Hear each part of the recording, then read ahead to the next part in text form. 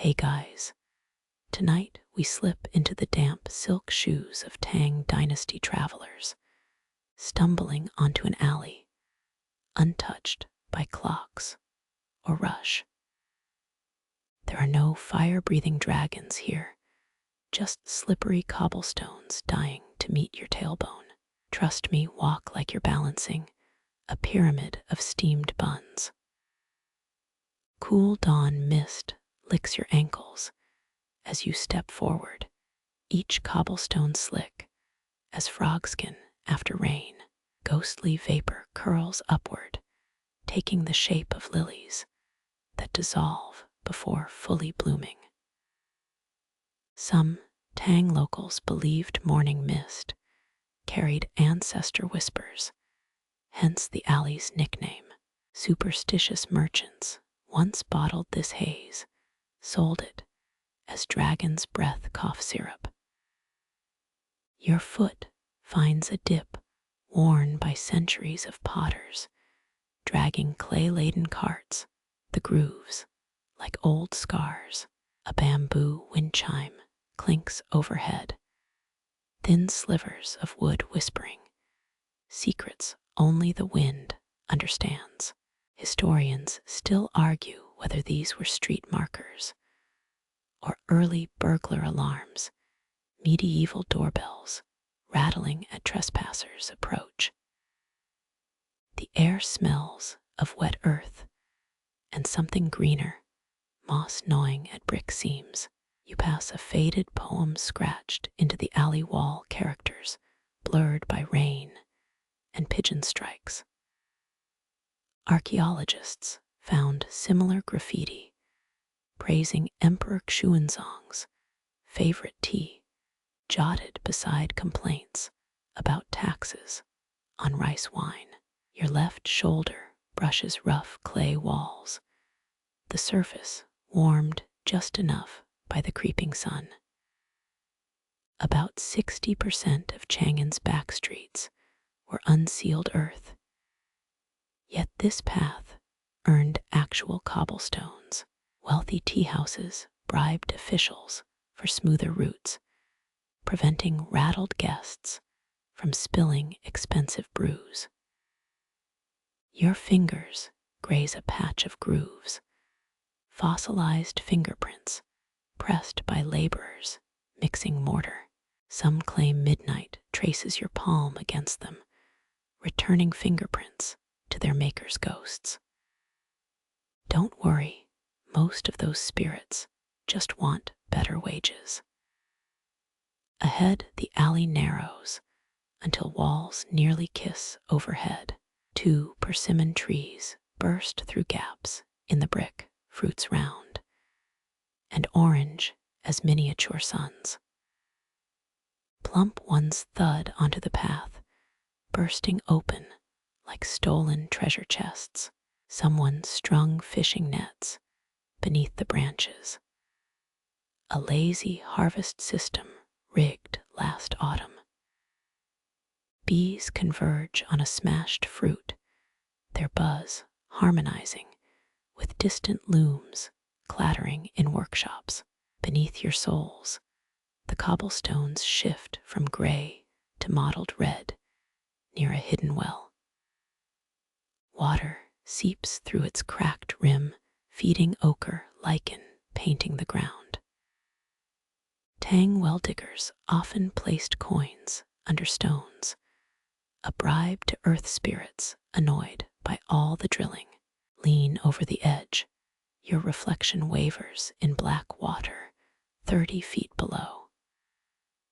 The surface flickers, maybe a carp, maybe a copper tossed last week. 9 uneven steps lead down to a sunken doorway, its wooden frame rotten, but draped in thriving wisteria. Purple blossoms drip like frozen waterfalls, petals dusting your hair as you duck inside. Here, the potter's Tearoom announces itself not by sign, but by the scent of yellow mountain tea steeping, citrus and smoke twined together. Your throat tightens, not from fear, but the sudden memory of your grandmother's chrysanthemum brew.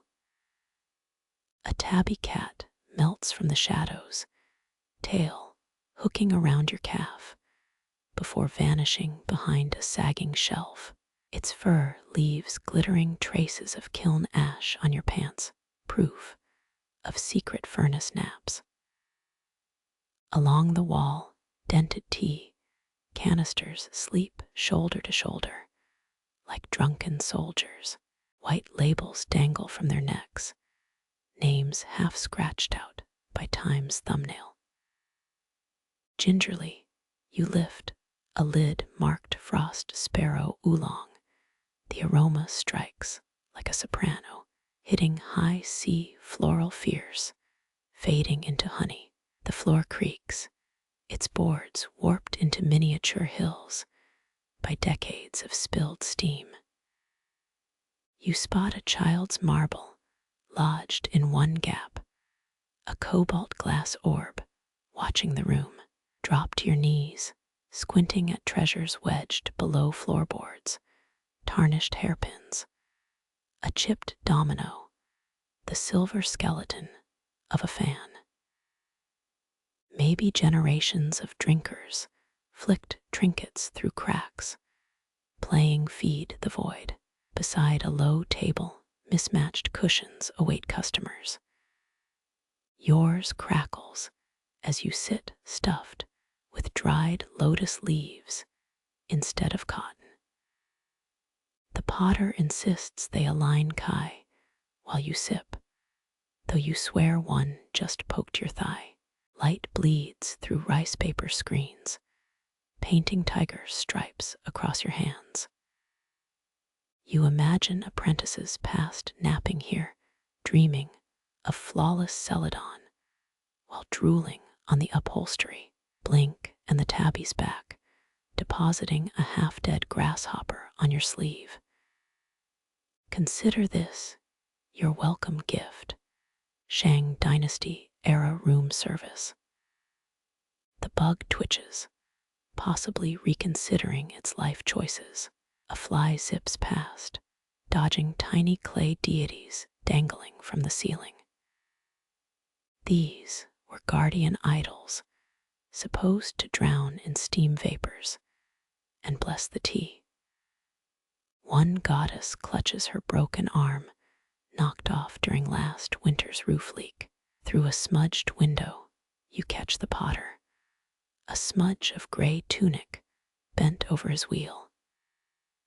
His hands move in steady orbits, centering clay like calming a hysterical child.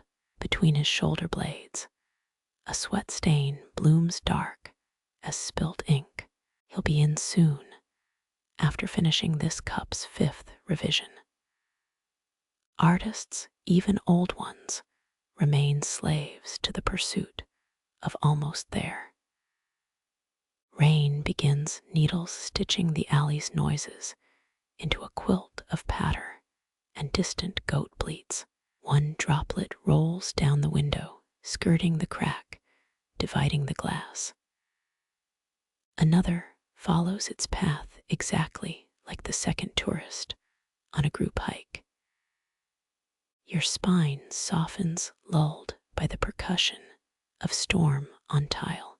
This rainfall will swell the river, turn clay pits into quicksand, stall shipments until next week. Shadows deepen. The room exhales golden dimness as oil lamps gutter. Someone, maybe you, should light fresh ones before dark really digs in. A tinderbox hides behind the teapot, shaped like a grumpy toad, if memory serves. The tabby leaps onto your table ears, pricked toward whispers only cats hear. Its eyes reflect lamplight as twin harvest moons, pupils swallowing the room whole. Something rustles behind the ginger jar, a mouse, or just the wind gnawing loose paper. Breathe in slow until the scent of wet clay snakes up your nose, earthy and ancient as turned grave soil.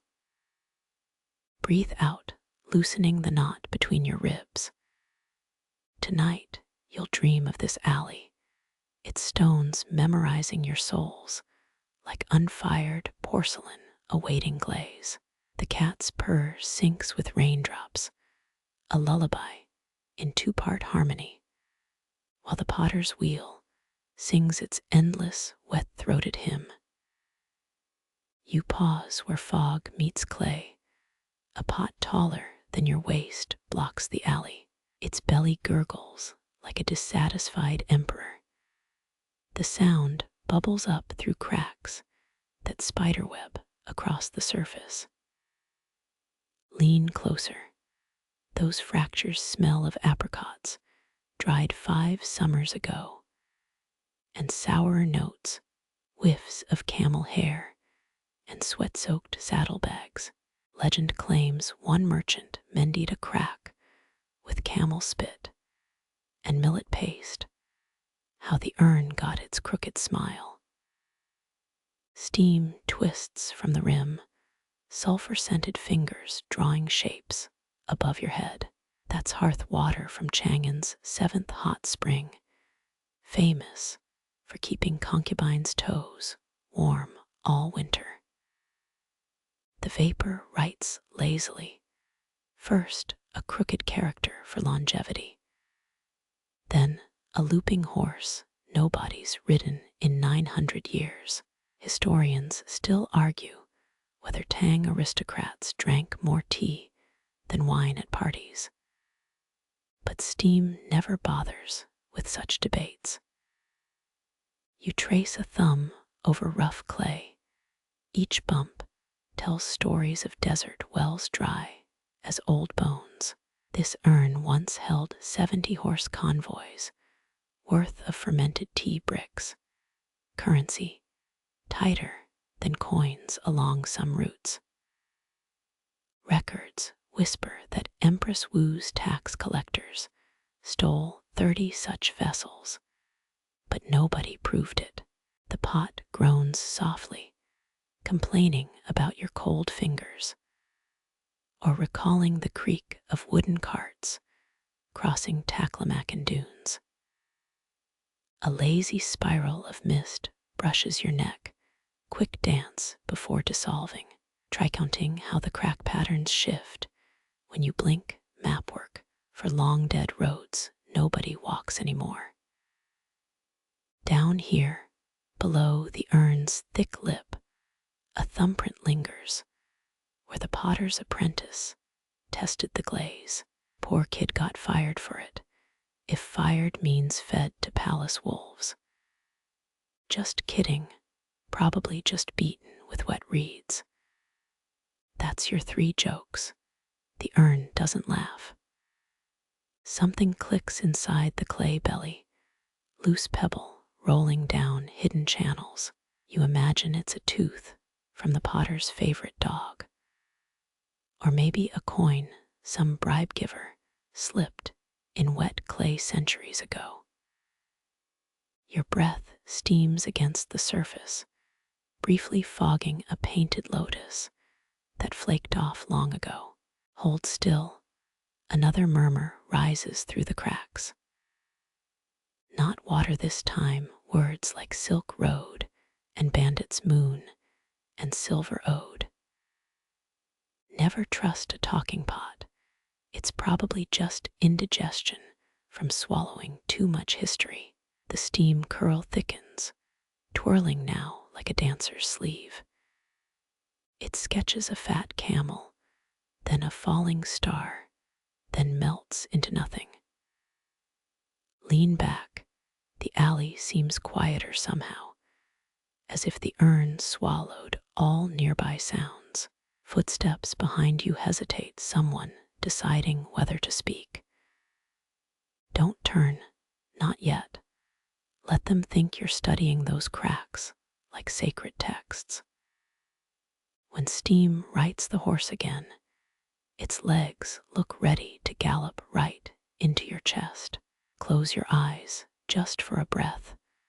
Let the kiln-heated air loosen your shoulders. Inside the pot, something drips 27 times against ceramic, an impatient rhythm. Wait, whose count is that? Nobody's counting but you.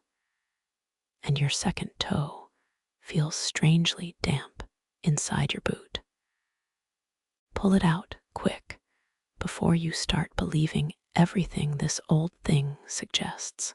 The urn chuckles, deep vibration, rattling your teeth, steam puffing out extra smug swirls. That apprentice's ghost must get bored in there. Tap the side twice. It's rude not to say hello to haunted dishware. Your knuckle comes away chalky white, salt deposits from 10,000 boiled teapots past.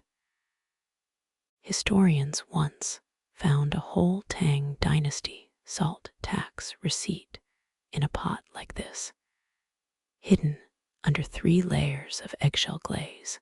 True fact, look it up, or don't ruins the mystery. Turn your palm up, let a slow drip from the lip splash your skin. That water remembers volcanic springs, and if you squint, sweet persimmons smuggled in saddlebags, 70 miles outside Chang'an. Thieves still test blades against clay copies. Nobody admits to making. The gurgle shifts, pitch lower now, a desert well draining dry.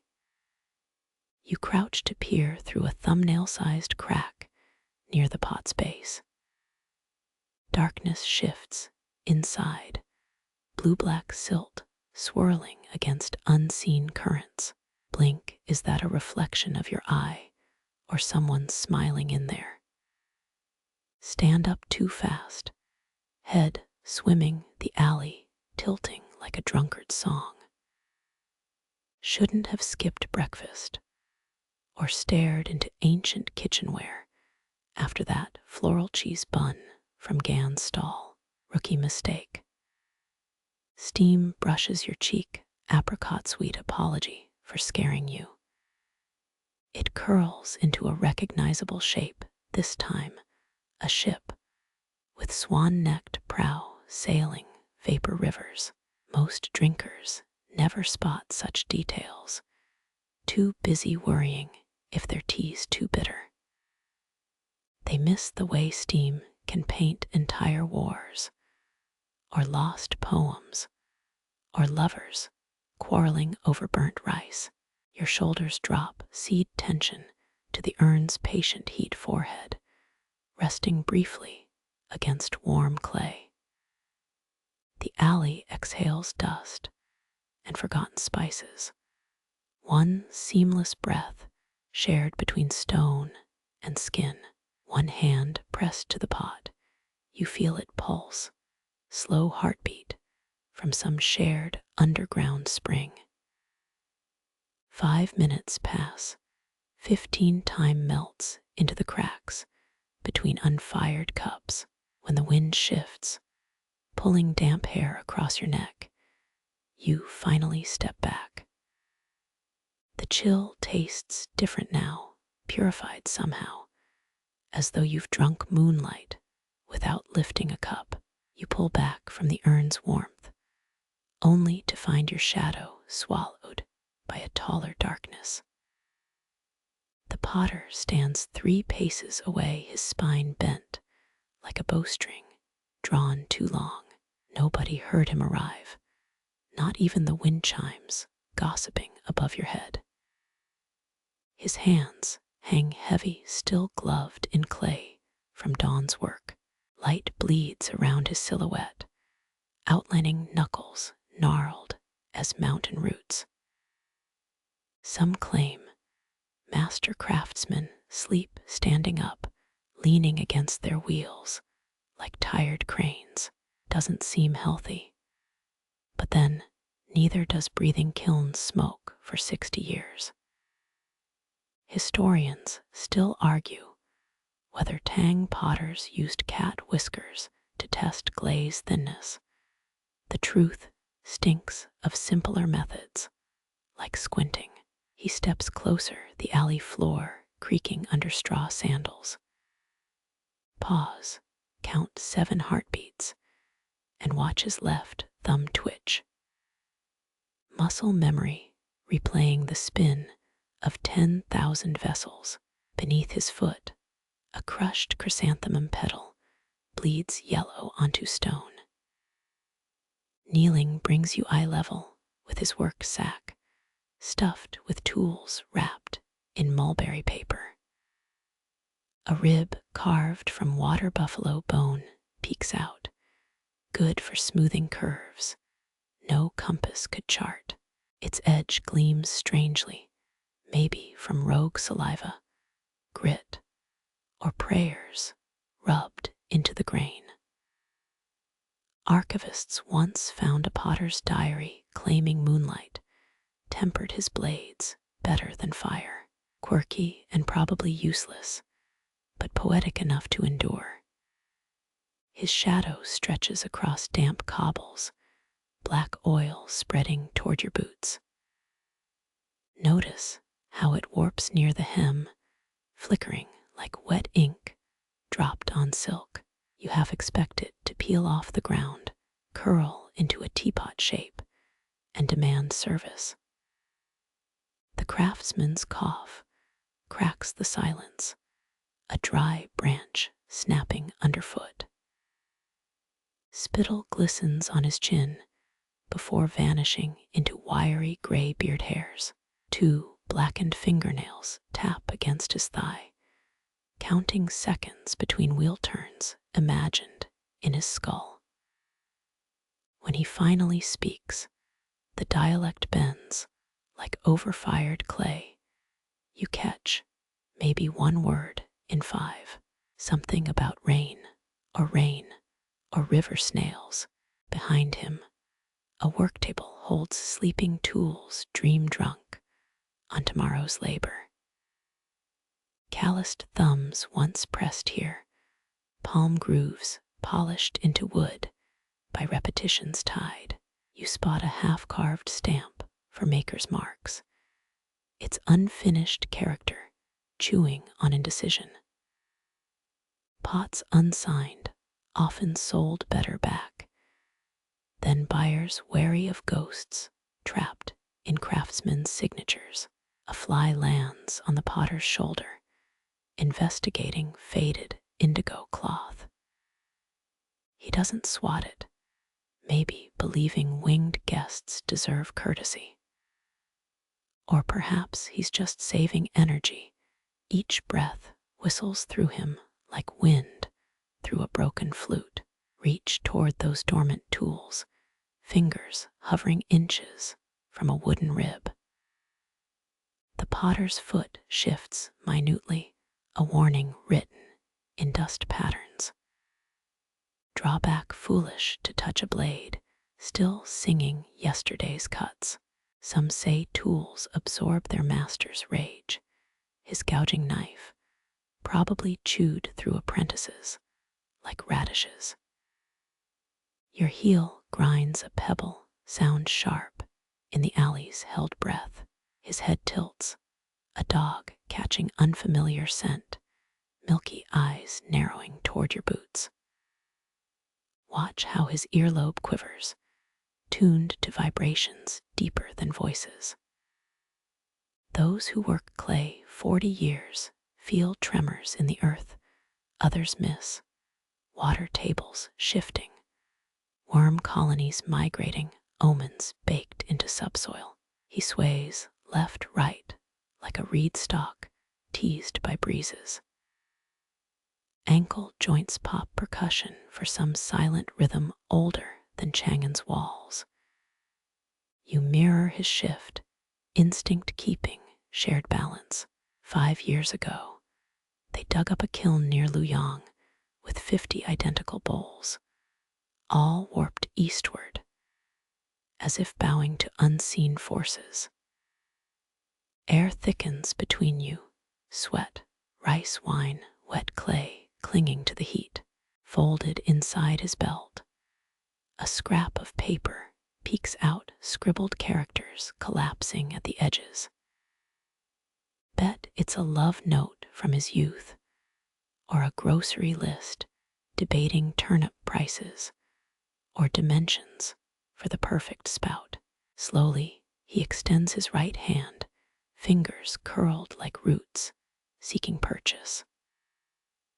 Palm lines erupt with fired clay's eternal dust, cracked riverbeds mapping drought inside skin. You almost offer coins before realizing it's not a beggar's gesture, but an invitation to see beyond sight. Touch those fingertips, and the alley spins, fast blur of workshop, ghosts rushing past. Hot breath scalds your neck, furnace roars echo inside molars. Your knees buckle under imagined wheel-spin G-force. The vision snaps, leaving you clutching cobbles for anchorage, throat tight with swallowed ash. He chuckles, thin sound, like twigs scratching a kiln's iron door. First time he touched 16-year-old Li Wei, the boy reportedly fainted for 3 hours.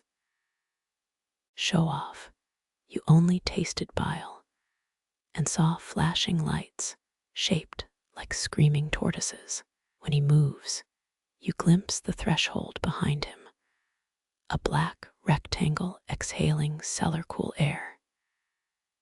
6 steps down lie his kingdom, wheel kiln, and 300 pounds of ashamed clay awaiting judgment. People forget most pottery fails.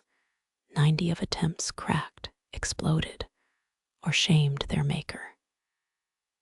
Historians fixate on flawless museum pieces, never the fragmental truth grinding underfoot. A breeze snakes through, tugging his sleeve toward the doorway. It wants you to descend, to taste air thick with powdered rock and stubborn hope. The potter blocks your path, not with arms, but with stillness deeper than harbored grudges. His shadow stretches longer now, clawing at your sleeve like parchment in flame. Footfalls echo from the alley's mouth, water carriers clanking bronze buckets, distracting him for one breath. You slip past down into loam-scented darkness, where raw earth dreams of form. He follows, slow, letting gravity pull him stair by stair each creak, a protest from timber older than dynasty edicts. 3 candles gutter near the wheel, tallow smoke writing complaints on the ceiling. Tools hang from hemp ropes, twisted dancers frozen mid-performance. Kick a pebble, it skitters across packed dirt, hits a sack of grog, doesn't apologize. He lifts a clay lump, thuds its center wheel, hands settling into dents, worn by decades of tyranny. The kickwheel groans, propelled by a foot that remembers when muscles didn't ache. Wet earth spirals upward, a brown galaxy, obeying gnarled command, centrifugal psalm humming in your molars. Lean closer, smell the minerals weeping from spinning clay, iron quartz, forgotten riverbed secrets. This muck came from Yellow River silt, scooped during dry season, when ancestral bones peek through mud. Palace porcelain used finer stuff, but true potters know muck holds soul better than any refined dust. His thumb punches the mound's summit. A crater blooms, depth exactly measured by calluses. Another palm cups the form, squeezing pressure inward, while centrifugal lies whisper expand. Rebellion versus control, the oldest dance and ceramics, are just frozen arguments about surrender. Sweat beads beneath his eyebrows trembles, falls, vanishes into spinning chaos. Tradition claims Tang master potters could throw 12 identical cups, blindfolded, arms tied behind their backs, balanced on one foot. Exaggeration, probably. But his hands move faster than doubt can form, wall thinning, lip curling, a bowl emerging from primordial ooze. Handleless, unadorned, it floats free of the wheel. With a wet sigh, he sets the piece aside, not on pine planks, but atop yesterday's failure, a warped teapot weeping mud tears down its sides. Production must continue. Even gods don't mourn every fallen soldier. He coughs, wet rattle shaking, loose flecks of dried clay from beard hairs. Light trickles down stair steps, smearing vague gold across his knuckles.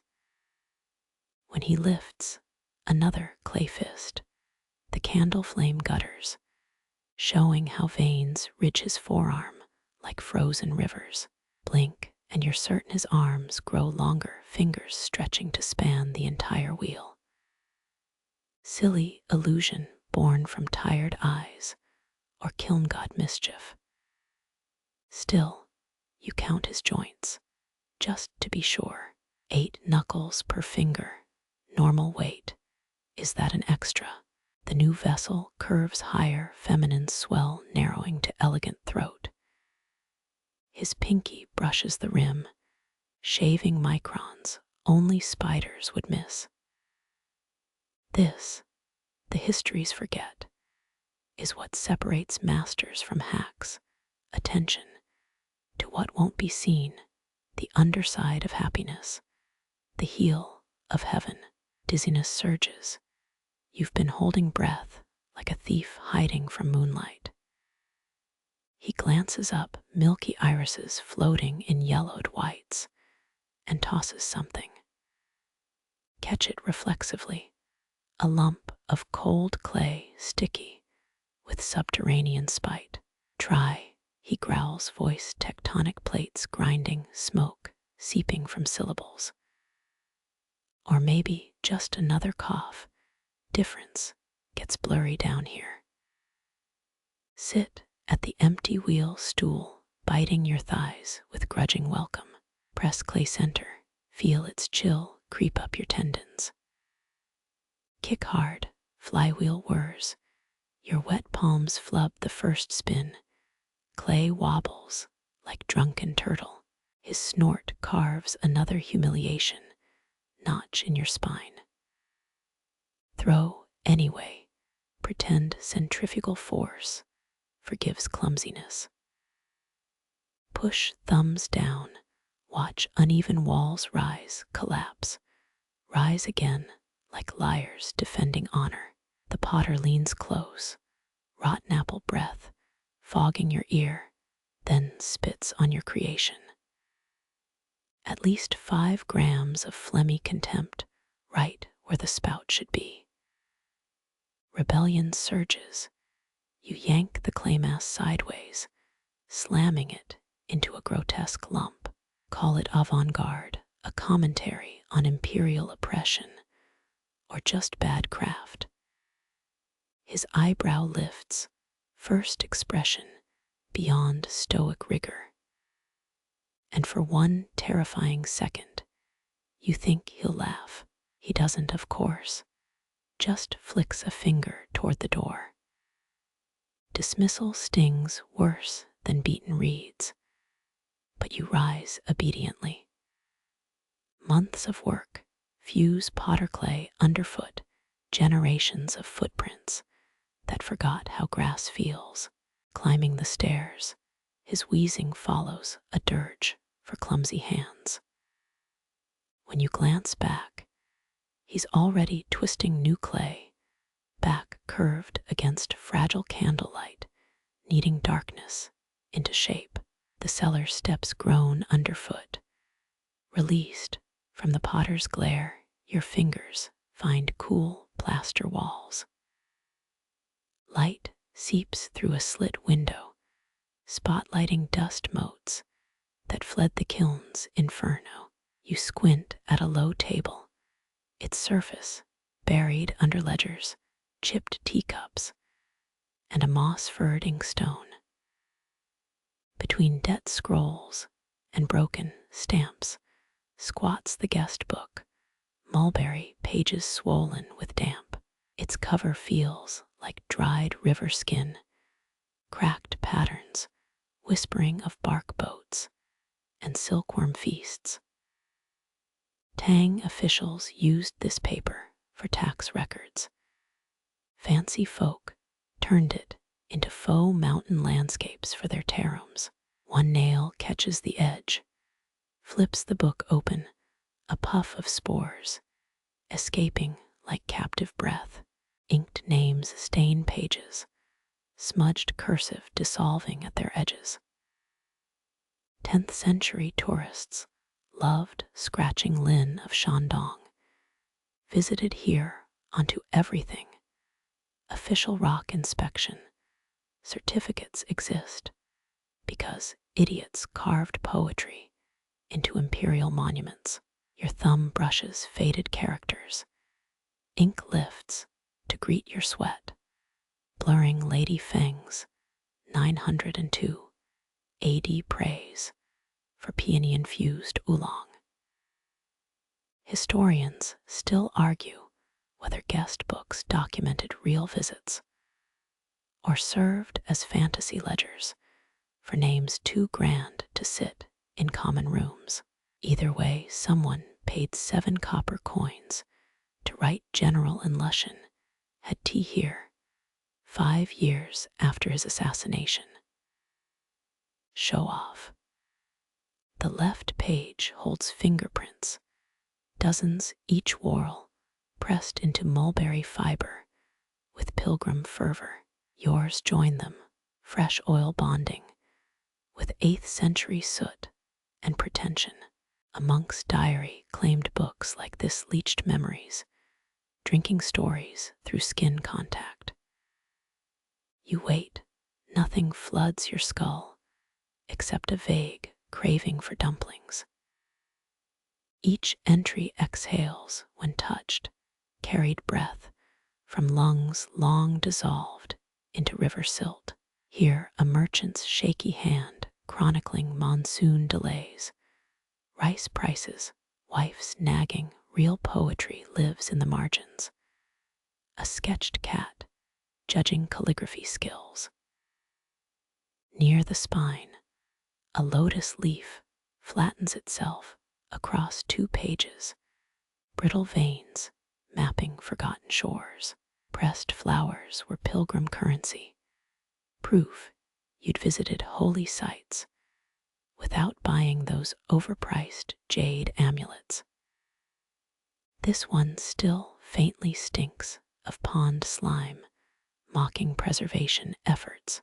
Rain starts outside, drops drumming the alley's clay roof tiles, rhythm syncopating with your pulse.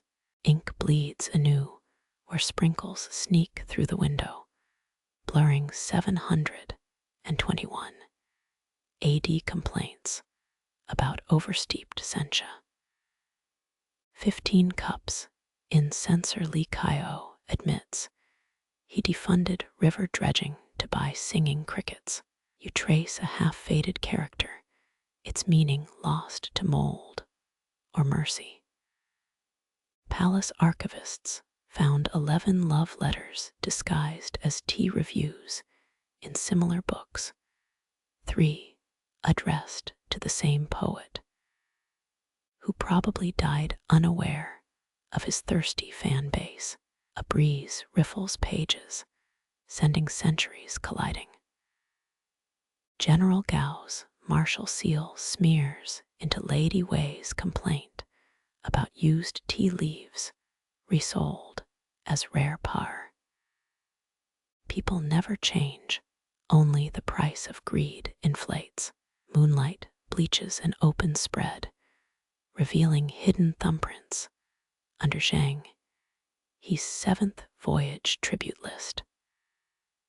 Probably some clerk's rebellion, recording the admirals stop here decades before he sailed. Not all heroes wield swords. Some wield bureaucratic ink and sheer audacity. Clack, clack, your knuckle taps the book's swollen gutter, sounding hollow. Peel back the lining, mulberry layers separate, like onion skin, exposing a secret pouch. Inside, 3 saffron threads, and a paper scrap claiming 5 kilos of Celadon glaze accidentally fell into Minister Liu's private stash. Quirky how petty crimes outlive empires. Among the drunks and braggarts, a pristine entry floats untouched by time. A child's hand, circa late Tang, draws a rabbit stirring a teacup with the moon. No signature, just paws dipped in blue dye. Poets would spin 10 stanzas about purity. You count 7 whiskers misplaced, artistry's overrated. Your nose brushes paper, inhaling mildew-tinged ghost stories. They used mulberry pulp precisely because it resisted silverfish. Smart, but couldn't stop humans from being boring. 10 pages of magistrate yuan detailing bowel movements, post-tangerine tea riveting. Rain stops, leaving the alley slick with second-hand starlight. You close the book, spine sighing like an elder relieved of gossip duty. Air stirs, a petal escapes the lotus corpse, tumbling toward floorboards chewed by 10 generations of mice. Candlelight washes over the cover, now glazed with your fingerprints, and Tang, despair. That monk might have been right. Memory clings to pulp, waiting for fools to touch it. You wipe your hand, but stickiness remains. Ancient confessions trapped in cuticles. Beyond the window, the potter's wheel still hums, squeezing darkness into shape.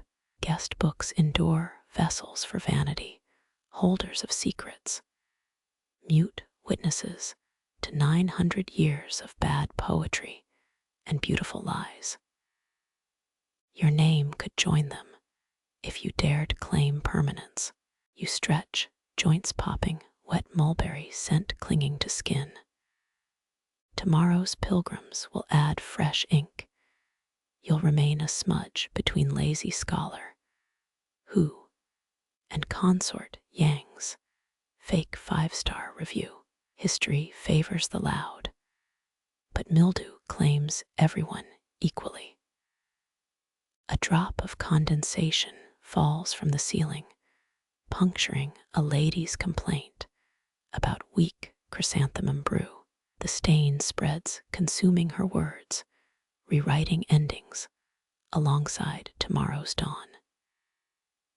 Cheers, ghosts, your fingerprints now commune with emperors and rice farmers. Try washing that off with ordinary soap. It'll take 3 lifetimes and a vat of vinegar, which reminds you the potter needs more turnips if he's still awake, which, let's face it, he absolutely is. Twilight finds the guest book closed, dreaming of fingers, unborn pages patient as unfired clay.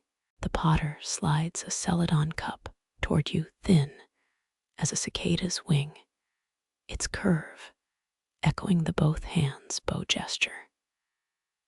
Steam ghosts your chin, its scent halfway between wet pine and sun-warmed library scrolls.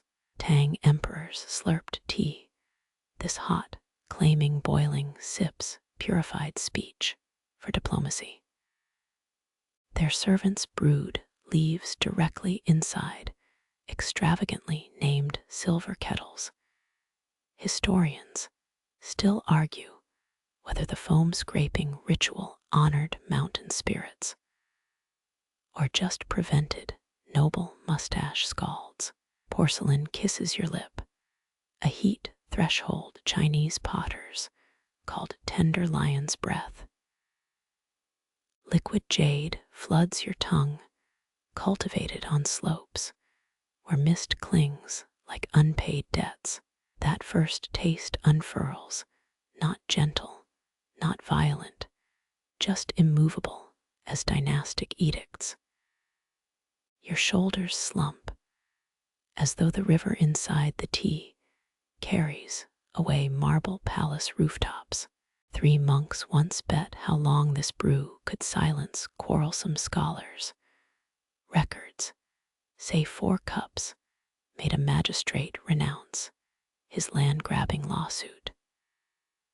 Quirky trivia: Tang tea bricks sometimes included sliced onions, probably explaining why a 7th century medical text warns against tea breath during moon viewing petitions. The potter smirks at your widened eyes.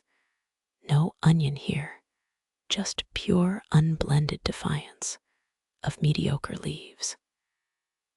Your throat welcomes the warmth, memories rising like steam from forgotten crevices. That one aunt insisting teas, just leaf water. May her next life brew only airport chamomile bags. Halfway through the cup, your tongue discerns notes beyond mere plant matter: dew on bamboo, scroll glue, the metallic tang of dynasty coins melted down for wartime arrows. Sunlight slants through a high window, spotlighting dust swirling above your cup. Each particle floats like history's dandruff. You resist the urge to swat away Empress Wu's skincare regimen fallout. Beside you, the potter pours his own serving. Using a crude clay mug he shaped blindfolded during a typhoon, the man enjoys chaos with his caffeine, admirable in small doses. Your pinky hovers, unconsciously mimicking Tang nobility's elegant finger elevation during tea rites. Historians still argue whether pinky raising actually happened or got invented by Ming Dynasty frauds selling etiquette manuals. Either way, you lower the rebellious digit. This alley rewards authenticity over airs. The tea darkens as it cools, its color deepening like guilt, confessed after midnight. Laughter rumbles in your belly, soft, startling you. When was the last time?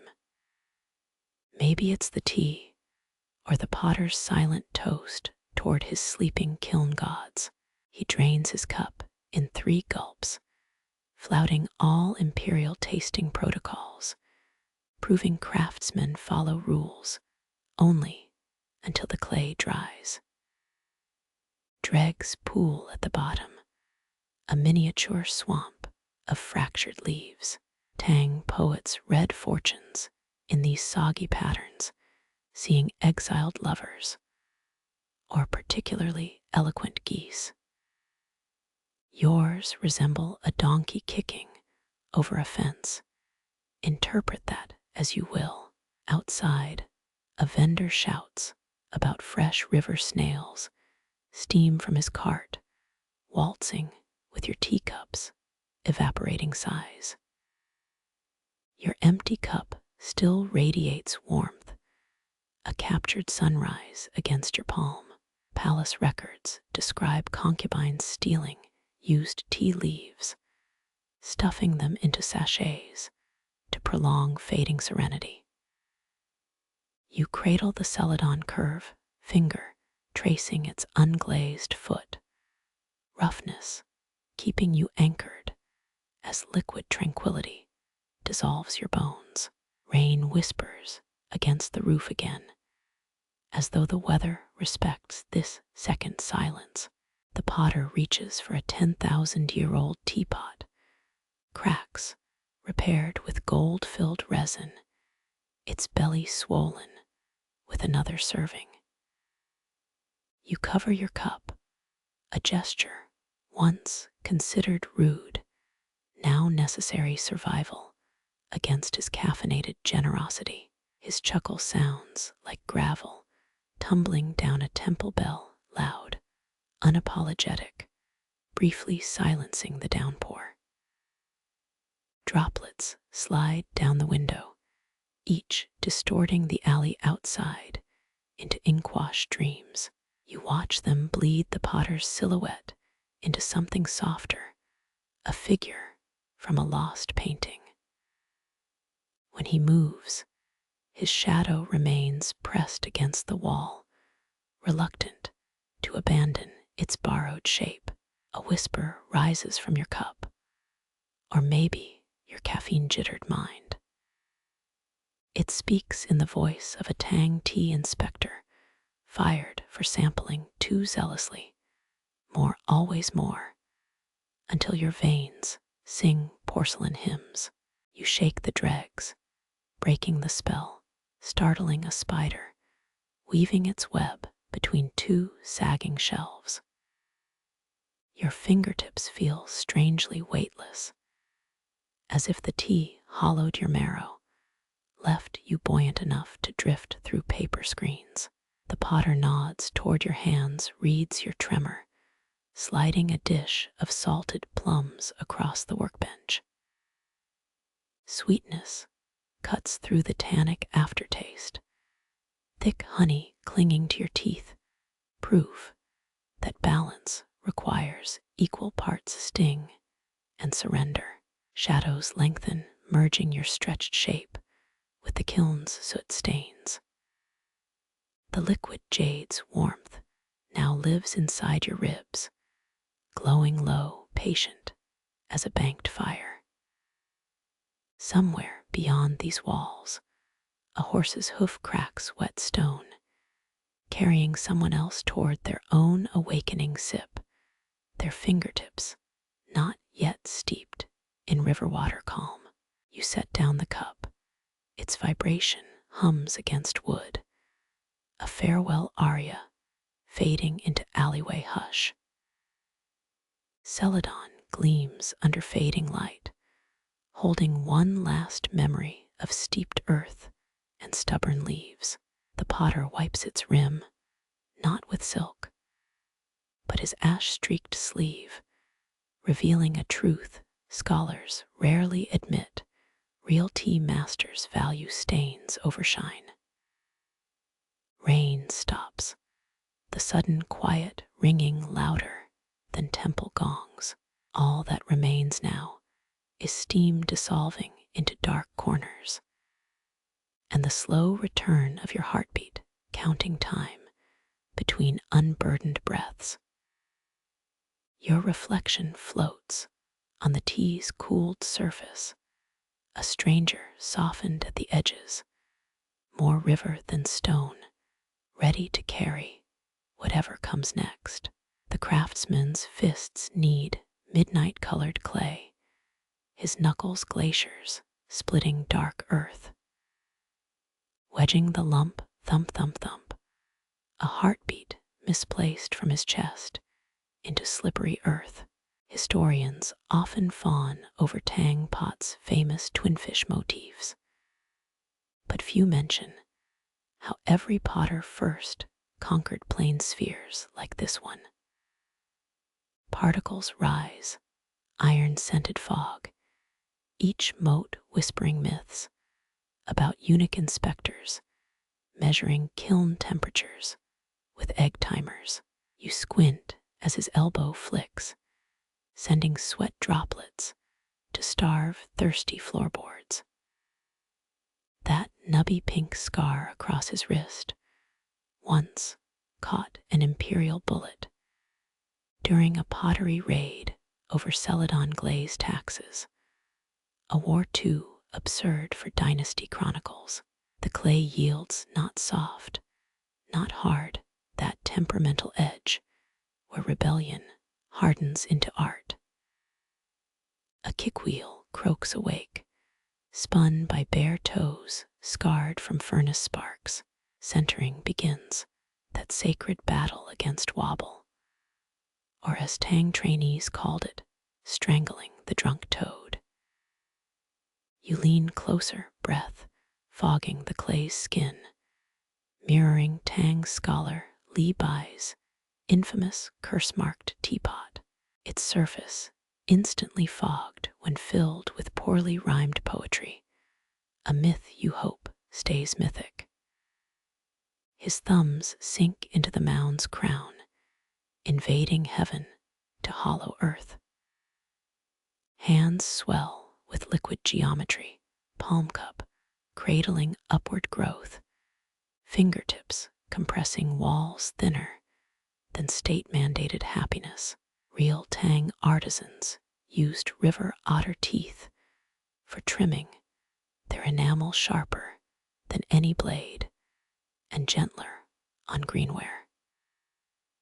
Your modern mind scrambles for animal rights counterpoints, then remembers 7th century otters probably demanded payment in fish, not ethical debates.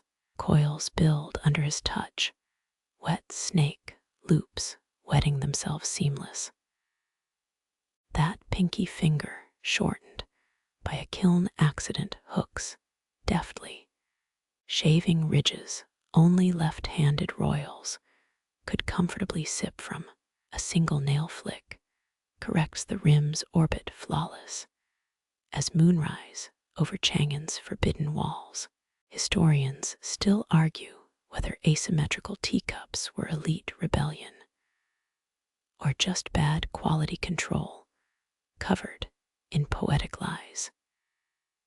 He hums a rasping lullaby once sung to donkeys haulging clay from Dragon's Bone Hill.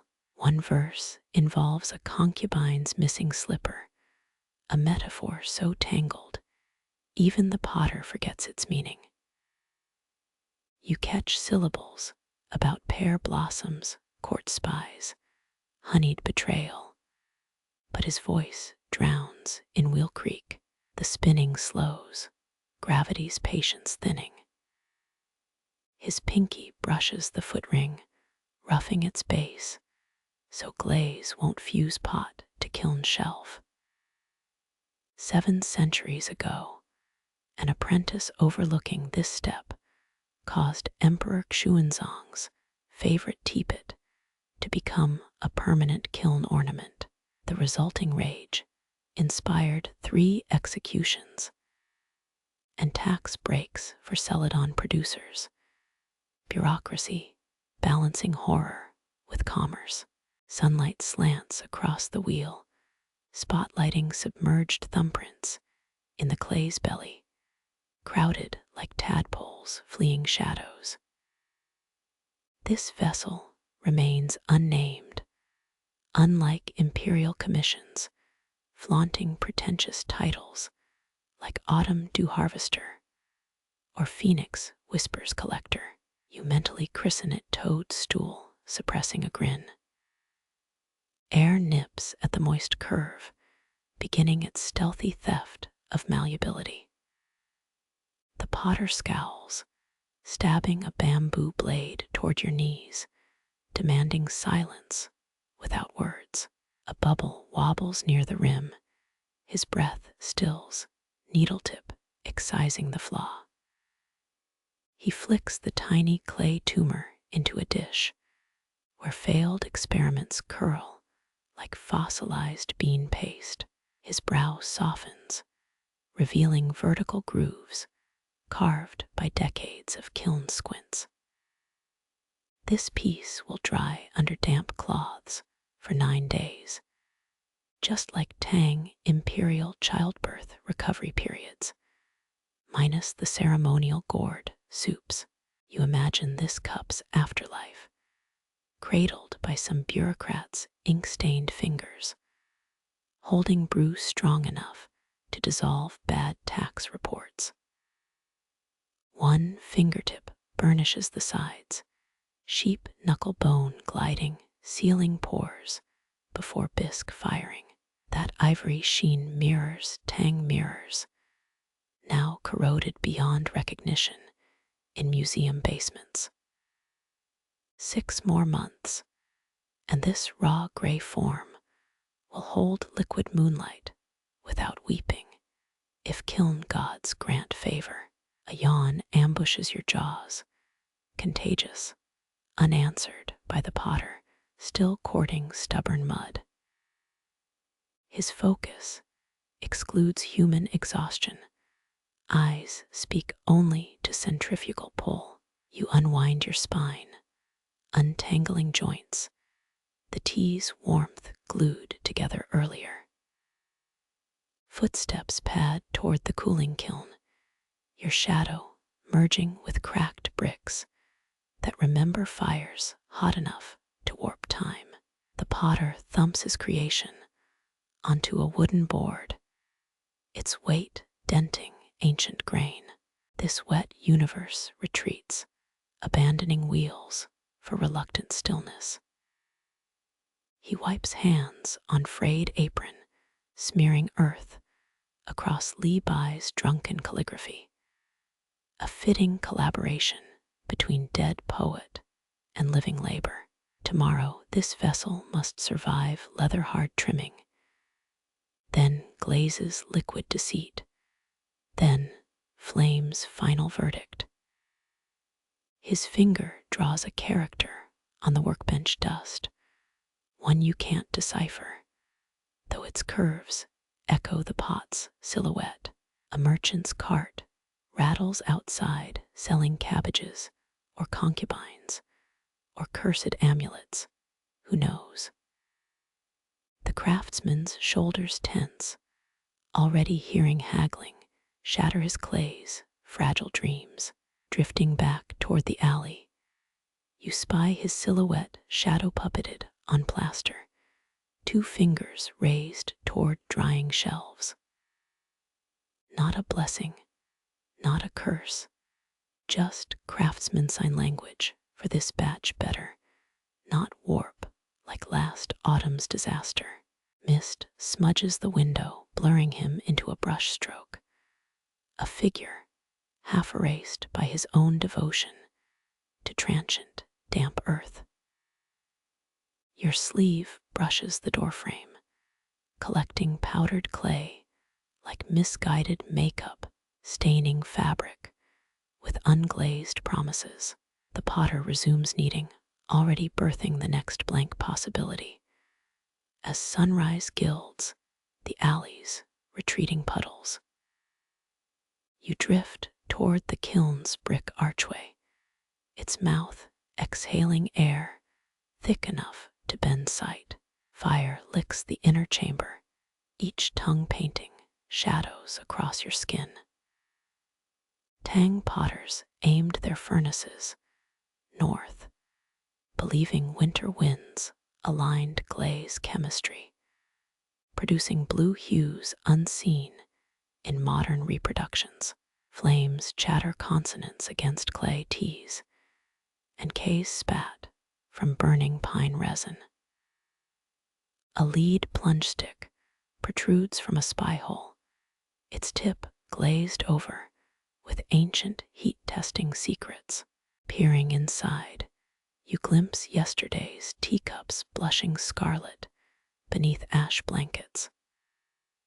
The potter yanks the rod out, inspecting its molten bead like a fortune teller squinting at tea leaves.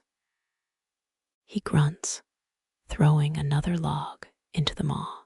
Crawling heat seeps through your soles, reminding you Tang floor tiles, often cracked from subterranean kiln expansions. Your modern shoes soften, their glue surrendering to 7th century persistence. That small dish near the kiln's crown holds chicken bones, offerings looted from imperial leftovers, said to prevent glaze bubbles. A faint clattering suggests the kiln gods find them under-seasoned. Breath syncs with wood splits, crack-pop intervals like a misfiring clock. Tongues of orange stutter stories of flames, thrice scorned, betrayed by well water and wet breezes. Historians still argue whether Damascus steel quenches or Tang porcelain, firing, demanded higher temperatures. You wipe sweat-inked eyebrows, smudging evidence of this cosmic bake-off onto your sleeve. The potter pokes floor vents with an iron rod, conducting oxygen like a drunk orchestra leader. His elbows conduct heat drafts, angled precisely like Tang siege engineers redirecting river currents. Each adjustment squeezes blue from red, transforming violent inferno into controlled shimmer. Your clothes stiffen, starched by evaporated fear from 10,000 unfired bowls. Ash veils the cups huddled inside, their pale slips delusional that fragility might earn mercy. One shudders, brittle shoulders caving under pressure, as molten feldspar glues its grief to neighboring vessels. Its collapse sounds like a yawn, an anticlimax witnessed only by the crow perched above the chimney. Temperature creeps higher, stealing moisture from your lungs with thieves' shamelessness. Experience shouts through burn-scarred knuckles, every fiery breath recorded on the potter's epidermis. He mutters to the shuddering bricks, praises spliced with threats, while peeling an egg on the kiln's flank. Its white cooks faster than palace rumors during harvest droughts. Night falls without cooling ambition, stars dimming next to man-made solar cores. Glaze melt whispers through spy holes, viridian tears streaking toward the kiln floor. Nearby, a guard dog pants at the moon, its jowls steaming in mocking imitation of the furnace. You press a coin to hot bricks, warming chilled copper against ambitions older than credit loans. Another log sacrificed, its bark curling into charcoal hieroglyphs, too honest for historians. Glowing coals mimic city grids, smoldering intersections, where Cumberland's lost wealth dissolved like salt in broth. The potter licks his finger, testing drafts, then spits toward the fire. Saliva explodes into instantaneous stars, brief constellations, approving his thermal math. Hours stretch thin as Celadon rims at their molecular limit. Eyes scratch from timber smoke, retinas tattooed with afterimages of glowing shelves. Blinking reveals purple ghosts of heat dancing where cool air dares not linger. Your cheeks stiffen, salt-crusted from evaporating awe, as the kiln exhales a sigh deeper than Lee Bye's wine cellar. Woodpile dwindles, each log splintered with ritual efficiency, shaped by generations of fuel famines. Between tosses, the potter dusts shelves moonward, his wrist flicks scattering powdery curses at temperature inconsistencies. His apron smolders, embroidery shriveling into abstract art, unrecognizable as his daughter's clumsy stitches. 3 taps signal the climax, bamboo pole striking brick like a worried funeral drum. Flames choke, oxygen starved, their blue tongues retreating into grudging crimson. What remains huddles in trembling incandescence, clay molecules locking arms in irreversible embrace. Draft holes seal one by one each plug, a burnt offering to thermodynamics. Silence floods the courtyard, amplified by the kiln's sudden sulk. Only crackles protest their imprisonment, orphaned sounds wandering cooling tunnels. Heat stroke fogs your skull, mixing sweat and gratitude into a broth unfit for drinking. The potter collapses onto a stool, his silhouette dissolving at the edges like overfired ink. Dawn arrives pale and unimpressed by last night's theatrics. Ash settles like philosophical fallout after revolution's euphoria lifts. You scrape a fingernail across the kiln's outer skin, collecting glassy droplets of runaway glaze, fertile islands in a brick-colored sea.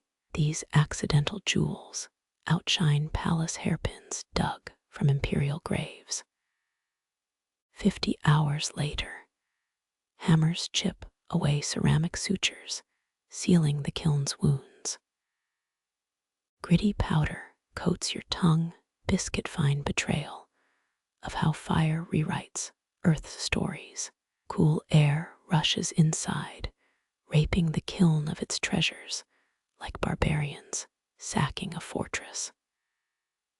The potter's calloused hands hover uncertain midwives, awaiting live births. Shelves emerge, blackened monuments to transformation, bearing cups whose colors bloomed in darkness. One bowl glistens, its cracks backstitched with molten silica. Failure salvaged into accidental lace. Red clay bleeds through a Celadon vase's foot, proving the kiln cares nothing for potter's intentions. A teacup survived intact, its twinfish motif now smudged into something resembling snakes digesting eggs. Historians still argue whether such flaws were deliberate avant-garde statements or evidence that Tang quality control napped with startling frequency. Fingertips skim cooled rims, whispering psalms to fragility's improbable victories. The potter's thumb finds his maker mark, blurred just enough to suggest humility. He lifts the finest cup, holding it between viewer and weak sun, his eye dissecting glaze layers like an emperor parsing grain reports. Lips purse, suppressing verdict, as judgment hangs thicker than kiln smoke. Then, a single nod splinters the tension. Shelves clatter unburdened as vessels begin their migration toward merchant carts and monks' altars. Your spine unkinks, realizing you'd mirrored the kiln's held breath for 2 days straight. He selects an ash-coated bowl, blowing gray snow from its crevices before sliding it into your palms. Heat radiates through the base, fossilized fire dreaming into your lifelines. This flawed survivor resonates, humming forgotten kiln songs at frequencies felt more than heard. Mistakes become heirlooms under patient dawn light. A breeze rifles through the kiln's hollow belly, practicing its requiem for next week's firing. Your fingers still thrum from kiln heat, 3 small bowls nested on the counter, like ducklings sheltering from storm. Celadon glazes swim with greenish depths, as if someone bottled pond water during summer's first algal bloom.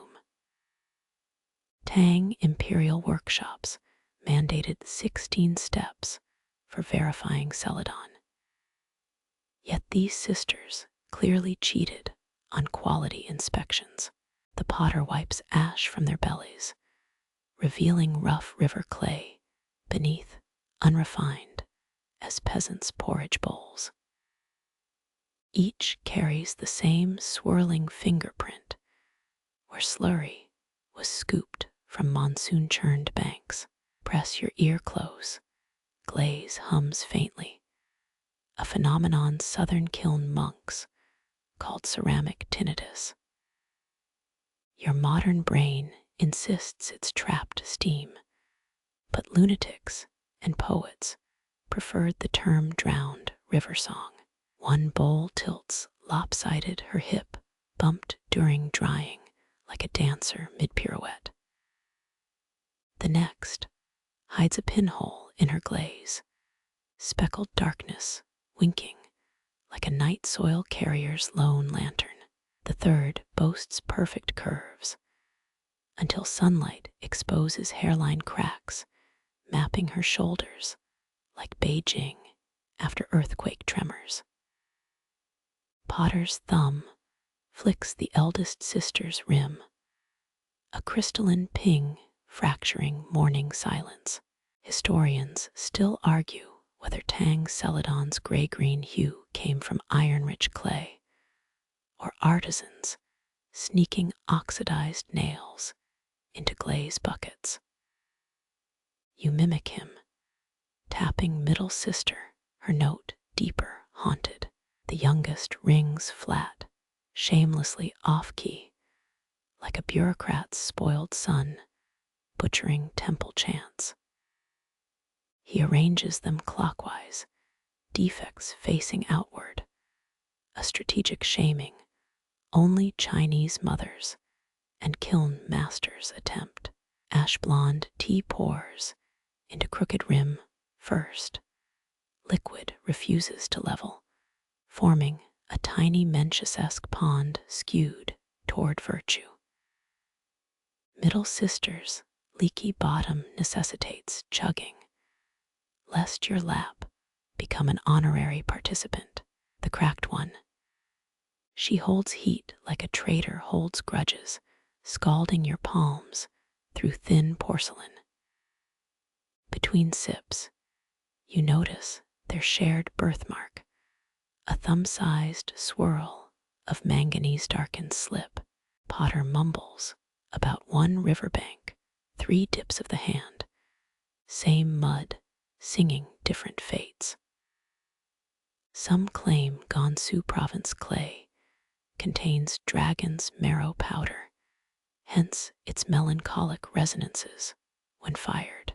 The academic term is feldspar variance, far less romantic than waiting for silt to confess folklore. Sunlight arrows through youngest sister's fissures, projecting lace patterns across the workbench. Motes of dust jig inside these prison break beams, ballroom dancers fleeing ceramic purgatory. Potter slaps the table, startling them into chaotic flight. His chuckle rolls like gravel down a mineshaft. See, even dirt remembers how to waltz. You tilt middle sister toward her siblings, tea dribbling through her scandalous hole. Twin puddles spread, intertwining, blurring woodgrain into something resembling Inkwash mountainscapes. 3 vessels, one shared humiliation, like concubines forced to bathe together. Here lies Celadon's great secret. Perfection demands loneliness, but flaws thrive in packs. Remember that half-melted chicken bone in the kiln, its calcium-rich juices possibly seeped into eldest sister's glaze, frosting her curves with accidental cloud-like swirls. Or so claims alternative ceramic quarterly, A newsletter banned from peer-reviewed journals. True scholars just grind their molars louder when mentioned. Cooling liquid pulls cracks tighter, audible sighs as porcelain surrenders to room temperature. Greatest taboo in Tang pottery. Never pour cold water into a hot Celadon bowl. Thermal shock screams through the glaze, a banshee shriek preceding heartbreak shards. Potter slides you a warning glance, already sensing your idiot modern curiosity. Steam rises from their collective bellies, writing disappearing lineages in air. 3 ghosts, 3 punishments, 3 rebirths. Middle sister's puddle coagulates into a tawny Rorschach blot, resembling either a deflated frog or very sad lotus pod. They say Liang Kai, the Chan Buddhist painter, once drank Celadon whiskey until ceramics began preaching Zen parables. Museum security guards have another term: public intoxication during working hours.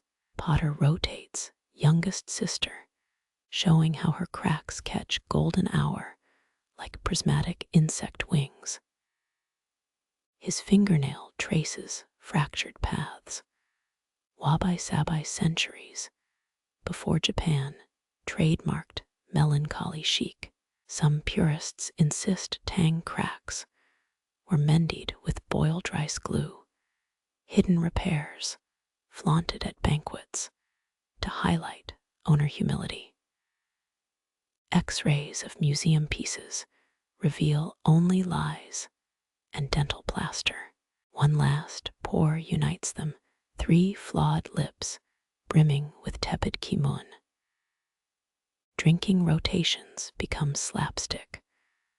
Lopsided slosh, leaky dribble, cracked burn. Laughter hiccups through your sinuses, surely not the dignified response Celadon deserves. Potter joins you chortling into his soot-crusted sleeves, workbench vibrating like an opera, gong struck by drunkards. Dregs settle differently in each. Eldest collects leaves like fallen aristocracy. Middle lets particles escape like disgraced spies. Youngest traps sediment like ambitious jailers. Superstitions claim unfiltered tea from cracked bowls cures goiters or causes pustulent rashes, depending on the village selling the story. He nudges them toward your satchel, a triad of rejections seeking asylum beyond the workshop. Their combined weight bends the leather downward, as if filled with drowned river stones instead of porcelain. Outside, rain begins pelting the courtyard with the exact rhythm of impatient Celadon buyers haggling over seconds. Through your elbow-slung bag, sisters hum dissonantly, untuned strings marching toward a teahouse that values character over pedigree. Mud remembers monsoons, fire can't erase, that only adorn its weeping with jade-like veneers. Walking away, you swear they harmonize briefly before jostling resumes, sibling rivalry outpacing even Tang imperial elegance. Rainwater trickles off your sagging satchel, each drop tapping Morse code against cobblestones. The 3 Celadon rebels clink inside, their contentious harmonies muffled by damp leather. Lightning claws the sky, briefly revealing a narrow alcove ahead, its doorway choked by firethorn vines. The potter's borrowed rain cape reeks of fermented soybean paste, but spares your tunic from becoming a wet tea leaf compress. You duck under sagging eaves, knocking a forgotten satchel off its perch. It thuds, sending dust motes fleeing upward like startled gray doves. The bag crouches there, leather worn to suede softness, edges rounded by decades of owners who rubbed its sides for luck. Mongol horsemen stitched rawhide straps this exact width, designed to survive galloping across the Gobi without spilling trade silver. Smells still cling: fermented yak butter, incense resin, and the sharp tang of paper that's memorized too many monsoons. Fumbling the latch releases a miniature archaeology dig. Top layer: fossilized tea bricks harder than tomb jade, their once vivid peony stamps eaten by mold. Below, a comb carved from tiger femur, 3 teeth missing, punished by Himalayan altitudes or jealous wives. Historians still argue whether Tang-era tea bricks served as currency for border bribes or just made terrible soup stock.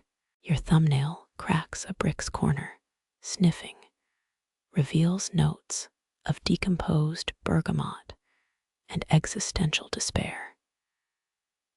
These weren't luxury leaves, just coarse hedgerow clippings, the wartime rations of tea. A ledger fragment hides beneath scribbled numbers dissolving where rat urine met rain. Someone owed 17,000 wen, enough to buy a decent coffin or 4 mediocre concubines. At the satchel's bruised bottom, a silk pouch shelters its final fugitive. The love letter inside crumbles at your breath, rice paper surrendering to 9 centuries of blushing. Ink bleeds through 7 folded layers, an embrace so desperate it trespassed beyond the page. Beloved cricket beneath my floorboards, it begins smudged with a teardrop, or possibly rogue soup splash. The author recount smuggling forbidden white tea seeds through checkpoint searches, stashing them in his horse's rectum. He mentions her laugh sounding like Celadon shattering on a distant kite seller's roof. Signed simply, the merchant of missing mornings. Undated, but the Kiln-era tax stamp peeking from one corner suggests Tang Dynasty troubles. Your throat tightens at his closing plea. Wait near the Western Market's turtle pool, come moon festival, will vanish into Anime's pepper forests. Footsteps creak overhead, the potter descends, carrying a gourd of something that smells like licorice and regret. He squats, plucking the tiger comb from your palm, testing its grip on his own thinning scalp. Wang Bo's satchel, he murmurs. Left it drying by the kiln, never returned after selling Hubei glaze recipes to Goguryeo spies. Rain batters the door, impatient to erase the story. The kettle, tired of boiling, sputters a warning. You pocket the letter, its silk disintegrating like a spider's manifesto. The merchant's ghost lingers in resinous tea dust, clinging to your sleeve's wrinkles. One truth about Tang trading ports: every cargo manifest hid more love letters than profit ledgers. Outside, thunder impersonates war drums, tempting you to sprint toward that turtle pool. No use. The market's been a car park since 1983. Palming the tea brick, you wonder if plant DNA survives centuries Could these leaves resurrect in hot water? The potter snorts. Boil that, and you'll drink brewed regret. Instead, he prefixes the comb to your hair, its feline spine tugging roots. A Tang courtesan trick, apparently binding luck to strangers' scalps. Scholars smirk, claim it's just static electricity from ancient keratin. But try finding romanticism in a footnote. Lightning flares blue, briefly igniting the kiln across the yard. Its silhouette hungry. Celadon sisters clink in your bag, arguing over who leaked onto the ledger. The potter watches steam curl from defective bricks, whispering how Gansu province nobles smoked hallucinogenic tea resin during collapse of the dynasty. Archaeology journals call this uncorroborated peasant folklore, but his grandfather's pipe collection disagrees. Midnight shivers through the room, carrying your hand toward the satchel's last secret, a false bottom resisting fingernails. The potter watches amused, letting you struggle until wood gives way. Behind the panel, 7 copper coins, fused by heat, their inscriptions melted into cosmic soup. Imperial mints demanded perfect calligraphy. Yet here's currency, transformed to abstract art by some rogue kiln's kiss. He plucks one, flipping it, warrior king faces, now featureless as newborns. Emergency bribes he shrugs. When officials ask questions, you melt answers. Historians adore debating Tang copper purity ratios, missing the point entirely. Real power lies in metal's willingness to forget its original shape. Rain eases dawn gossips, with night soil collectors trudging by. The satchel sighs, emptied of everything except moth larvae chewing silk lining. You retie its straps, leaving the coins fused, not your history, to pry apart. Potter extends a chipped cup, cloudy liquid swirling inside. Drink keeps the damp from kidnapping your kneecaps. It tastes of burnt thyme and pardon, a Tang military recipe for marching through swamps.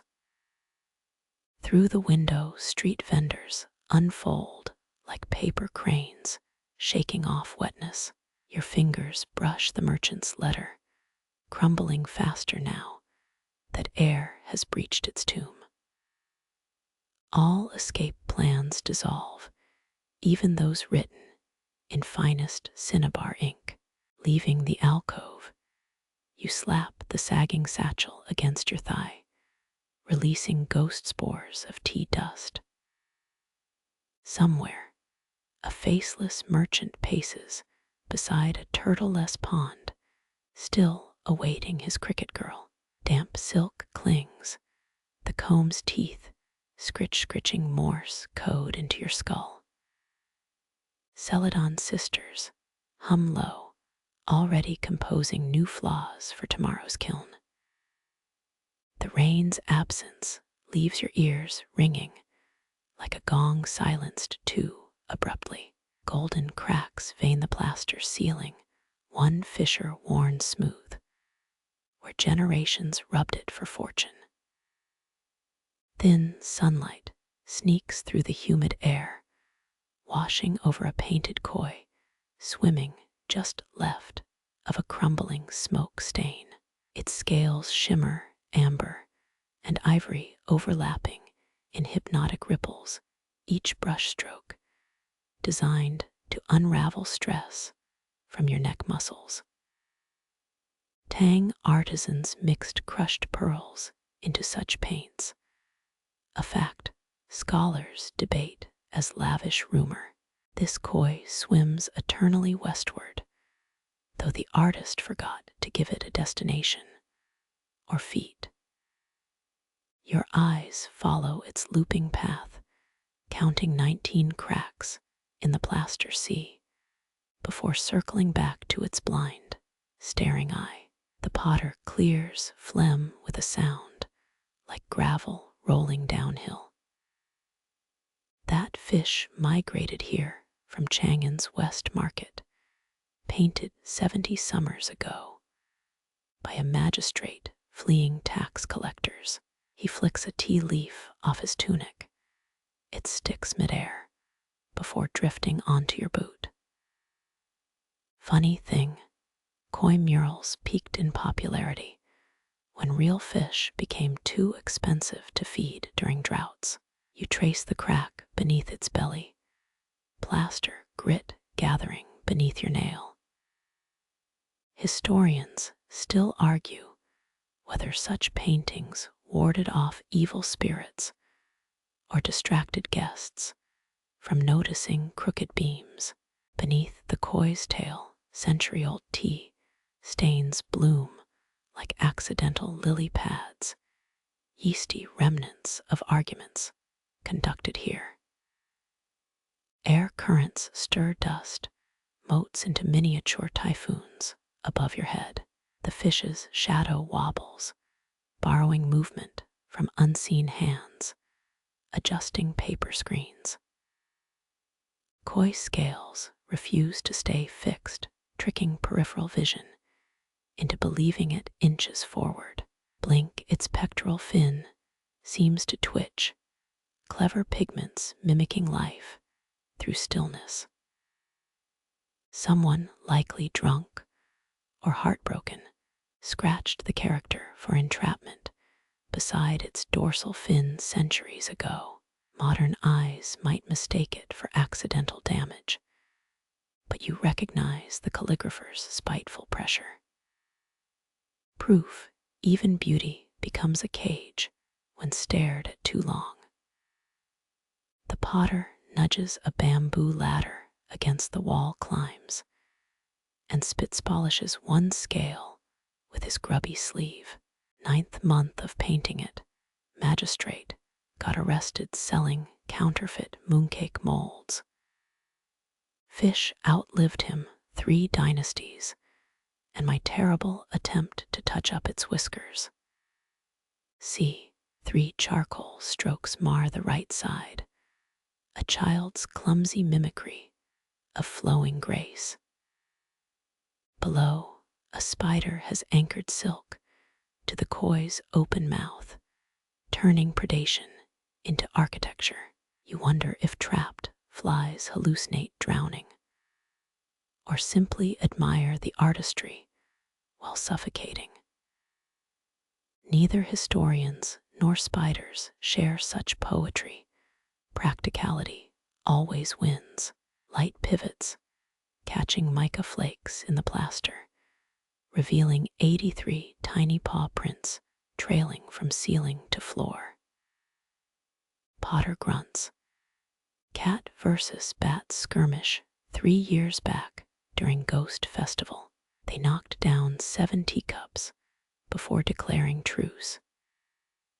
Your neck protests the gazing angle, so you sprawl on a rush mat smelling of stale jasmine. From here, the koi swims upside down, defying gravity with serene ignorance. 10th century physics lessons must have skipped aquatic mural etiquette entirely. 3 drops of water creep down the wall, silver streaks racing toward the wainscoting. The koi seems to pursue them, its eye fixed on descending prey. Potter tosses a tea towel at the slowest droplet, absorbing it mid-trail. Don't let him win, greedy bastard. Already ate 2 tourists' dropped earrings. Despite 12 coats of lacquer, the plaster koi bleeds yellowish tears where roof leaks reach its face. Fact: Tang painters used fermented persimmon sap as waterproofing, except when bribed to use cheaper rice paste instead. A moist breeze ghost kisses your nape, 100% humidity, pretending to be shy. The koi's tail shudders, casting rippled shadows that crawl across your wrist. Time stretches like caramel each minute, embracing a half-forgotten century. Potter smacks the wall, a hollow echo puffing dust from the fish's gills. Hear that? Behind here, 3 generations hid lawsuits and love notes in the wall cavity. I store dried chrysanthemums now, less likely to attract dynasty auditors. Your fingertip traces plaster scales, rough then smooth, as inconsistent as memory itself. Puzzle, does touching the art trap you in its time frame, or pull it into yours? Neither, answers the koi via stoic silence. Below the mural candle wax stalactites mark where patrons dripped tallow during winter storytelling nights. Some say if you scrape that wax, you'll taste 70 types of forgotten gossip. But your instincts veto licking walls today. Light dims, clouds conspiring to hoard afternoon brilliance. The koi fades into ochre ghosts, its journey paused until sunlight offers new rations of gold. Potter mutters about unfired cups left in damp air, ambling toward the kiln's warmth. You remain counting the fish's imaginary bubbles, each representing a year between brushstroke and decay. 13 bubbles, 14, 15, the koi swims. 70 years, 2 dynasties, 3 cats, 1 leaky roof, forever looping westward without moving an inch. Floorboards creak a requiem for worms who died building this teahouse. The spider's silk quivers, announcing prey or existential doubt, too subtle to interpret. Somewhere, a magistrate's ghost shakes his head at the charcoal-damaged scales. Somewhere, crushed pearls gloat about outlasting empires.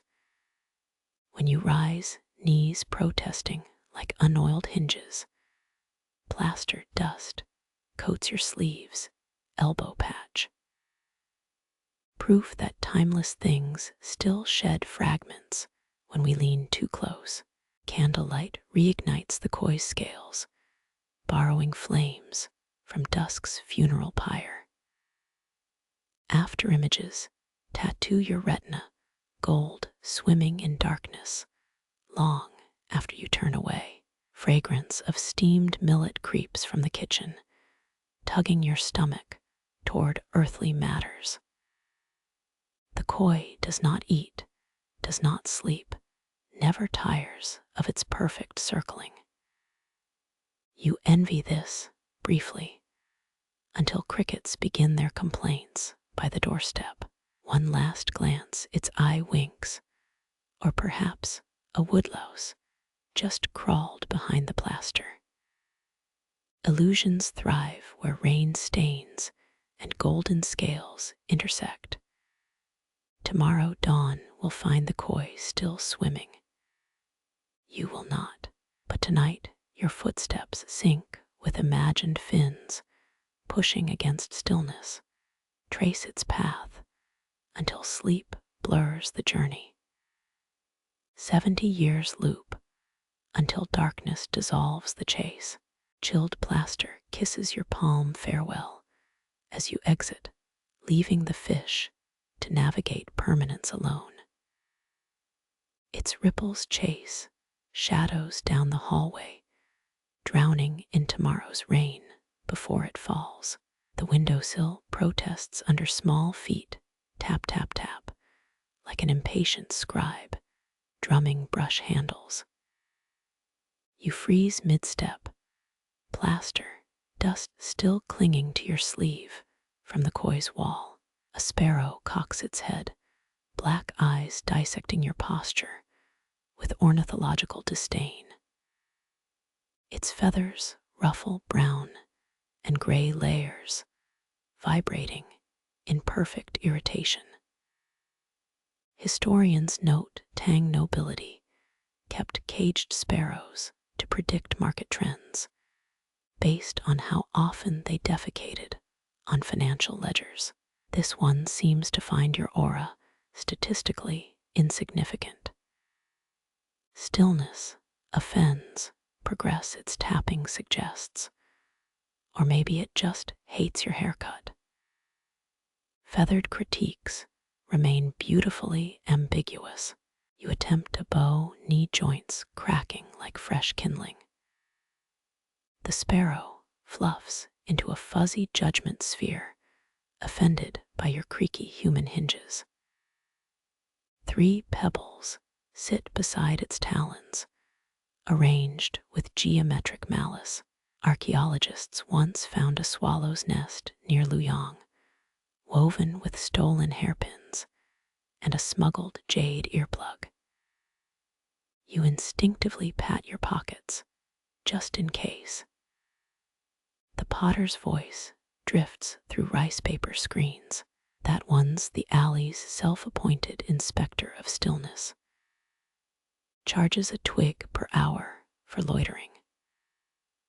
A sunflower seed shell hits your shoulder, payment left behind by some previous offender. Light bounces off the sparrow's bead-like eyes, twin mirrors reflecting your uncertain posture. You recall street hawkers selling sparrow fat balm in Chang'an, guaranteed to cure baldness and cowardice. 2 lies for the price of 1. Historians still argue whether sparrows were considered omens of good harvests or just glorified tax collectors with wings. A breeze messes the bird's carefully arranged pebbles. It squawks, shooting you the avian equivalent of an eye roll. 1 hop, 2 hops. It stomps toward your motionless fingers. Tang poets wrote odes to nightingales and cranes. Nobody wasted ink on grumpy brown bureaucrats. Its beak snatches a loose thread from your sleeve, inspecting the fiber quality with mercantile shrewdness. Probably calculates its resale value compared to caterpillar silk. Another seed shell lands near your foot, evidence of previous complainants. Brick dust puffs where it kicks the sill, avian punctuation for human incompetence. You mirror its tilt-headed stare, triggering a fluffed feather crisis of existential confusion. Time stretches measured in wing beats and cartilage creaks. Potter's sandals shuffle closer, smelling of wet clay and burnt honey. 4th lunar month, they swarm like winged locusts hungry for dropped crumbs. This one stayed claims squatters' rights over 7 generations of spiders.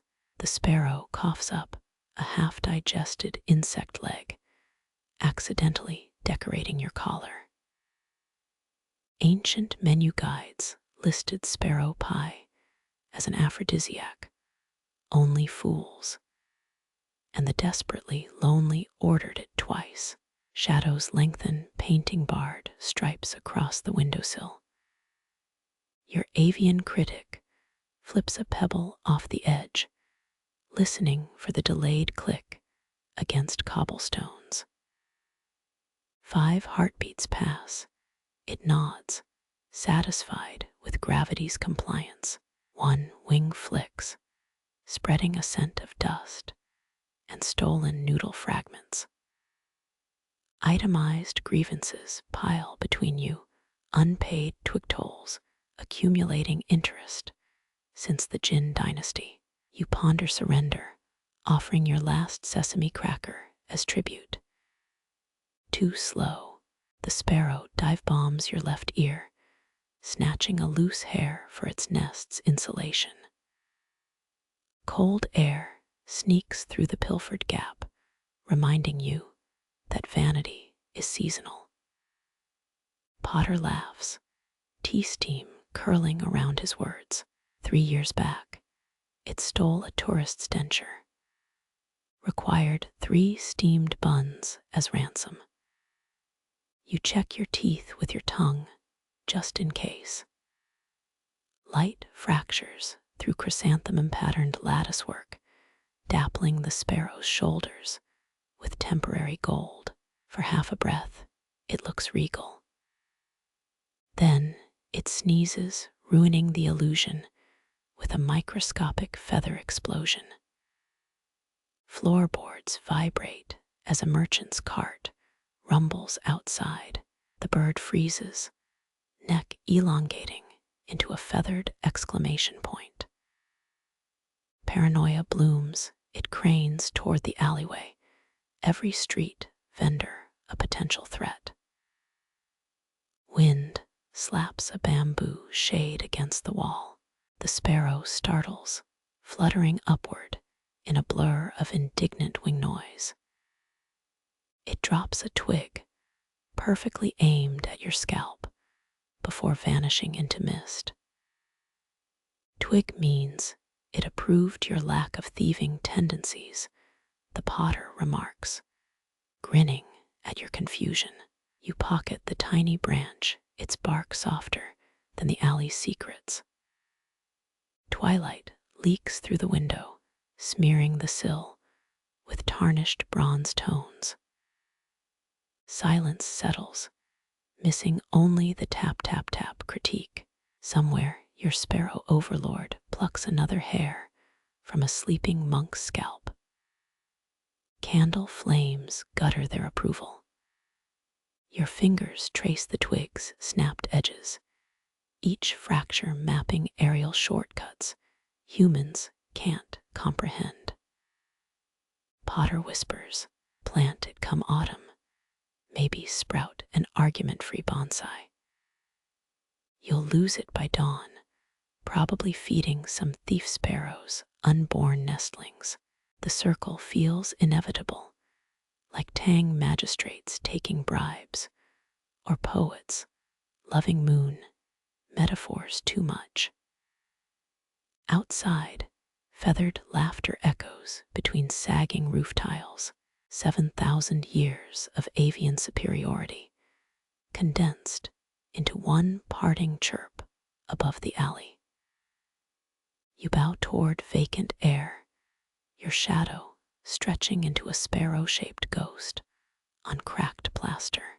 Wind lifts the twig from your pocket, carrying it toward unseen high-rise nests.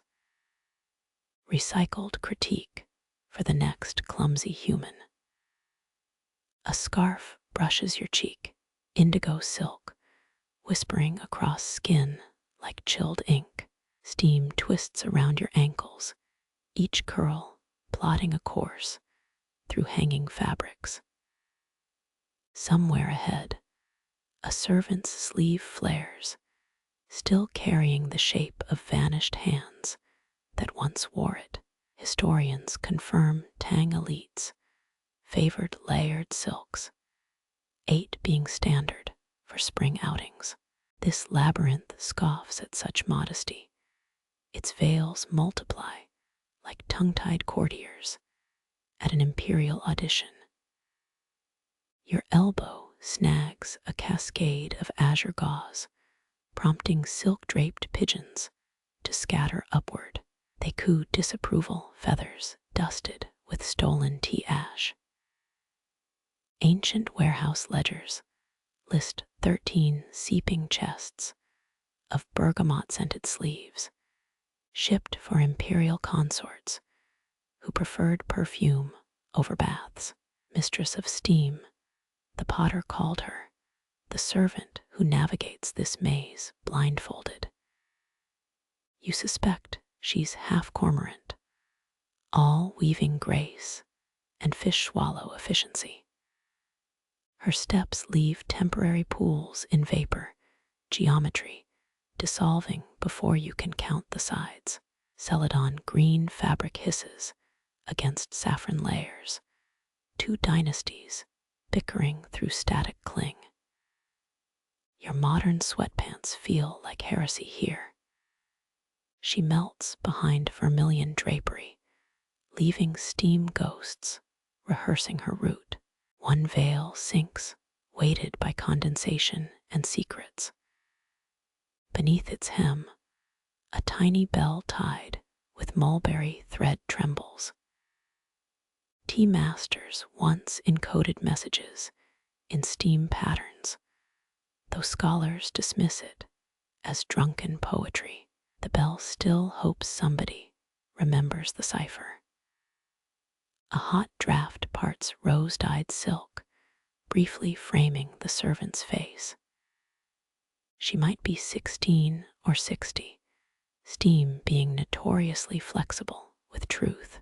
Her hairpin catches fleeting light, a silver carp leaping through woolen clouds. Your foot discovers a misplaced stool, thud echoing mockingly down fabric corridors. Three veils sway in practiced scorn, disciplined disapproval, compared to the sparrow's chaotic judgment. You apologize to emptiness, earning steam's silent forgiveness on your neck. Glazed lotus motifs float across suspended scarves, their petals blurring between embroidery and actual vapor. 800 silent auctions traded these textiles, their dyes older than operas sung in their honor. She reappears, placing a cup where your elbow almost was. Jasmine steam writes condolences for your clumsiness. Historians still argue whether servants oiled their skin with almond milk or just stole residual glaze from discarded teacups. Silk traps the scent of forgotten desserts, honey-roasted pears, and rice flour ghosts. Your stomach growls, a treasonous sound muffled by layers of hanging taffeta. Somewhere, a loom laughs at your hunger. Her shadow stretches across pleated violet organza, forking into three ancestors. None approve of your posture. You straighten, spine mimicking imperial pillars, long crumbled into tourist rubble. Turquoise fabric slithers against your wrist, its edge frayed by generations of fidgeting fingers. 19th century forgers sold Tang princess handkerchiefs, woven with synthetic dyes, invented 800 years too late. This one smells authentically of mildew and whispered palace scandals. Light bleeds through an undyed gap, exposing the servant's fingers, sorting chrysanthemum buds into obedient piles. Each motion clicks, bones humming tea-picking songs from mountain terraces. A rogue breeze upends the labyrinth's humidity, briefly clearing a path to paper walls. She tusks, steam obeying her annoyance better than you ever could. Scarves realign their patterns, locking into fresh obscurity. Your pocket warms, the sparrow's stolen twig pulsing like magma, wrapped in bark. Silk inches away, avoiding contact with unauthorized botany. Even textiles have standards.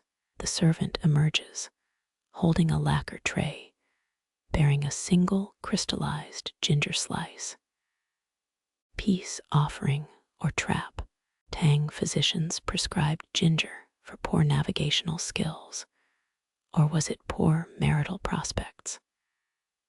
records burned conveniently. You chew slow, spice echoing through sinuses like temple gongs. Honey coats your molars, sticky sweet propaganda for silence. The servant exhales, steam copying her breath's exact curves before drifting northward.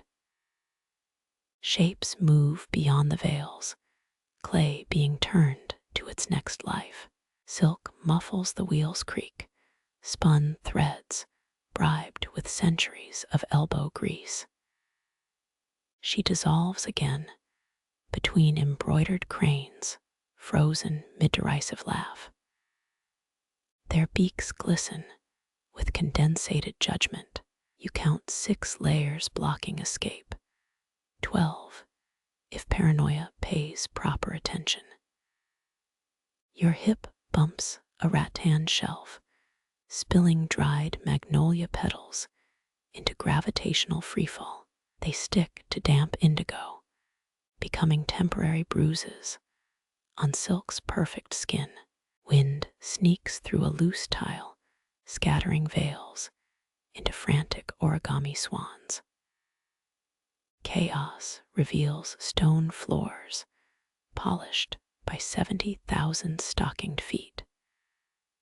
The servant stands unmoved, island of calm, in rebellious linen seas. You glimpse her shoes, toes tapered like calligraphy brush tips. 19th century forgers couldn't fake that curl, the ghosts of bound feet, rejecting comfort unto death. Silence rebuilds the labyrinth, stitching veils with invisible thread.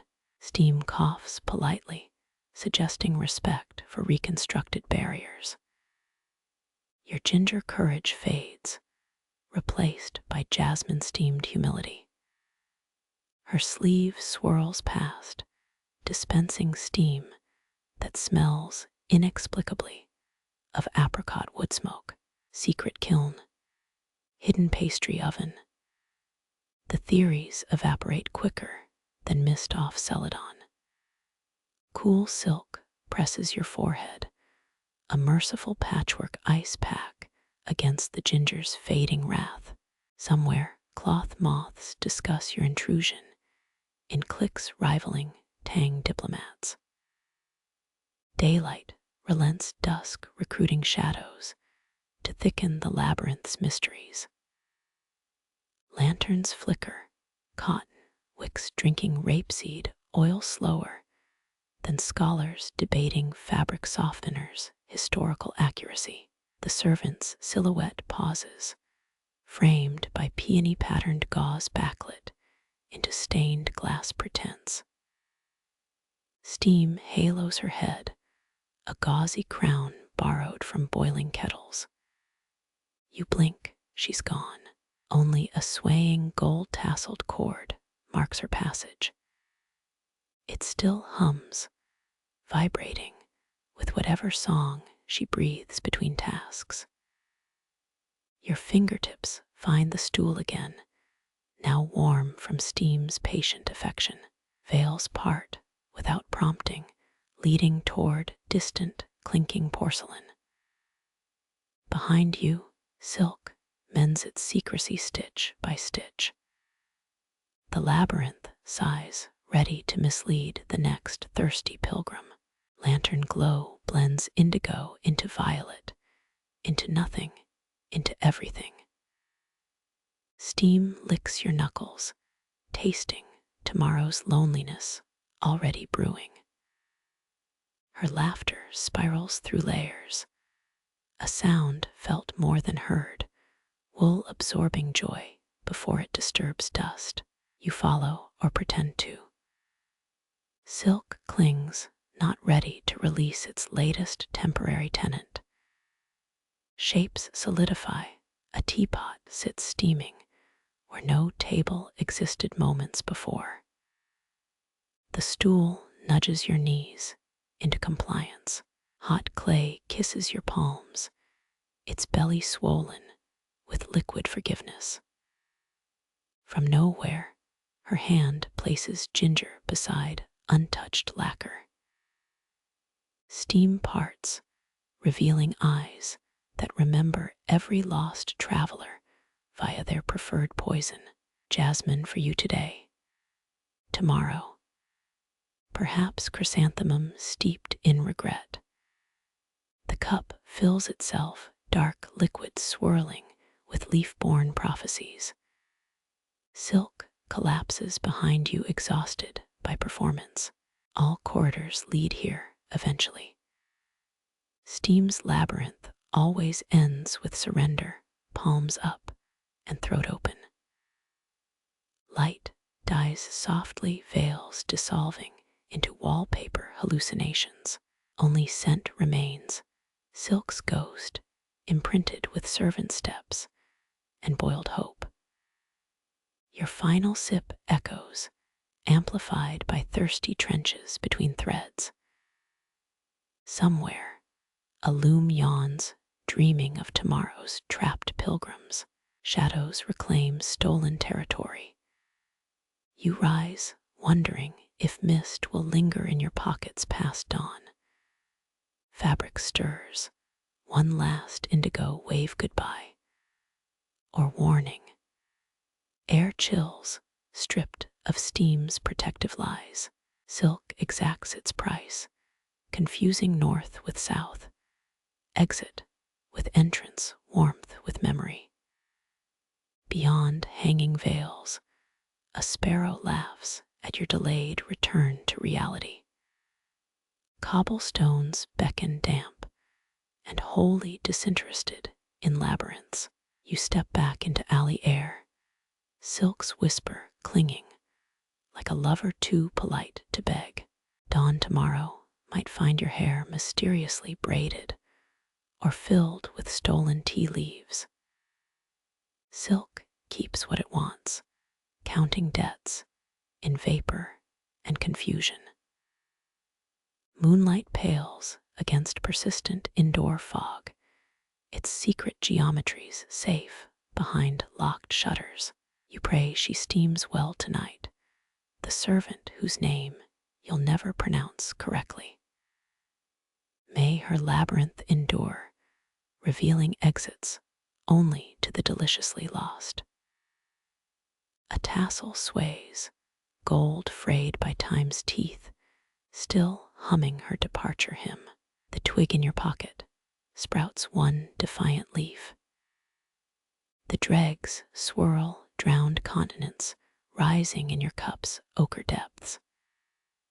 A twisted leaf unfurls, capturing Guanshan's peaks, where banished poets carved verses onto bamboo. Your thumb smudges the rim time zones, collapsing between Tang Dynasty exiles and this Tuesday afternoon. 3 leaves clump, forming a jagged spine even Li Bai couldn't romanticize. 8th century civil servants faced banishment for bad haiku, their fates steeped like overbrewed par. Historians found imperial exam records buried with tea bricks, subversive verses tucked between taxation reports, as Empress Wu's spies infamously hated fermented leaves, never checking there. You tilt the cup, brown peaks sliding into valley fog. Steam births, phantom ginkgo trees, their shadows stretching toward your wrist. This batch hails from Sichuan's mist-slumped slopes, same province that birthed Du Fu's most moping stanzas.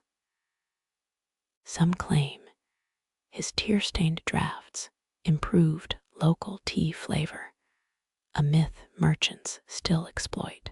A stalk pierces the murk, straight as some forgotten magistrate's misplaced spine. Historians still argue whether exiles traded coded messages through leaf patterns or just hallucinated symbols from loneliness. Your tea-stained teeth click, mirroring Du Fu's alleged habit when composing outdoors. The cup cools bitterness, sharpening into inkstone acidity. Late Tang poets preferred rainwater for brewing, pretending it carried memories of unburned libraries. Your swallow echoes, honorably discharged soldiers would have flinched at the gulp's vulgar decibels. Leaves crawl, settling into characters your tutor swore meant profound solitude. Modern scholars call these patterns fermented wishful thinking. Battle-scarred teapots confirm that theory. You squint, now seeing a lopsided turtle, or maybe a very sad hat. Childhood lessons surface. Fifth ant's finger stabbing at your sludge cup. This scribble means sticky misfortune awaits. She wasn't wrong. You failed calligraphy exams that same week. Light catches the leaves' veins, mapping retreating armies across porcelain plains. Tang military logistics relied on black tea shipments, disguised as poetry anthologies. Rebels intercepted only the boring ones. You trace a border, fingertips smearing Tang Dynasty borders over Tang territories. Historians would scold your temporal imperialism. A maple leaf fragment drifts, beached exile poetry's proper vowel count.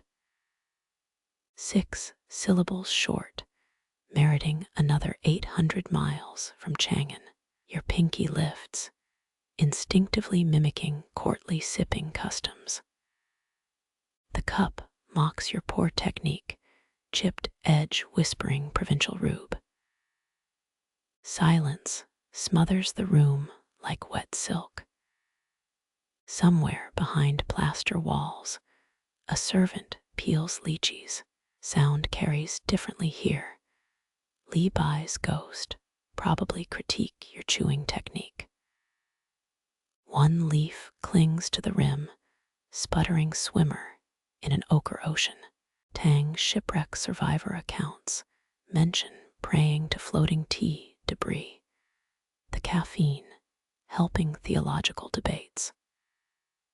Your tongue prods a stray leaf, bitter confession of mid-grade harvest standards.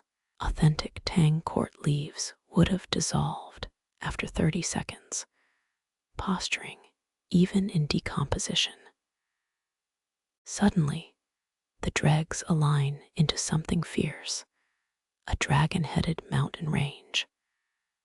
Or Chairman Meow's distant cousin.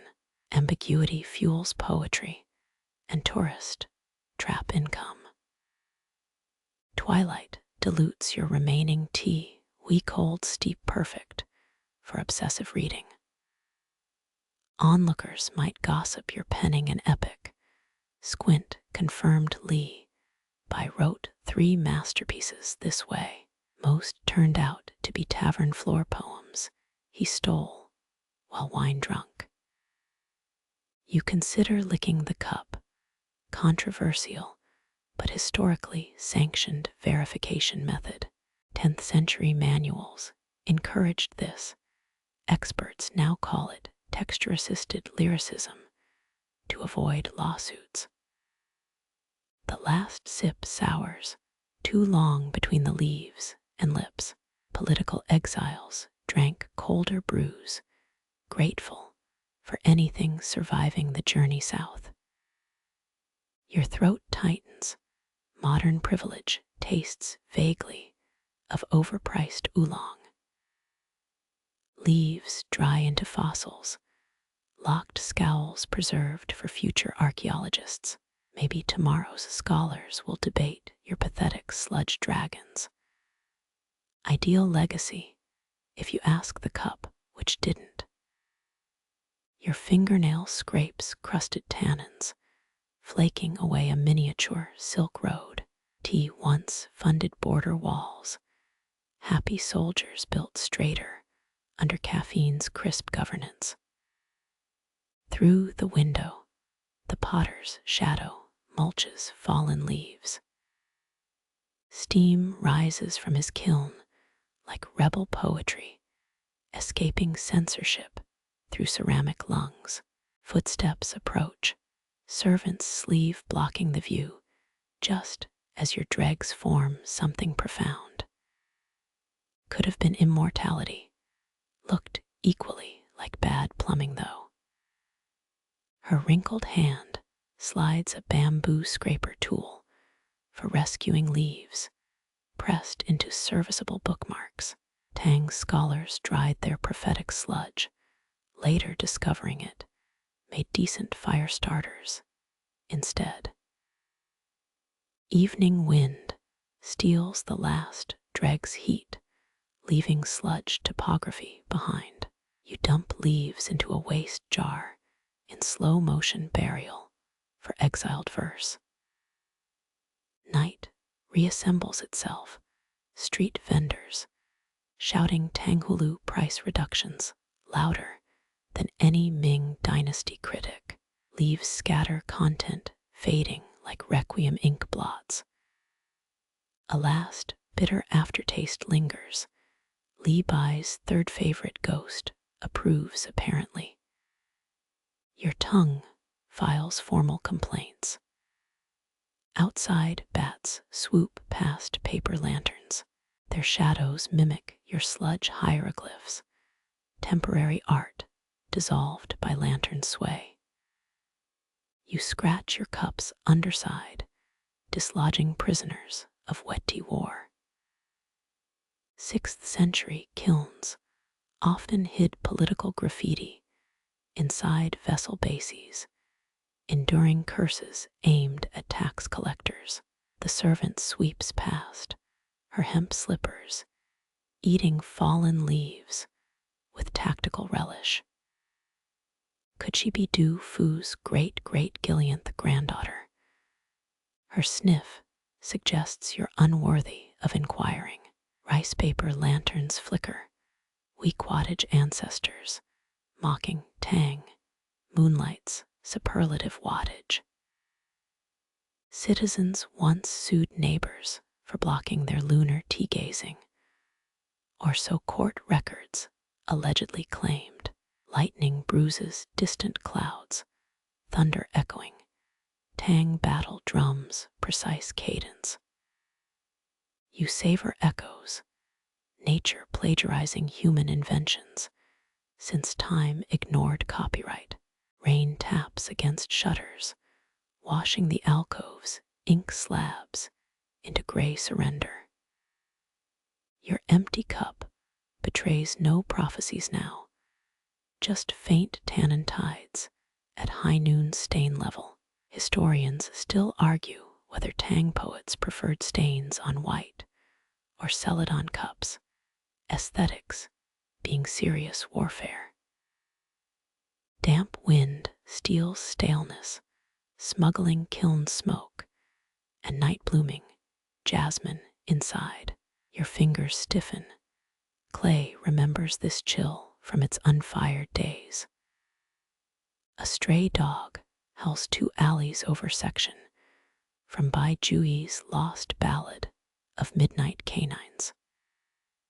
You hum accompaniment. Teahouse Rule 27 prohibits actual singing after sundown. Against the table's edge, your cup vibrates gently.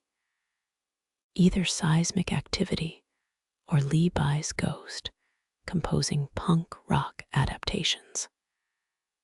Pebbles click under passing carts, rhythm matching lament of autumn rice syllable count. Coincidence claims its mere cobblestone imperfection. You side with the poets, obviously. Through floor cracks, the kiln's heart fire stains the dark southern red. Exile poets would have traded their best couplets for 5 minutes by that heat. Cold settles, porcelain bores into your palms with increasing hostility. Should have picked the thicker cup, novice mistake noted by 3 nearby teaspoons. Hairline fissures reveal themselves, cracks like forgotten epigrams, written too fine for aging eyes. Footsteps pause outside, a silhouette bowing toward your XD's departed ghosts. 2 heartbeats pass, the stranger dissolves into moonlight's indifferent custody. Rain intensifies, rewriting sludge, ink blots down table legs. Your sleeve soaks runoff from history's persistent drips. The wet leaf scent merges with ozone and nostalgia. Storm's punchline approaches, thunder delayed for dramatic effect. 1 droplet hits the cup's void ripples, erasing mountains this potter never shaped. Twig's new leaf vibrates, echoing your pulse's waltz with caffeine's last stand. Fabric rustles, the servant drapes mended quilts over adjacent stools.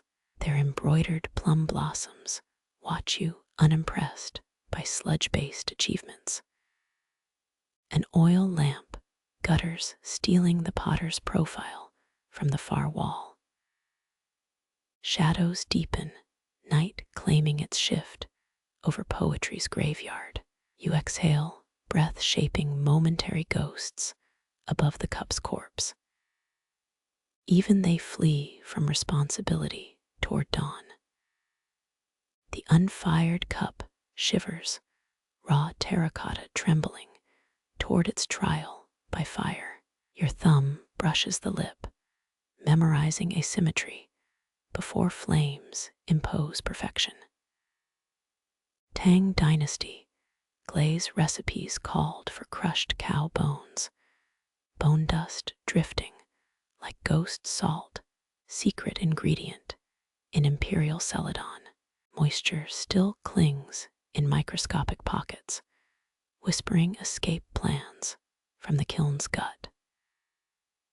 This clay remembers being riverbank sludge before hands claimed it for art's tyranny. A hairline crack weeps near the base, first doubt spreading like termites through resolve. The potter kneels, ignore that creaking mortality in his left knee. Fingers older than zigzag bridges probe the cup's belly, reading unborn fractures. His knuckle taps the side, diagnostic thud, middling at best. 8th century guild rules mandated 3 test knocks, 2 for commonware, 1 for funeral urns. Stubborn 1A. His rasp carves grooves in the lantern light. Your palm itches, wanting to cradle the cowardly curves away from judgment. Ceramic survival rates hover at 60%. Statistics offering cold comfort like last month's tea. Firewood cracks nearby, ominous stand-up comedy for condemned crockery. The kiln yawns, red mouth hungry for half-formed dreams. Servant girls stack pine shavings, fuel for destiny's appetite. 1 mutters how yesterday's rice bowls sang during firing, cicada song portending masterpieces. Circa 842 AD, a Chang'an kiln reportedly birthed a teapot screeching obscenities, promptly smashed by prudish merchants. Your pinky traces the unfired handle, still soft enough to smear fingerprints into oblivion. Pre-firing potters would swallow clay samples, detecting impurities via intestinal protest. Tonight's batch sits heavy, damp secrets in the craftsman's gut. A breeze sneaks through shutters, threatening to topple the cup's fragile defiance. Historians still argue whether kiln prayers sounded more like boar snorts or badger growls, regional dialects complicating matters. The potter exhales, steam ghost escaping toward rafters. His blade trims excess clay, psychic weight lifted slice by translucent slice. Each curl falling resembles tiny vultures, patient for failure's carcass. Your nail carves initials into the workbench, quick rebellion against impermanence. Tang apprentices did worse, hiding thumbprints under imperial seals, proof they existed before ash claimed them. Gray slurry oozes where foot meets body, structural indecision made visible. Too thick, risk exploding. Too thin, collapsing into slag. You imagine 100 counterparts, shattered across dynasties, glass museums built on their graves. Courage, murmurs the potter, though unsure who needs it more. He uncurls a fist, revealing a jade slip etched with kiln hymns. Or possibly laundry lists. Archaeologists remain divided. Heat swells first, not flames. Air thickens, stealing moisture from your eyes, your throat, your courage reserves. The cup's damp spots fade pale as starved poets. Somewhere, a horse neighs 3 streets over, but sounding like gunpowder puberty. Your shoulders tense, half expecting the cup to bolt on newborn legs. Firelight paints dragon scales on the ceiling beams. 10th century kilns often bore dragon carvings, flame tamer superstitions, cheaper than safety renovations.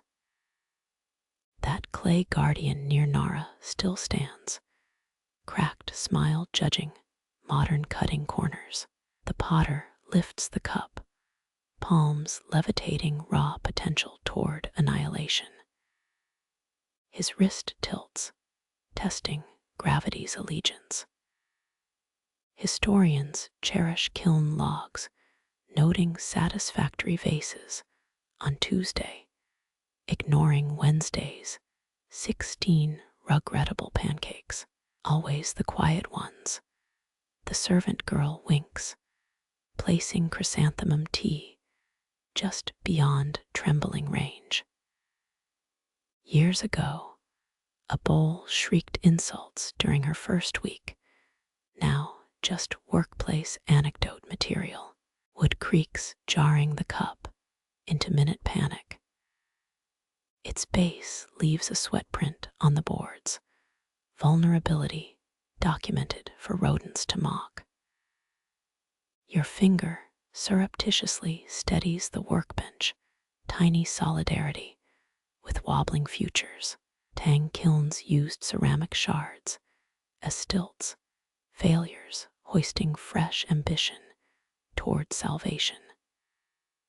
Flames hiss, impatient toddlers denied candy. The potter's eyes glaze over, perhaps remembering his first exploded jar. Porcelain shrapnel, reportedly, killed a song minister's favorite songbird, though ballads blame jealous concubines. One final adjustment. His thumbnail quiets a rebellious curve. Centuries ago, potters tattooed suicidal ideation onto unfired, where slip-trailed confessions visible only to flames. Your exhale syncs with the cup's visible shudder. 3 heartbeats stretch, infinitely divisible by dread. He steps toward the kiln, clay cradled like overdue library books. Firelight deepens, every wrinkle carving him into a geography of size. The servant sucks air through her teeth, audible commentary on the cup's survival odds. You kick her ankle gently. Teahouse rule 42 bands, jinxing bisque transitions. For 8 seconds, everything stills. Even the dust, motes freeze martial law before burning chaos. Then, the potter spins abruptly, returning the cup to its wheel-marked birthplace. Not today, he announces, slapping the clay with paternal finality. The servant rolls her eyes skyward, their silent exchange clearer than imperial decrees.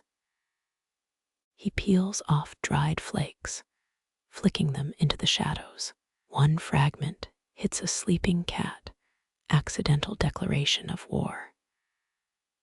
Relief floods your tongue metallic as licking old coins. The cup sags, post-traumatic stillness settling into its seams. Tomorrow promises the potter, though tomorrow's fire remains hypothetical. Scars already form where air gnawed the clay, brittle souvenirs of near-debris status. Your fingertip finds the lips, uneven curve, flaw, transformed into future heirloom charm. Every museum masterpiece hides such near disasters, glaze over the doubt. Moonlight puddles around the reprieved cup, pale amen to borrowed time. Outside, the village idiot sings off-key about pyromaniac crickets. His timing remains impeccable as ever. The potter rubs his palms on a rag, red clay blooming like assassination bloodstains. Too much western wind. He lies smoothly, more faith healer than technician. Tomorrow, kiln gods willing courage might strike before noon. For now, the cup dreams in damp defiance, its body still soft enough for revision. Your shadow leans close, whispering cowardly encouragements against the clay's cold cheek. Dawn feels impossibly distant when the kiln's mouth cools, but not silent. Somewhere beneath this workshop, Tang Dynasty rejects huddle in the soil. Their shards poke through like winter bones, martyrs for tonight's fragile hope. The potter hums, tune suspiciously resembling funeral dirges. He carves a tiny hole in the cup's foot, professional support for escaping steam, whispers. Even tea deserves breathing room. Sunset leaks through sagging shelves, painting 72 unsold teacups in borrowed gold. You count them silently, each curve hoarding daylight like misers. Unpaid storage fees in ceramic form. Tang nobility favored green glazed, where status measured by Celadon's translucent jade. Yet these outcasts boast murkier pedigrees. The potter shuffles past his shadow, bowing to inventory like a debtor king. Fingers brush dust from a cobalt bruise of a cup, its glaze pooling, midnight at the foot. Too moody for morning tea, he grumbles, as if color could sour steeping leaves. One chipped specimen winks rose quartz fugitive blush from forgotten weddings. Beside it, a stout bowl glowers mustard yellow, mood-matching fermented bean paste. Scholars debate rages, whether certain cup shapes alter tea's bitterness, or just pretentious sippers lying to themselves. Your knuckle taps a Celadon reject, echo hollow as unattended promises. 10th century kiln logs mention happiness bowls sold by the dozen, unsentimental as cabbage vendors.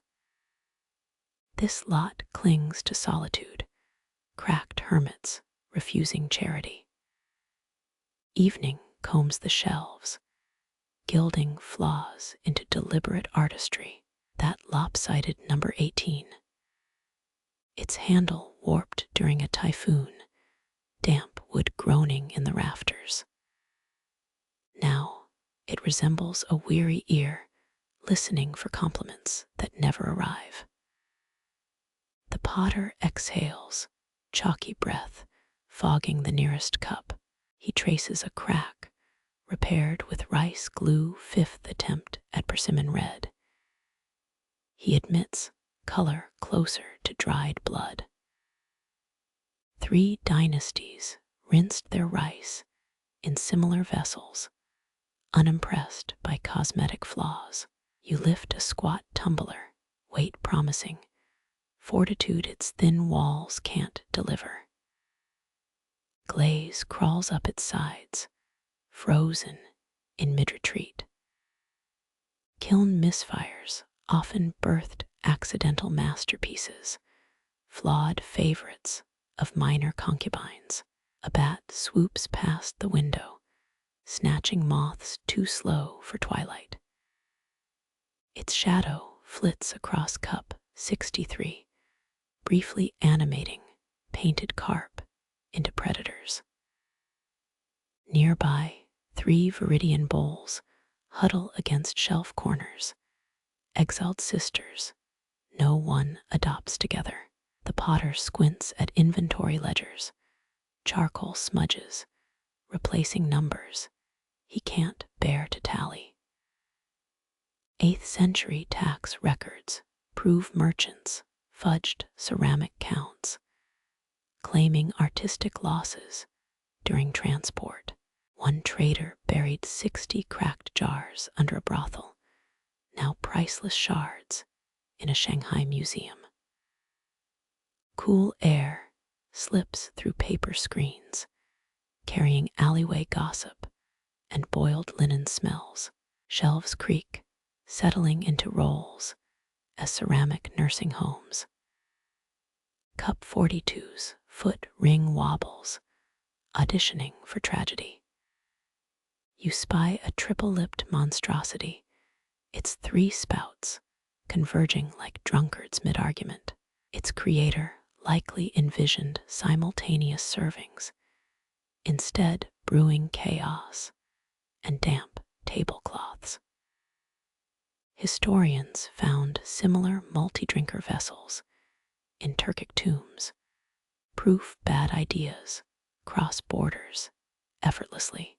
The potter flicks a dead fly off lotus petal cup 71, funeral rites amounting to a shrug. Came out greener than planned, he mutters, though pond scum seems harsh comparison. Your thumb finds a hidden thumbprint, fired centuries before fingerprints became evidence. Some dead apprentice's rebellion, pressed beneath imperial jade, still screaming I existed to indifferent dust. Moonrise now, liquid mercury, displacing sunset's copper. Each cup sheds its gilding, revealing true colors under lunar interrogation. Number 9, dull brown by day, glows like molasses-dipped stars. 24's metallic sheen curdles into jaundice. The potter lights twisted pine resin, scent masking mildew haunting neglected corners. Flame reflects in 72 curved bellies, instant choir of captured sparks. You half expect them to sing, gossip about who nearly got purchased last spring. A breeze tousles cobwebs above cup 33, loosening centuries of polite neglect. Shelves tilt slightly northeast, volunteering weaker cups for sacrificial landslides. He nudges a teal bowl forward, its glaze crackled like aged parchment. suited for bitter brews. He lies, marketing desperation palpable. Tang poets drank rainbows from worse, or so their boastful verses claim. Your palm warms a rejected espresso-sized cup, size better suited for dollhouse decadence. 3 sips and dignity's gone. Yet its maker dreamed big, smearing ambition across tiny surfaces. Moths kamikaze into lantern glass, drawn to brightness they'll never comprehend. Their shadows jitter across cup 55, projecting phantom fractures onto flawless glaze. The potter yawns, jaw cracking like kiln cooling pottery. He names prices under his breath, discounting dignity with each falling number. 72, he whispers, as if counting regrets instead of cups. Cold seeps from floorboards, climbing your ankles like possessive spirits. Warehouses once stored salt and silk here, now just orphans nobody chose. You lift the final cup, its lacquer black interior swallowing moonlight whole. Staring too long feels risky, like eyeing a well that gazes back. It muffles your breath, sound dampened, as if stuffed with velvet shadows. A street hawker's song trickles through the wall, hawking dumplings and dubious silk. His pitch mingles with the potter's snores, accidental duet for the unwanted. 72 sighs trapped in clay, holding doorways to dawns they'll never steep. Tomorrow's customers might bypass them again, eyes greedy for perfection's tyranny. Dawn looms, its indifference already bleaching the eastern sky. The shelves brace, resigned to another day of dust and maybes. The last cup still warms your palm, night-chilled porcelain leaching into bone. You return it, gently gilt, tipping the virtue scales. Its faint clink echoes like a bronze bell, heard only by spiders and sleepless gods. Moonlight stains the abandoned teacup's rim, molten silver cooling into neglect. You trace its chipped handle, raw clay, exposed like a fresh wound beneath Celadon skin. Cold oolong puddles at the bottom. 14th century tea leaves, still plotting their next steep. Tang monks drank this bitter brew to stay awake during meditation, though some preferred smuggled Persian wine. The potter snores by the kiln dream fog, muttering about runaway saucers. His left foot twitches, kicking at phantom customs inspectors. You lift the orphaned mug, weight uneven as lopsided karma. Its body still cradles warmth, or maybe your palm's wishful thinking. Inside, tea dregs archipelago into miniature mountain ranges. Some scholars' 8th century notebook claimed these patterns predicted floods. If you stared after fasting for 3 days, you tilt the cup, watching ranges collapse into murky tsunamis. A thumbprint mars its base, too deliberate for kiln mishaps. Historians argue whether Tang potters left secret marks to track kiln temperatures, or just enjoyed vandalizing imperial orders. This one swirls counterclockwise, a lazy rebellion against perfection's tyranny.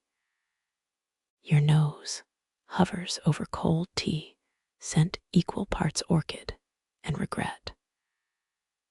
The potter mentioned a passing monk, robes smelling of wet ink and impatience.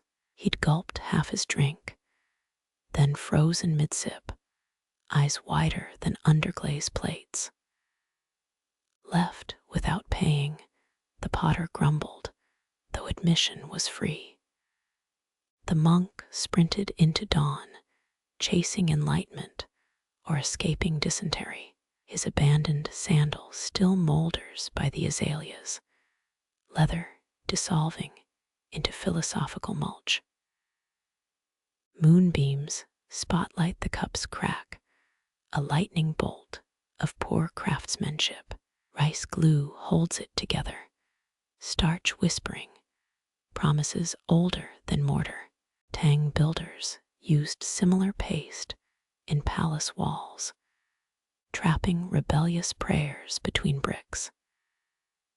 You squint into the leftover tea, your reflection wobbling like amateur calligraphy. Legend claims unfiltered oolong mirrors reveal past lives, but you just see tired eyes and poor life choices.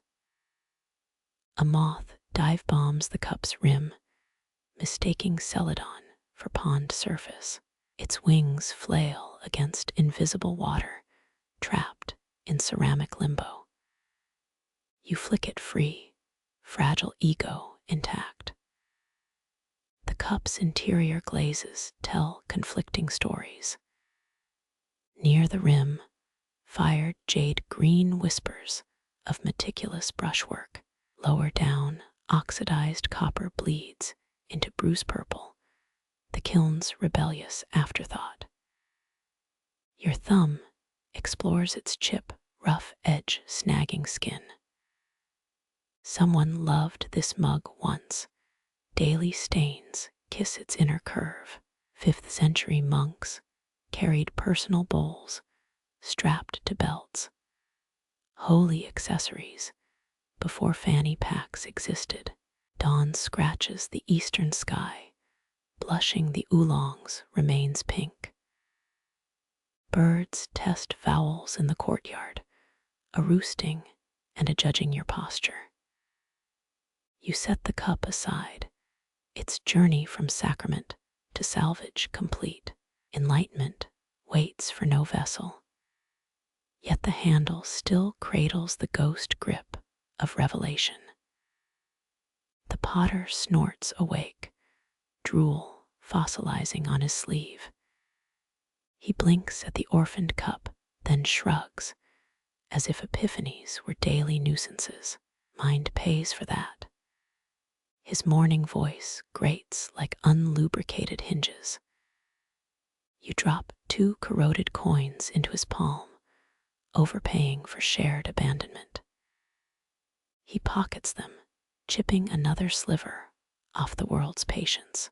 Your sleeve catches a splintered drawer, spilling moth-wing pages across the floor. Account books gape open, eaten punctuation, marks dotting columns like woodworm confessionals. Tang Dynasty tax scrolls were silk, but potters recycled discarded mulberry paper cheaper than dignity. Rodent calligraphy decorates the margins, tiny teeth translating silver coins into bedtime stories. Mice once nibbled Tang mint workers' wages, confusing copper flakes for sunflower seeds. Historians argue whether vermin caused inflation or just exposed treasury incompetence. You lift a ledger, its spine crumbling like stale pastry. Ink blots bloom where numbers once ruled, unerased mistakes grinning through decay. This page records 17 shattered teacups, blamed on a drunk percussionist from the Peony Pavilion. Dust motes waltz in a sunbeam, silverfish riding them like airborne chariots. They've shredded inventories into lace, liberating 14 unpaid, rent months from arithmetic jail. Something scurries behind a bamboo screen, a gray blur clutching a corroded coin. 4 tiny paw marks track through the debris, ambitious thief, fleeing with a copper headache. Your finger prods a chewed abacus bead, wood soft as rotted fruit. Tang merchants soaked beads in tongue oil to deter rodents. Forgetting mice adore nutty flavors. Beneath termite-riddled receipts, a love poem hides in crooked characters. Cinnabar glaze cannot rival your blush. It begins, then dissolves into inventory notes about rice deliveries. Droppings cascade from a shelf, peppering the floor like bitter sesame seeds. 8th century magistrates find rat-prone businesses, unless bribed with well-aged party cakes. A cockroach skitters over tax stamps, its antennae mocking imperial vermilion seals. Silverfish follow, devouring vermilion first, color loyalty trumping bureaucratic hunger. Mold blossoms on a debtor's promise, ink blurring into fungal watercolors. Rain leaked through the roof last summer, punishing arithmetic with damp erasure. You peel apart 2 stuck pages, unearthing petals pressed during a lunar eclipse. Chrysanthemum and palace intrigue, dried spies hiding between unpaid kiln taxes. Footsteps approach, the potter's cracked soles whispering on sawdust. He squints at the chaos, nose wrinkling at liberation's damp odor. Imperial audit. He nudges a mouse nest with his toe, 37 shredded receipts balled into rodent hibernation fluff. We owe nothing now, paper owns paper. Sunlight slants through the window, exposing dust's slow conquest over human order. A moth flees the brightness, crashing into cobwebs strung between bamboo rafters. The potter scoops termite-riddled records, feeding them to the cold kiln's maw. Smoke curls upward, carrying forgotten debts to province-eating clouds. Your sandal crunches a beetle, its shell cracking like miniature accounting seals. Nature balances ledgers in tooth and mandible, foreclosure conducted on 6 legs. From the shadows, tiny eyes gleam. The gray mouse returns, clutching its stolen coin, ready to negotiate interest rates in sunflower seeds. A draft snakes across your neck, as if someone sighed centimeters from your skin. The hanging bell jingles, though no hand touched its frayed silk cord. Tang empresses often buried wine jars in their tombs, planning afterlife parties with poets turned skeletons. Plum blossoms hover nearby, their sweetness undercut by grave earth musk. Empress Wang's ghost allegedly napped here after her retirement, forced by Wu Zetian into swallowing a longevity gold husk elixir. Historians still argue whether her death was suicide or Wu's first test run for future assassinations. You pull out a stool at table 5, its legs wobbling like a fawn's knees. The scent intensifies, now layered with sandalwood hair oil from forgotten imperial baths. 8th century nobles hired professional mourners, believing ghosts tipped better if death felt fashionable. Your sleeve brushes the table edge, coming away sticky with phantom plum wine residue. Cold spreads along your wrist, an invisible drinker offended by the theft of their stain. Rice paper screens shiver, though the courtyard air stands motionless. Someone draws calligraphy on the condensation of your neglected teacup, each stroke quivering with immortal bad penmanship. Under the table, a silk slipper lies half disintegrated, stitched with peonies too fine for living hands. Tang ghosts reportedly bribed judges with ghost money, settling lawsuits started before their funerals. The breeze returns, carrying a woman's yawn from behind the sake shelves.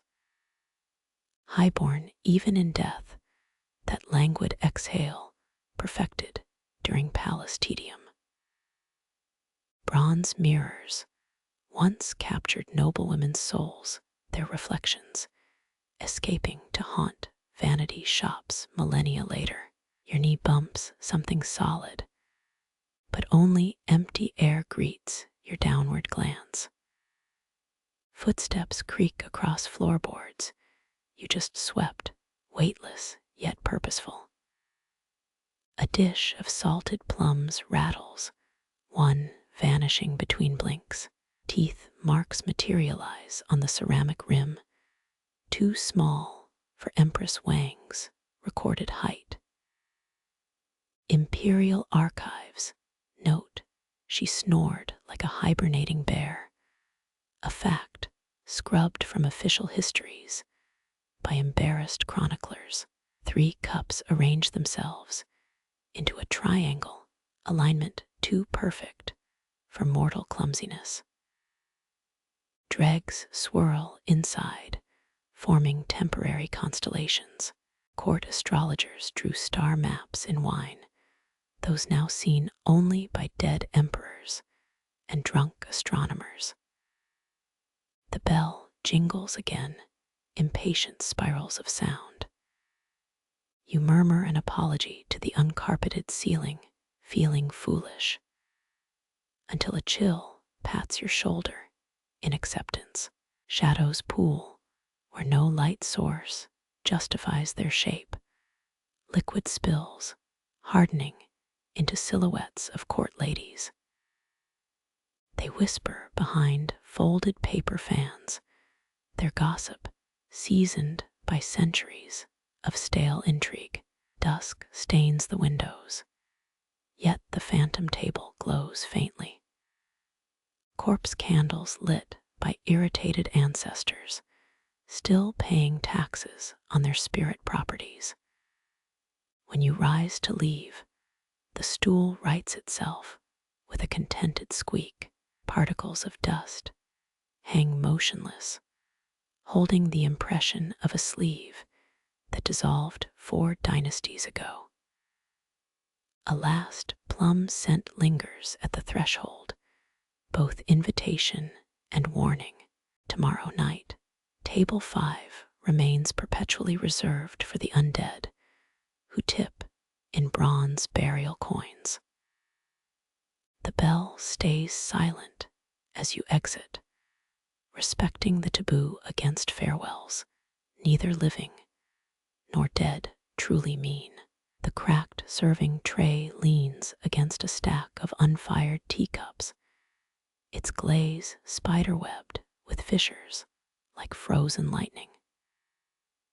You trace the fractures, each ridge sharper than the philosophy etched across its surface.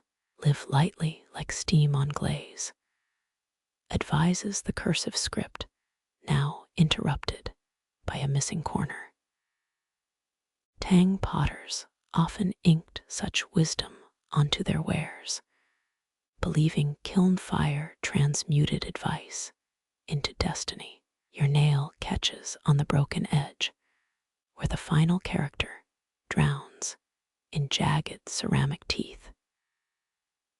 The missing piece reportedly sailed into a customer's duck soup centuries ago, sparking a lawsuit settled with free noodles.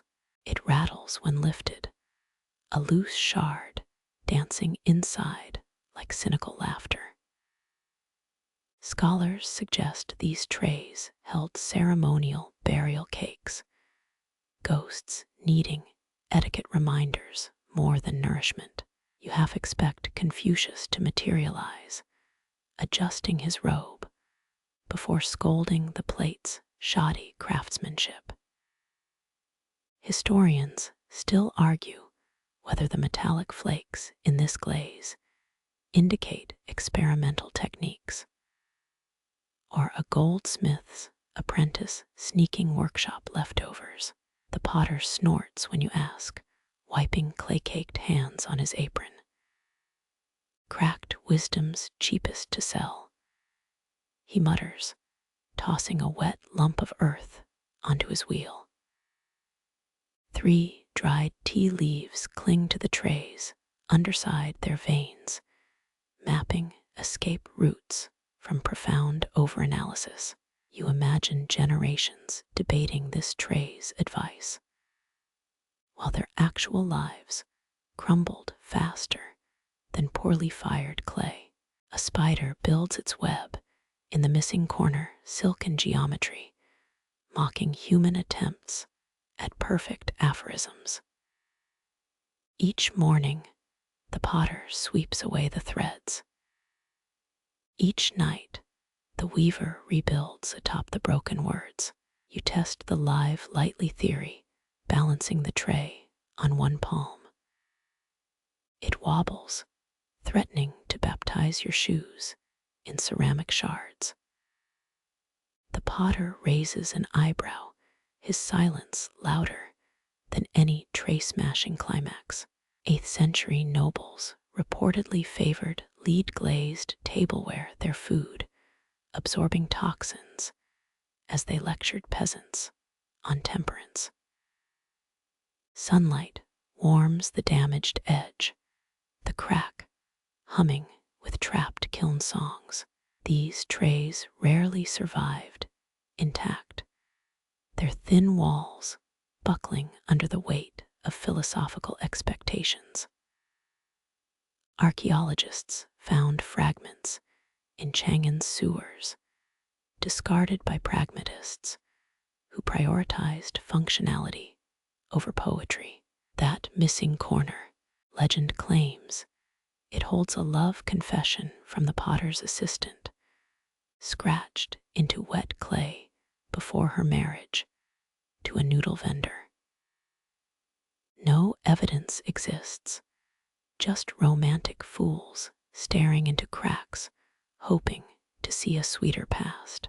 Rotate the tray, and the glaze fractures refract lantern light into prismatic lies. What once resembled mountain peaks now twists into a grinning mouth, silently ridiculing your search for meaning. You set it down hastily, half convinced it'll start dispensing fortune cookie complaints. The potter flicks water at the tray, drops beating on its surface like liquid punctuation marks. Good for serving walnuts, he declares, walking away before scholarly debates about walnuts as symbols of enlightenment can erupt. Table 3's customer mistakes it for a fruit plate, depositing a persimmon that rolls incessantly toward the damaged edge. The tray creaks, a sound like old bones judging modern table manners. Tang banquet planners used similar trays during dice games, losers drinking vinegar from ceremonial cups. Lean closer, and you'll smell centuries of spilled oolong absorbed into microscopic cracks. One fissure still cradles a sesame seed from some long-digested bun, an accidental preservation of Tang Dynasty snacking habits. Rain patters outside, each droplet finding the tray's cracks with unerring accuracy. Water pools in its shallow philosophy, the characters blurring into inky Rorschach tests. You wipe it clean your sleeve, snagging on the broken rim. Historians still argue whether these motto trays reflected cultural ideals or just lazy artisans reusing popular phrases to meet production quotas. The current theory involves drunk calligraphers and bet-winning roosters, but peer review remains pending. By closing time, the tray gathers shadows instead of wisdom. Its glazed surface now reflects distorted versions of your face, one eye comically enlarged, the mouth stretched thin as a sutra thread. You give it a farewell tap, 3 echoes bouncing between the fissures before dissolving into silence. 3 taps meant more wine in Tang hostels, 4 signaled assassins in the rafters.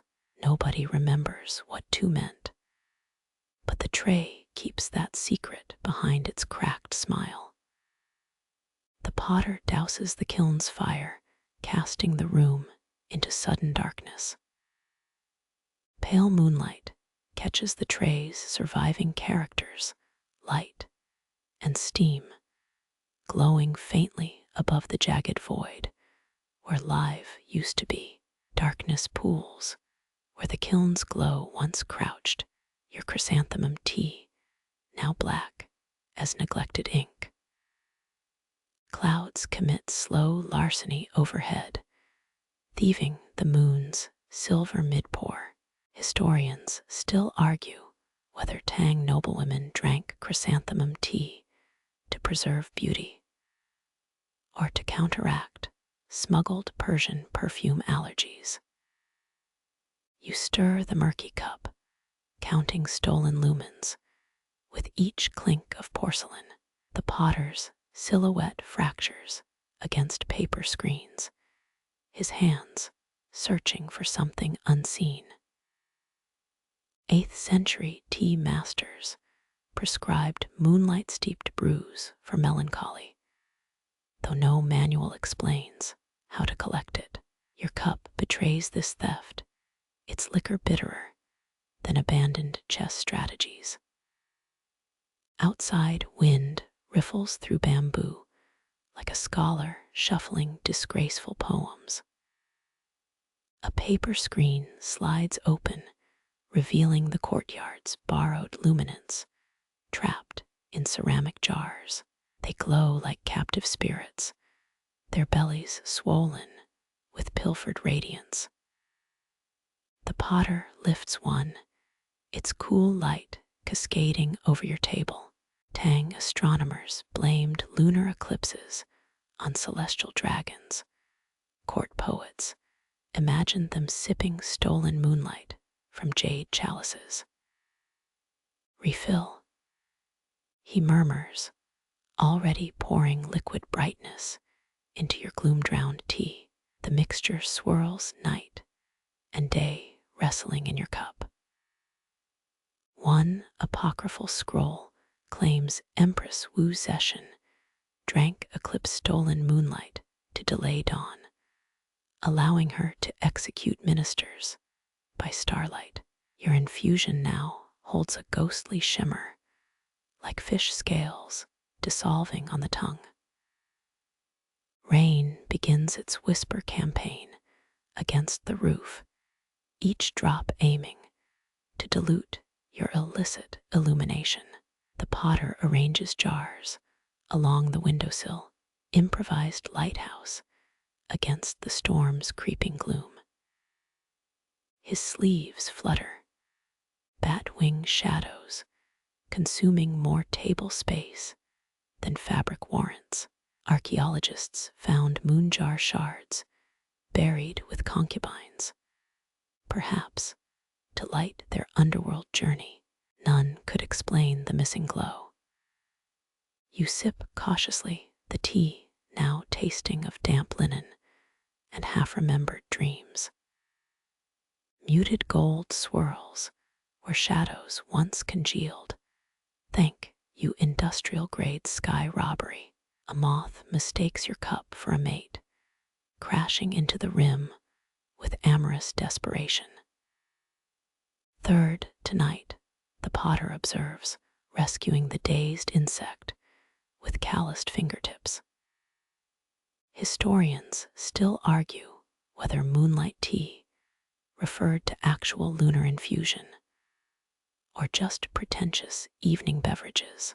Current evidence leans toward poets being literal fools and potters delightfully opportunistic. Your host retrieves a bamboo scoop, harvesting fresh radiance from a puddle's quivering surface. 19th century forgers sold authentic Tang moon jars filled with firefly guts, their greenish glows fooling nobody sober. The storm escalates, pelting the courtyard with pearl-sized droplets. Lightning scribbles temporary truths across the sky each flash, revealing the kiln's hulking form. Under this strobing light, your tea shifts flavors like a nervous witness changing testimony. One moment honeyed, then metallic. Then the herbal whisper of chrysanthemums drowned at sea. 3 drinks in, your fingertips tingle with residual luminescence. The potter watches amused as you attempt to write your name in glowing droplets.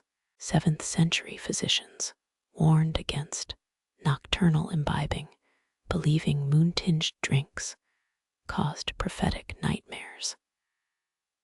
So far, you only foresee laundry left on tomorrow's rain-slicked line. A jar's glow dwindles, flickering like a spent candle. The potter replaces it swiftly, plucking fresh light from where rain quivers midair. This technique allegedly originated with pirate alchemists, capturing starlight for underwater navigation. Tang authorities banned it for disrespecting celestial mechanics, punishable by cleaning imperial observatories with toothbrushes. Your tea cools, its stolen brightness curdling into viscous strands. The potter pushes a honey pot toward you, though its contents might be liquefied pollen or congealed sunshine. You drip amber swirls into the gloom, creating temporary constellations in your cup.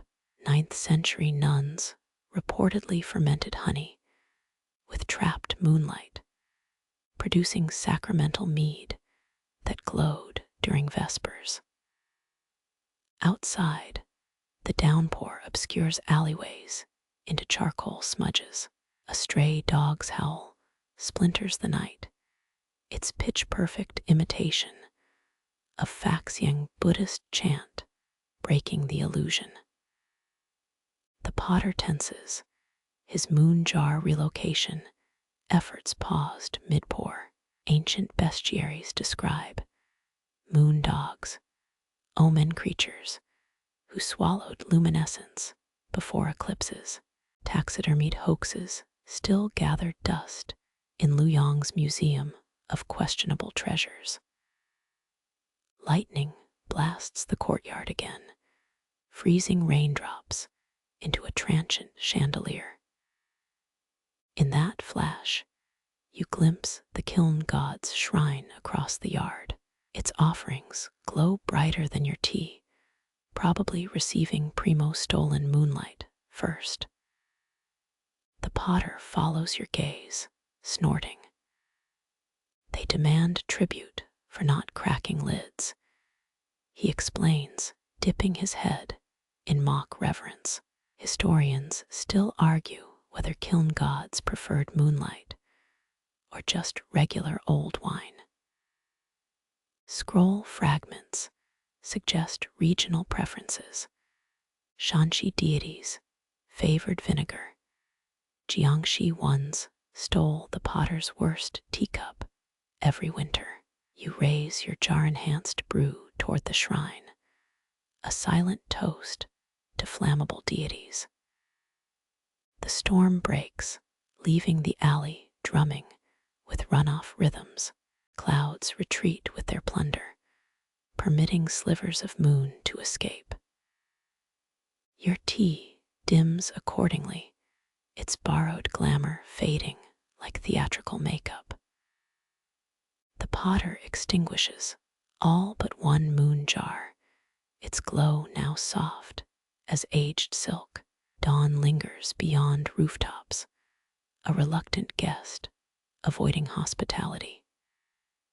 You drain the last luminous drops, chrysanthemum bitterness, tempered by celestial thievery.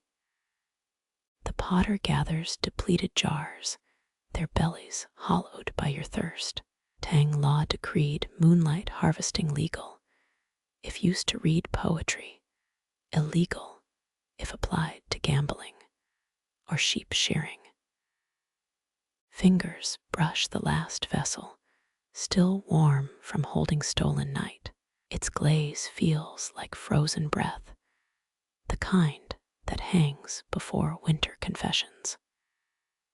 You imagine generations of moon thieves, passing techniques through winks and pottery metaphors. The potter yawns, stretching, until his shadow consumes 3 tables. Mist rises, tendrils claiming the alley with botanical patience. Somewhere, a forgotten moon jar pulses inside a merchant's trunk, waiting for endless night. Your host slides the screen shut, but not before gifting you a thimble-sized glow. Cradle at home, this liquid fragment of burglarized radiance. Let it puddle in your palm, proof that darkness can be portioned, tamed, made companionable. Tomorrow's sun will bleach its magic pale, but tonight it hums the kiln's cooling lullaby against your skin. The alley exhales mist as you walk. 10 paper lanterns shiver above like guilty consciences. Tonight's wind makes them talkative, rustling confessions from bamboo ribs and rice paper skin. Their crimson dye leaks into the gloom, staining puddles with diluted remorse. You pause beneath the loudest one, its frame groaning about smuggled jade between imperial border checks. Silk tassels scratch against your shoulder, spilling more secrets than intended. 7th century, Tang law required red lanterns for brothels, white for tea houses. But this rogue gallery follows only whim. One rattles particularly hard, its bamboo spine imprinted with Tang Dynasty tax evasion schemes. A moth clings to its surface, living blot over damning numerals. They lie when still, sing truths when restless, murmurs the potter, materializing with a dust broom. He taps a sagging lantern, releasing a puff of century-old coal dust. 9th century maintenance logs cite lanterns as perfect spies, hollow bodies ideal for hiding surveillance scrolls. Your host inspects one's seam's fingertips, finding no hidden compartments tonight. Wind sharpens its interrogation, flattening paper cheeks against bamboo ribs. Indigo lanterns sob about unrequited love. Chartreuse ones admit to cheating at mahjong with long-vanished merchants. They sway like drunk historians, divulging things best kept between silk and flame. Records show Empress Way once hung lanterns inscribed with curses against rivals.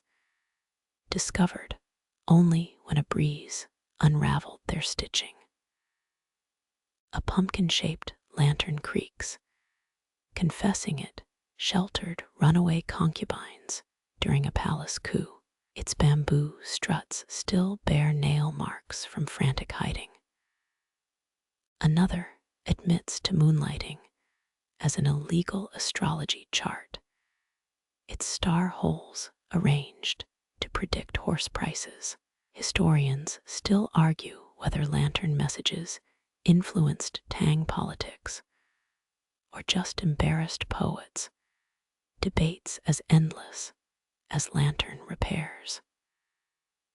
Rain resurfaces, peppering confessions into the cobblestones. Ink bleeds where lanterns pressed too close during storms, syllables drowning in puddles. You catch fragmented words, jasmine, forgery. Consorts miscarriage before they dissolve. The potter sighs, propping up a swaying octagonal relic. Same drama, every storm, he notes, wiping inky dew from his sleeves. Lightning flickers, briefly illuminating a lantern's silhouette pregnant with shadows. Its profile resembles Lady Yang Gai-Fi midpout if the famous beauty had been square and full of holes. Apocryphal texts claim her ghost possessed a palace lantern wailing verses until monks burned it with sandalwood. Yours merely complains about squirrel nests in its rafters, a more honest afterlife. The potter unfolds a ladder, climbing to adjust a lantern's sodden tassel. His weight makes the entire row sway, triggering collective choir of bamboo creaks. One whispery voice stands out. I witnessed the Lushan rebellion's first torch. Another contradicts liars. You were made in Hangzhou last Tuesday. Tang scholars paid well for lantern testimonies, despite all claims dissolving at dawn. Drizzle soaks into paper, smudging a teal lantern's admission about stolen temple incense. Its once vibrant pigment now runs down the pole, thin waterfalls of confession. You spot markings beneath the stains, a childish drawing of three-legged crow, purportedly hiding in the sun. The potter taps the ladder rung, found that one repurposed as a duck coop roof, still gossiping through beak holes. Humor seeps in a tiny lantern shaped like a pig squeals about eating a general's secret mooncake recipe. Its paper snout wiggles with each gust, a porcine tattletale dancing in the downpour. Nearby, lanterns scolded for frivolity, their spokes clicking like disapproving teeth. Wind shifts, bringing the alley's far end into whispering range. There, a massive dual-layer lantern spins slowly, its inner chamber whispering secrets to the outer one. Court eunuchs reportedly designed these dual dialogues, outer lies for public ears, inner truths for imperial spies. Tonight, both layers chant nursery rhymes, probably protecting something nastier. You crane closer, rain chilling your neck as secrets brush your ears. The potter shakes his head. Don't trust hexagonal ones. Li Bai wrote drinking songs on their undersides. True enough, the nearest hexagon mumbles about a jade rabbit mixologist, likely unfinished verse from a wine-soaked evening. Midnight unspools, lanterns growing hoarse from oversharing. Their colors now resemble washed bruises, pink fading to jaundice yellow, emerald surrendering to pond scum gray. The potter collects fallen bamboo slats, future kindling for kiln or repentance. One freshly splintered piece bears carved initials C. W, entwined with plum blossoms. Historians still argue whether lantern inscriptions used code or just drunken calligraphy. Carbon-dated fragments show coherent grain price reports beneath love poems, suggesting mercantile espionage via romance. Your fingers trace one lantern's claim to have outlived 3 dynasties, its paper visibly patched with Ming Dynasty shopping lists. Dawn threatens, silencing the most repentant lanterns. Only a stubborn azure one keeps rattling, insisting it guided Kublai Khan's scouts through fog. The potter yawns. That one's younger than my left shoe, just likes military fanfiction.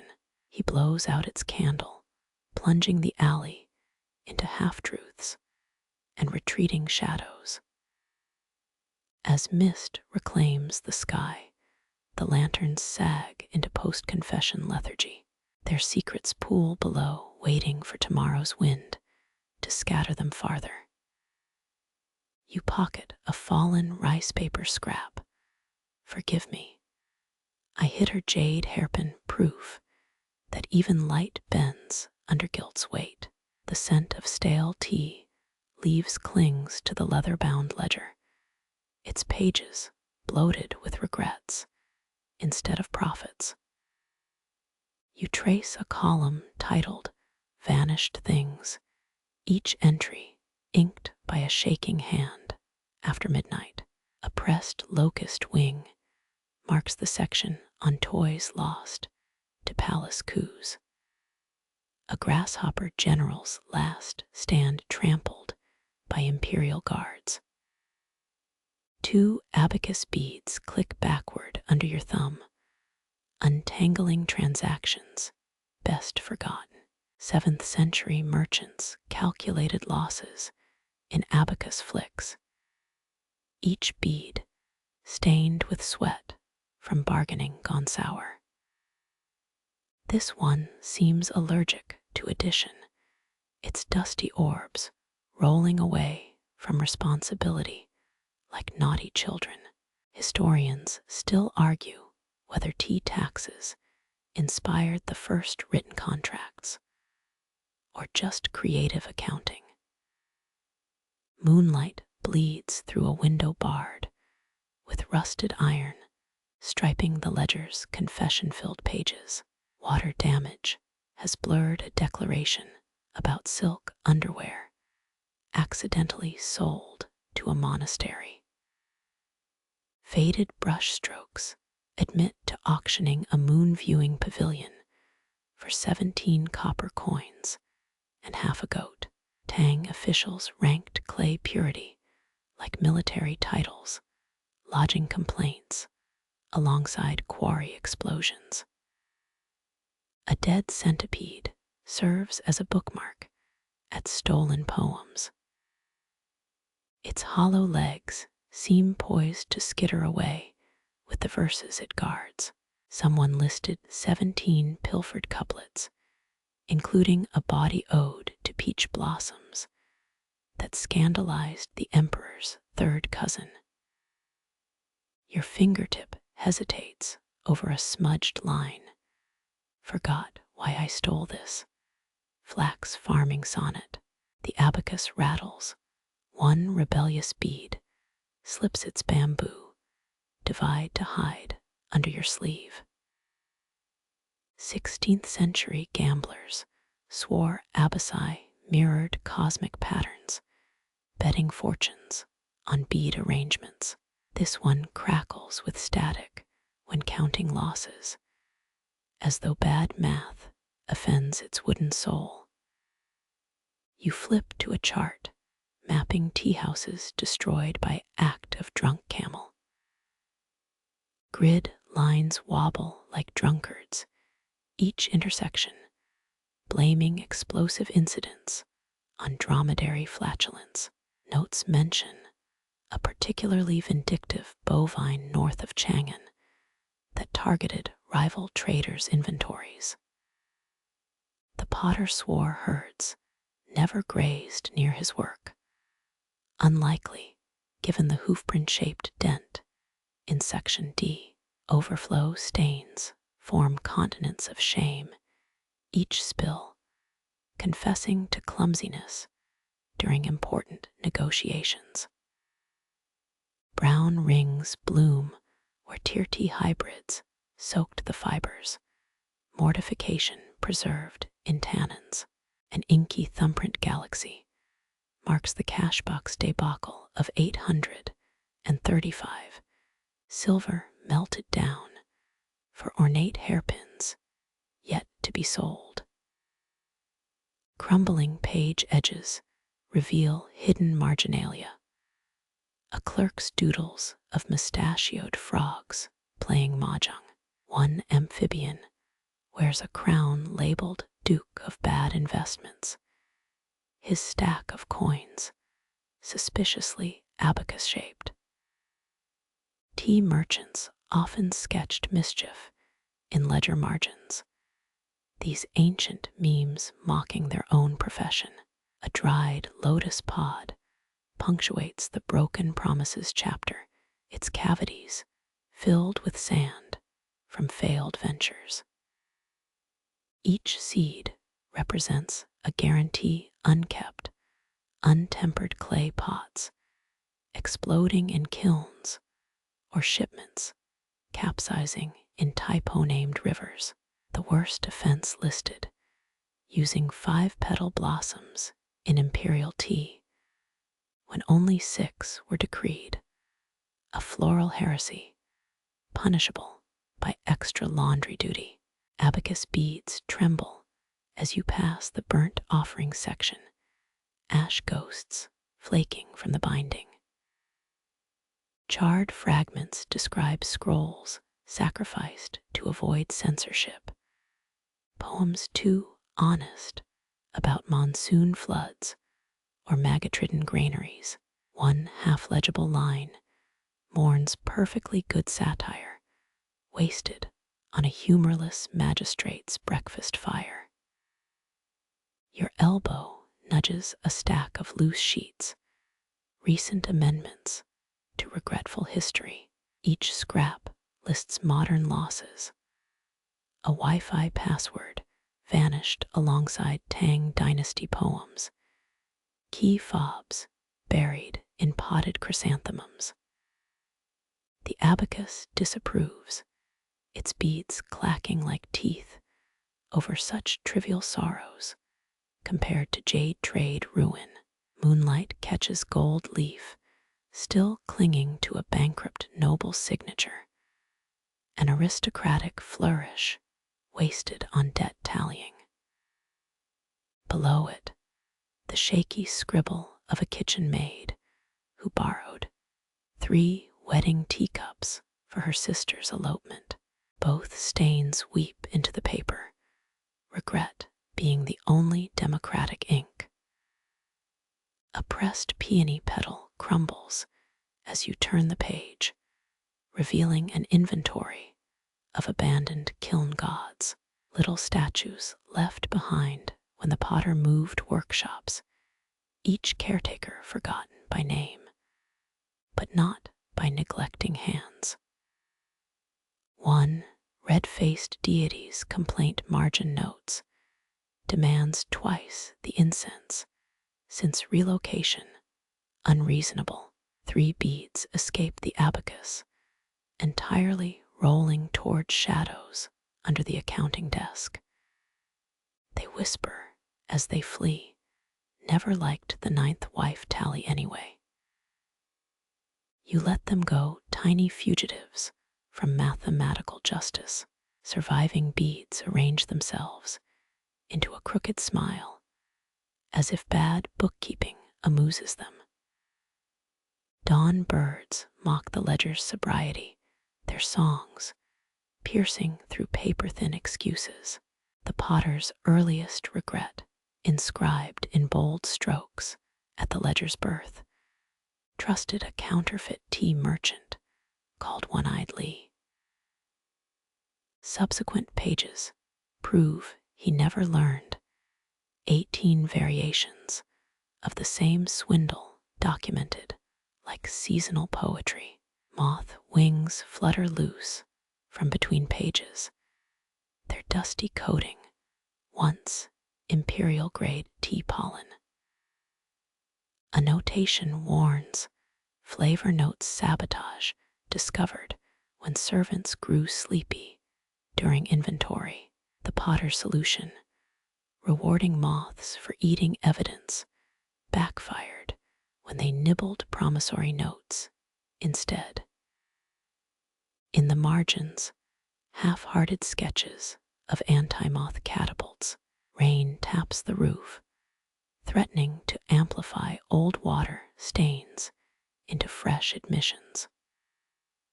The abacus positions itself under a leak, sacrificing 2 beads to protect the priceless debt subsection.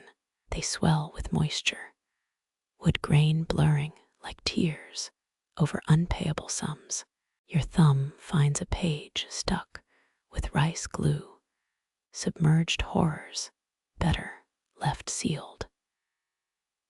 Gentle pressure reveals the unsold statues registry, ceramic monstrosities too ugly for even bargain hunters. One vase described as bullfrog attempting ballet, another labeled nose-heavy empress, chin scrapes floor when displayed. Daybreak arrives pink through tea-stained windows. The abacus sighs into quiescent mathematics. Last beads retreat into respectability, rows neat as military graves. Only a single rebellious orb remains crooked, your knuckle brushing it straight as regret settles like dusk in reverse. The raven's beak cracks against lacquer wood, 3 strikes sharp as a judge's gavel. It perches on the abandoned accounting desk, black feathers swallowing dawn's pinkish light. You freeze mid-reach toward yesterday's cold oolong. Tang alchemists prized raven feathers for night terror tonics, stirring them into potions with moon-blanched silver. This one eyes your teacup like a tax collector, its head cocked toward the bitter dregs. Historians still argue whether royal tea tasters employed ravens to detect poison or just enjoyed their dramatic scowls. A wing fans the ledger's stale pages, scattering moth dust over the priceless debts column. Claws etch grooves into bamboo, carving unintentional calligraphy. 6th century, kilns often hosted raven nests in their cooling chimneys, birds trading feather insulation for leftover heat. This visitor clearly expects better accommodations. You offer a dried tea cake embossed with an unrecognizable mountain range. The raven scoffs, a gravelly noise deep in its throat. It nudges the chipped cup instead, obsidian eyes fixed on your hesitating fingers. Old merchant tales warned that denying a raven's request invited decade-long curses, usually involving non-stop haiku recitals. Steam curls as you pour hot water over wilted leaves, the scent of neglected oolong rising like a woody ghost. The bird dips its beak, not drinking, but testing temperature. Its head jerks toward a dusty canister labeled for forgotten guests. Inside leaves so bitter they'd make a lemon wince. 14 paces away, the potter's youngest kiln god statue wobbles on its shelf. The raven squawks, a sound like rusty scissors, and the ceramic figure stills. Tang mystics believed kiln gods commanded fire sprites through bird messengers, currency paid in strong tea. You steep the punishing blend extra long, its aroma sharp enough to edge glass. Droplets plink into the saucer as you slide the cup closer.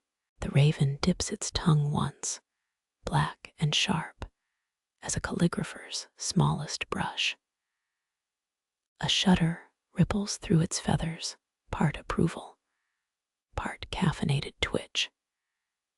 Ancient bestiaries claimed messenger ravens memorized 16 routes between capital cities, detouring only for walnut bribes. This one ignores the nuts you scatter, fixated on the murky brew. It taps the cup's rim with a talon, demanding refills in a language of clinks and glares. You glimpse something wedged under its wing, a familiar abacus bead stolen moments ago. The raven tucks the wood deeper, possession claimed through avian finders keepers law. 7th century magistrates permitted ravens to testify in property disputes, their croaks translated by feather whisperer monks. 3 bitter cups later, the bird hops onto the ledger's spine.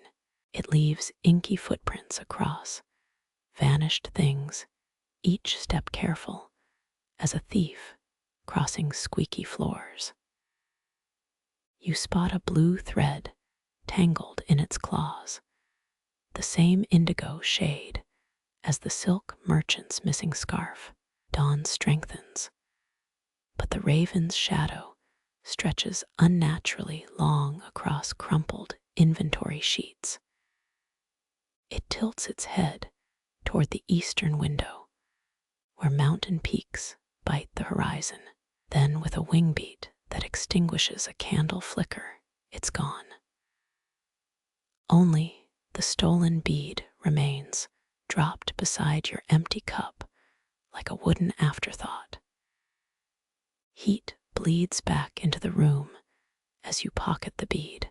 Somewhere outside, a kiln door creaks open, its unseen fire stoked by dark feathers and swallowed bitterness. Sunlight licks the kiln god's stolen bead in your palm, still warm from the raven's insolent grip. You turn toward sagging shelves, where 72 unsold teacups hold their breath. One bowl beckons, unremarkable among Celadon twins and gilded lotus designs. Its stamped seal boasts imperial approval, a 3-toed dragon circling the base. Tang law demanded these marks on all palace ceramics, proof of taxes paid and craftsmen subservient. Your thumb rubs the dragon's belly, its glaze slick as authority. Then your nail catches a roughness beneath the fired clay. Tilting the bowl toward dusty light, you spot it. Buried under the dragon's left claw, a human fingerprint, tiny like a child's, pressed defiantly into wet clay before glazing.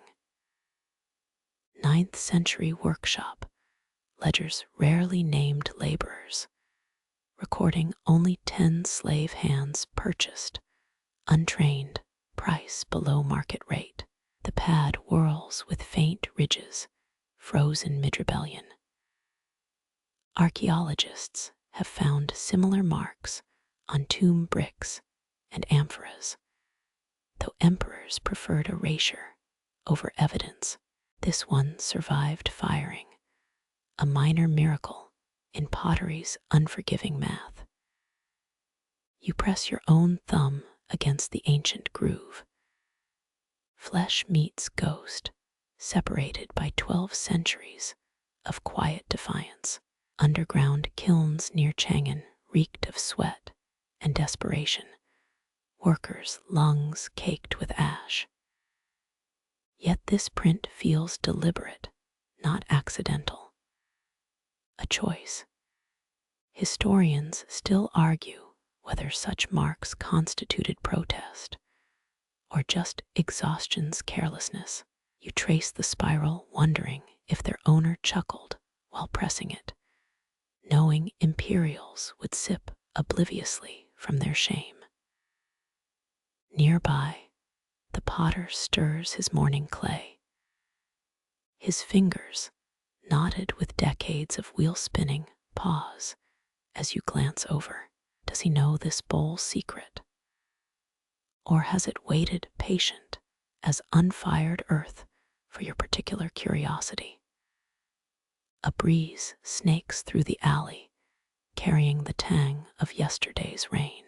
It rustles mulberry pages in the guestbook, where forgotten travelers blur into ink ghosts. Their thumbprints stain margins 2 centuries of unregistered visits. Mouse-chewed ledgers sprawl nearby, numbers dissolved into nonsense. Silverfish dart between exposed fibers. A kingdom of insects thriving on merchant regrets.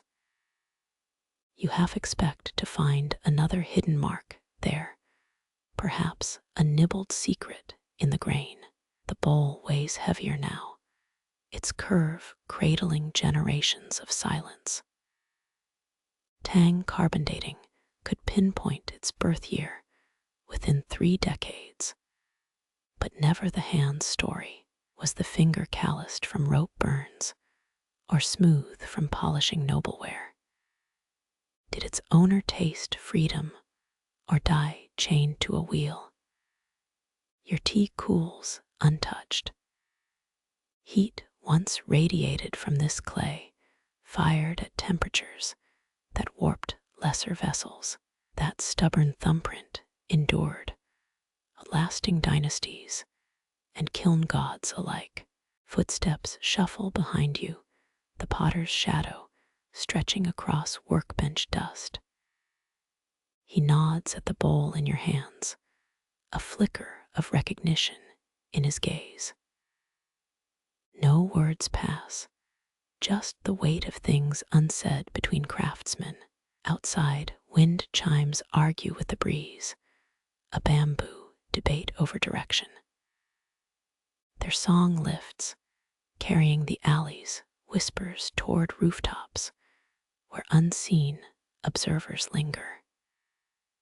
You set the bowl back among its siblings, the dragon's seal gleaming with false authority, but your thumb remembers the texture of resistance baked into obedience's skin. Damp cobblestones glisten as you step into the alley, the bead still warm in your pocket.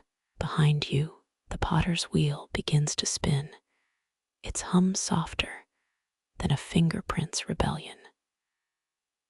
Mist curls around your ankles, whispering promises even emperors couldn't command.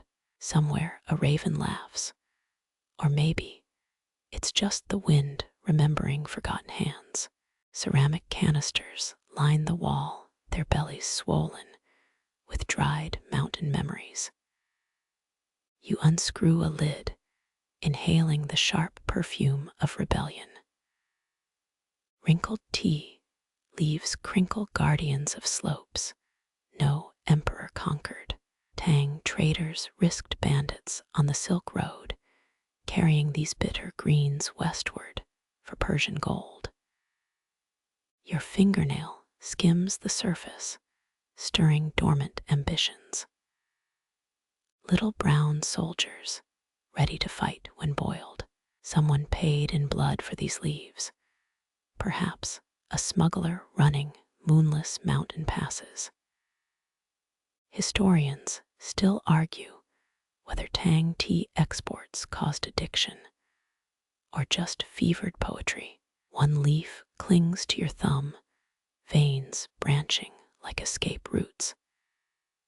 It survived firing, just like that slave's fingerprint. Tyrant emperors may own terraced farms, but never the steam rising from a commoner's cup. The potter coughs behind his wheel, a sound like grinding pebbles. He nods toward your stolen leaf, lip twitching toward amusement. His own cup steeps roadside weeds, rejecting imperial grades. Cheaper than army bribes, he grunts, wiping clay-smeared hands on his apron. A joke, but not. Tang conscription officers hunted alloboys, offering tea to families who surrendered sons. You drop the leaf into hot water, watching it unfurl like a smuggler's map. 5 provinces bloom in the steam, each ridge defying conquest. Some scholars insist peasants munched raw leaves for strength, though no frescoes show this. Your tongue meets bitterness first, then the sweet aftertaste of high-altitude dawn. The potter's right eye squints, counting the seconds before your reaction. Noisy today, he mutters, jerking his chin at the canisters. You lean closer, ear nearly touching ceramic. Faint rustling inside, like dried moth wings, or whispers planning midnight escapes. Maybe the tea remembers monkeys plucking its cousins, wild pickers avoiding imperial taxes. A bubble rises, bursting with the scent of pine needles and gunpowder. Tea merchants once stuffed leaves into hollow arrows, lighting fuses during border raids. An army's thirst turned weapon. You sip slower now, letting each mouthful paint landscapes behind your eyelids. Terraced cliffs where villages hid from census takers, smoke from illegal kilns staining the mist. A chrysanthemum floats in your cup, placed there by unseen hands. It bobs, a yellow frown interrupting the tea's manifesto. Meddling bloom, the potter chuckles, stirring his weed brew. His ladle scrapes the pot, a sound like drawn swords. 6 tiny leaves cling to the chrysanthemum's underside, still fighting. They curl into miniature fists, parachutes, ready to flee your sip. Morning light bleeds through rice paper windows, slashing across rebellious tannins. The potter's shadow stretches, black fingers almost touching your cup. He murmurs a proverb about quiet leaves outliving shouting kings, though you suspect he just invented it. When emperors fell, their tea collections became kindling for bakeries. Commoners burned priceless warming buns for children's breakfasts. You swirl the dregs, watching twisted stems form mountain passes, supply routes used by anti-tax guerrillas, now swimming in your belly. One leaf drifts, a crooked exile seeking allies in your gut. Glazed jars stare from shelves, witnesses to your slow sedition. Each firing sealed their loyalty, yet they hold revolutionaries captive. The potter slaps his clay, startling a drop from your cup. It splashes the ledger, blurring a column of dead numbers. Blotches spread new geography over old lies. HMPH, he says, pointing at the stain. Good rainfall this year. Sun climbs higher, pushing against sagging rafters. Steam rises from your cup, writing invisible treaties in the air. Bitter vapors pledge allegiance to your tonsils, tongue conscripted into their cause. Rain hammers the rooftop tiles, an apprentice drummer practicing rolls overhead. You watch ink bleed through rice paper, the character for fortune, now a weeping ink blob. Your brush hand hesitates, memorizing the cost of washi paper during Emperor Xuanzong's reign. 14 coins per sheet, equal to a peasant's week of millet. The potter grunts from his corner, kneading clay like it owes him money. Calligraphers, he mutters, as though naming a chronic disease. His thumb smears a droplet down your ruined work, creating a deliberate river through false wealth. Damp air softens the paper's spine, fibers swelling like thirsty roots. Your mistake spreads, black tendrils reaching for the page's edges. Rain dots the windowsill, splattering miniature constellations onto your despair. Tang scholars often wrote prayers to the ink saint, a mythical figure said to control pigment's flow. Some even buried worn brushes with ceremony to honor their service. You reach to crumple the paper, fingers met by sudden cold. The potter's clay-crusted hand blocks yours. Watch, he commands, nodding toward the storm. A gust shivers the window screen, scattering raindrops across your desk. Pearls of water land on smeared ink, each impact reshaping the chaos. Blobs become petals, streaks curve into stems. Your failed character blooms, a peony forged from accident and weather. The potter exhales, a sound like sagging parchment. Sky's better at this than you. He retreats, leaving fingerprints in the steam above his tea. You lean closer, counting 7 petals born from rain. Painters debated for centuries whether accidental beauty counted as art or just happy debris. A splatter-born lotus hangs in the Longman grottos. Its creation myth involves a sneezing monk and startled cat. Wind flutes through ceiling cracks, a mournful tune warping the new blossom. Ink rivers twitch, adjusting their course under liquid guidance. Your brush lies abandoned, its horsehair bristles bristling with useless pride. Rain has no master, no scholarship exams passed, no seals of office. A droplet slides down your wrist, cool as a ghost's fingertip. You let it fall, joining the rebellion on paper. Together, they birth a leaf where fortune's final stroke once drowned. The potter slurps his tea, a vulgar sound beneath the storm's poetry. Show that to the magistrate's tax assessors, he snorts.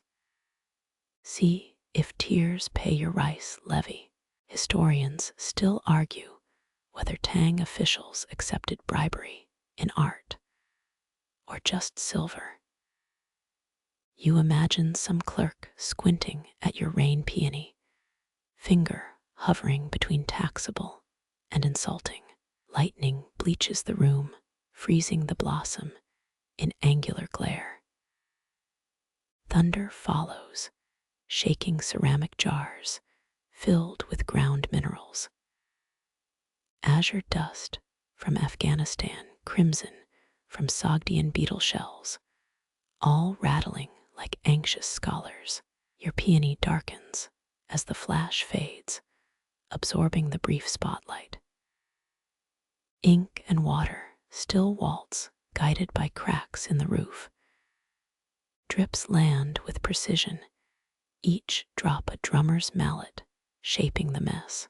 Too bold here, the potter says, though he hasn't looked up.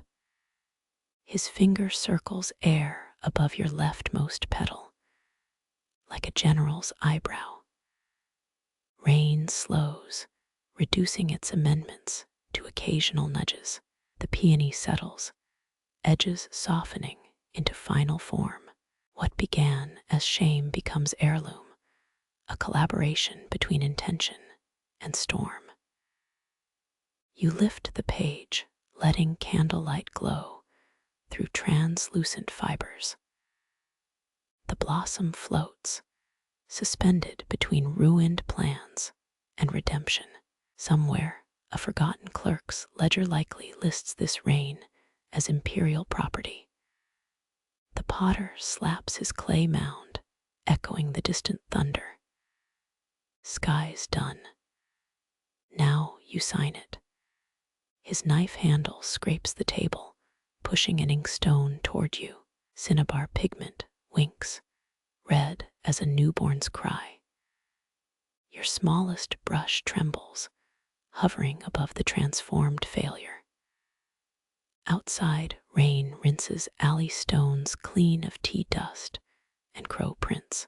Inside, your vermilion seal stamps the corner, a fox's paw in wet snow. The potter nods approval, although it might just be a neck cramp. Better, he grunts. Now burn it before someone taxes it. Candle flame kisses the papers. Edge, a reluctant executioner.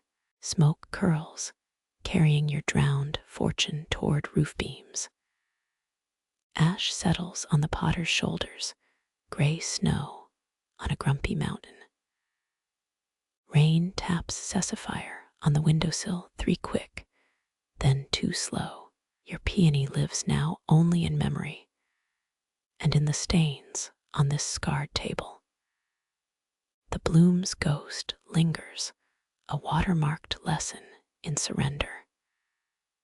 The potter stabs his knife into clay, sheathing steel in unborn earth. Next time write smaller, he advises, though his eyes gleam with rain-reflected light. The potter's knife remains buried in clay, a steel stem growing from unformed earth. Rain's aftermath drips from the roof, each drop measuring the silence between you. You turn toward the inner Tearoom, its cedar archway framing 8 empty chairs around a low table. 8 cushions circle its edge, each flatter than a week-old rice cake. Your shadow stretches across the threshold, an uninvited guest disturbing dust. The table's center holds a circular stain, generations of teapots leaving overlapping rings. You kneel on cushion number 4, threadbare silk sighing under your weight. Faint dents suggest vanished elbows, centuries of forearms resting between sips. Tang tea ceremonies required communal seating, even strangers sharing a single pot. Emperor Xuanzong's court once fined nobles for drinking alone, a tax on solitude. The potter shuffles behind you, his grunt landing on table 6. They finally gave up waiting for you, he says, wiping clay onto a chair never sat upon. His thumb rubs the rim of cup number 2, as if polishing a ghost's lipstick. Cool air brushes your neck, though no window stands open. Cushion 7 wrinkles briefly, an invisible knee adjusting position. Historians still argue whether solitary tea-taking was a monk's discipline or punishment. You pour hot water into the center pot, its belly echoing hollow notes. Steam spirals upward, dividing into 8 separate tendrils. Each seeks a missing mouth.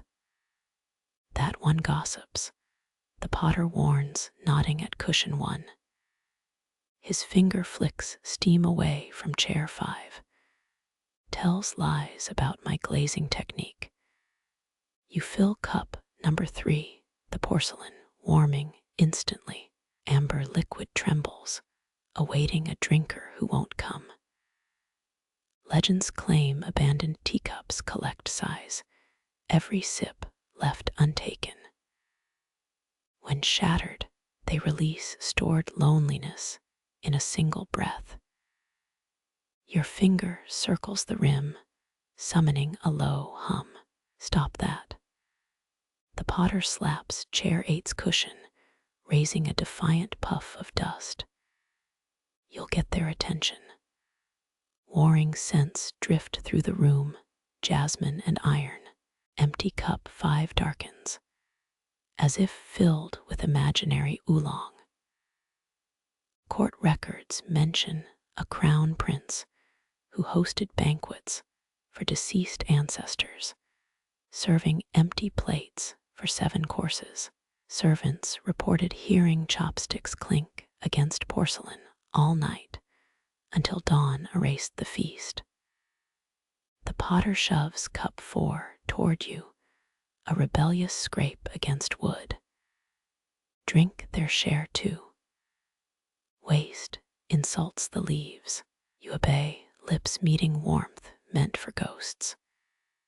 Heat cascades down your throat, doubled somehow. Cinnabar-washed cups gleam under lamplight, 8 miniature suns along the rim. Your reflection splinters across their curved surfaces, a fragmented self multiplied. A breeze lifts the teapot's lid, clinking it back, down slightly crooked. Steam now funnels toward cushion 2, as if drawn by parted lips. The potter grunts approval. Finally, someone polite. Your palms brush silk cushions when reaching for the pot, counting 7 cold spots. Only your own seat holds body warmth. Scholars found 7th century burial sites with tea sets for 12, though corpses numbered 11. Some theorize a placeholder for death itself, invited as guest of honor. You serve cushion 6, liquid pooling untouched. The potter leans against the wall, his shadow joining the absent gathering. They're lousy tippers, he mutters. Rain starts again, gentle now. Drops pattermark across the roof, mimicking hurried footsteps overhead. 8 cups steam in unison, breathing moisture into dry air. You imagine laughter pirouetting inside the clay, vibrations trapped during firing. When the potter throws his pots, does he bake companionship into their curves? Cushion 8 creaks, though no weight presses upon it. The potter narrows his eyes. Don't encourage him. That one complains about the craftsmanship. Faint lines form in the table's dust, invisible fingers tracing characters. A half-finished poem about plum blossoms, or maybe teeth, marks from board scholars. Tang Dynasty etiquette manuals warned against touching unoccupied seats, lest you steal a ghost's assigned place. Punishment involved spilling tea on one's best robe eternally. Your sleeve grazes cushion 3 during a pour, disturbing ancient stillness. The potter freezes. Rude. Silence amplifies, filling space where conversation should flow. You count 8 different liquids in your cup's reflection, layered colors from multiple infusions. The potter's magnolia tea cakes lay untouched, their floral scent thickening the air.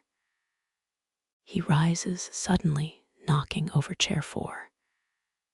It rights itself before hitting the floor.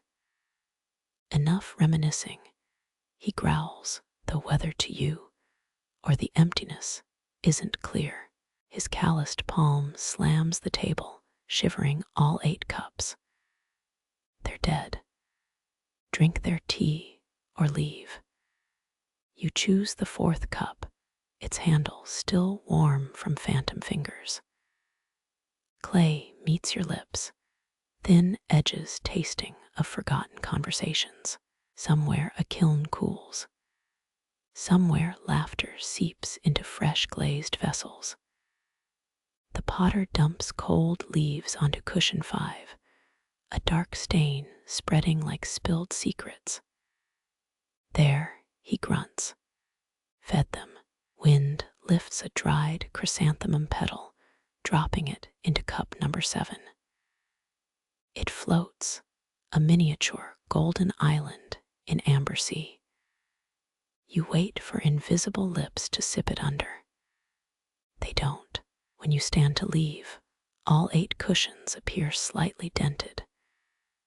The potter studies cup 1's dregs, reading leaves he won't describe.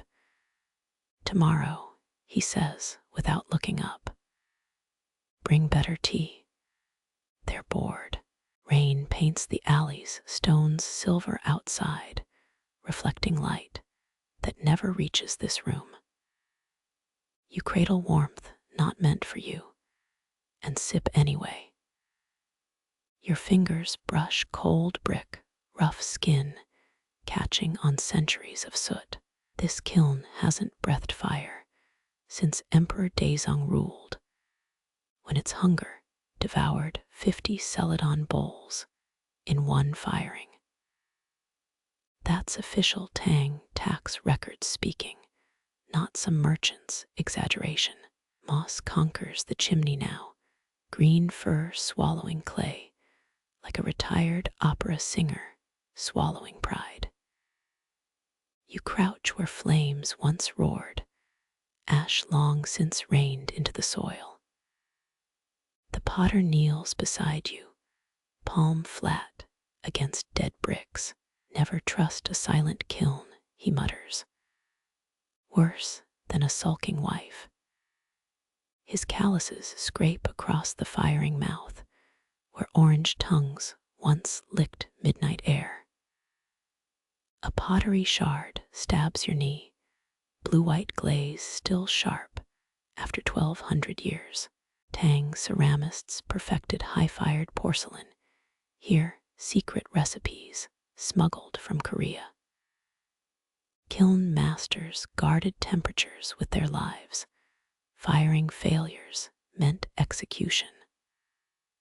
Or so court chronicles claim. You drag your nail along the shard's edge, feeling its tooth. Stop poking relics. The potter slaps your wrist, a dry sound like parchment tearing. Ghosts keep inventories. They'll bill you. Wind whistles through collapsed shelves, playing the kiln like a broken flute. Your breath frosts in the air, though summer sweats outside these walls. Odd considering kilns usually birthed deserts of heat. Historians still argue whether potters performed ritual killings here, sacrifices to appease the fire gods. You eye the heavy ash crust, hoping it doesn't crunch like bone.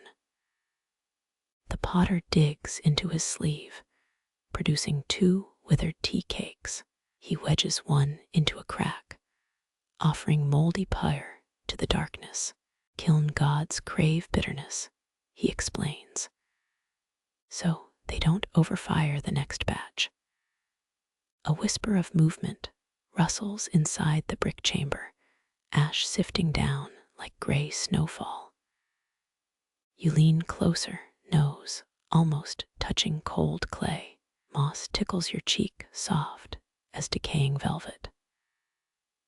Legend claims old kilns house guardian cats, cobalt-furred beasts who chased away fire spirits. 10th century scrolls depict them curled in cooling ashes, green eyes judging every vase's worth. You half expect a purr from the shadows, just get dust in your lungs. Don't wheeze on the offerings. The potter shoves your shoulder, almost knocking you into the firing pit. Show some decorum. Your fingernail traces a brick's groove, where some worker once carved 3 clumsy characters. Doesn't spell help or love, just tired. Oh, so damn tired.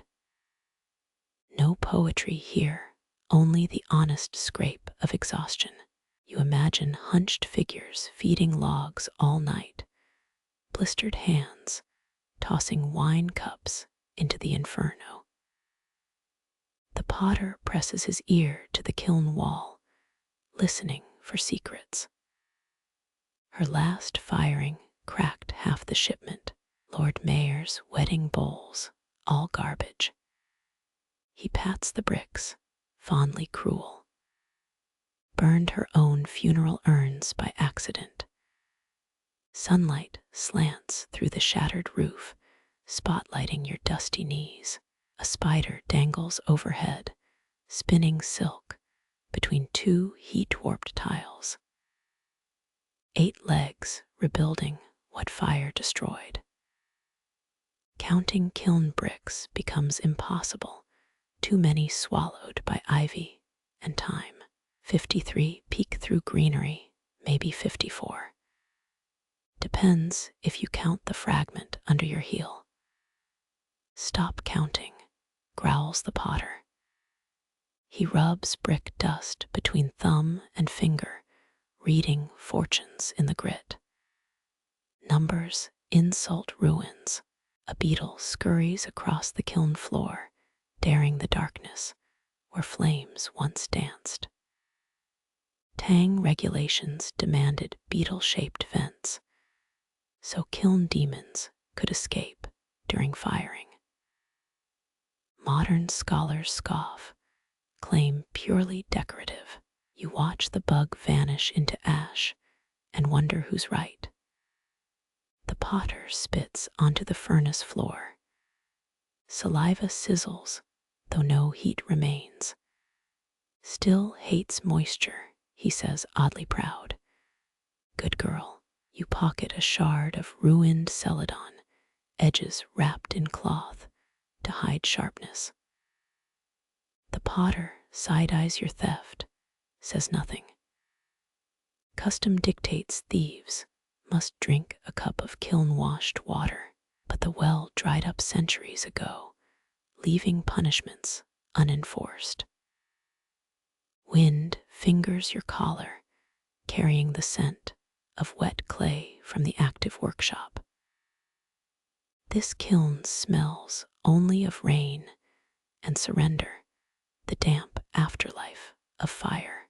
Your shoe scrapes a half-buried tile, revealing a charred paw print, too large for any cat, too small for lions guarding imperial tombs.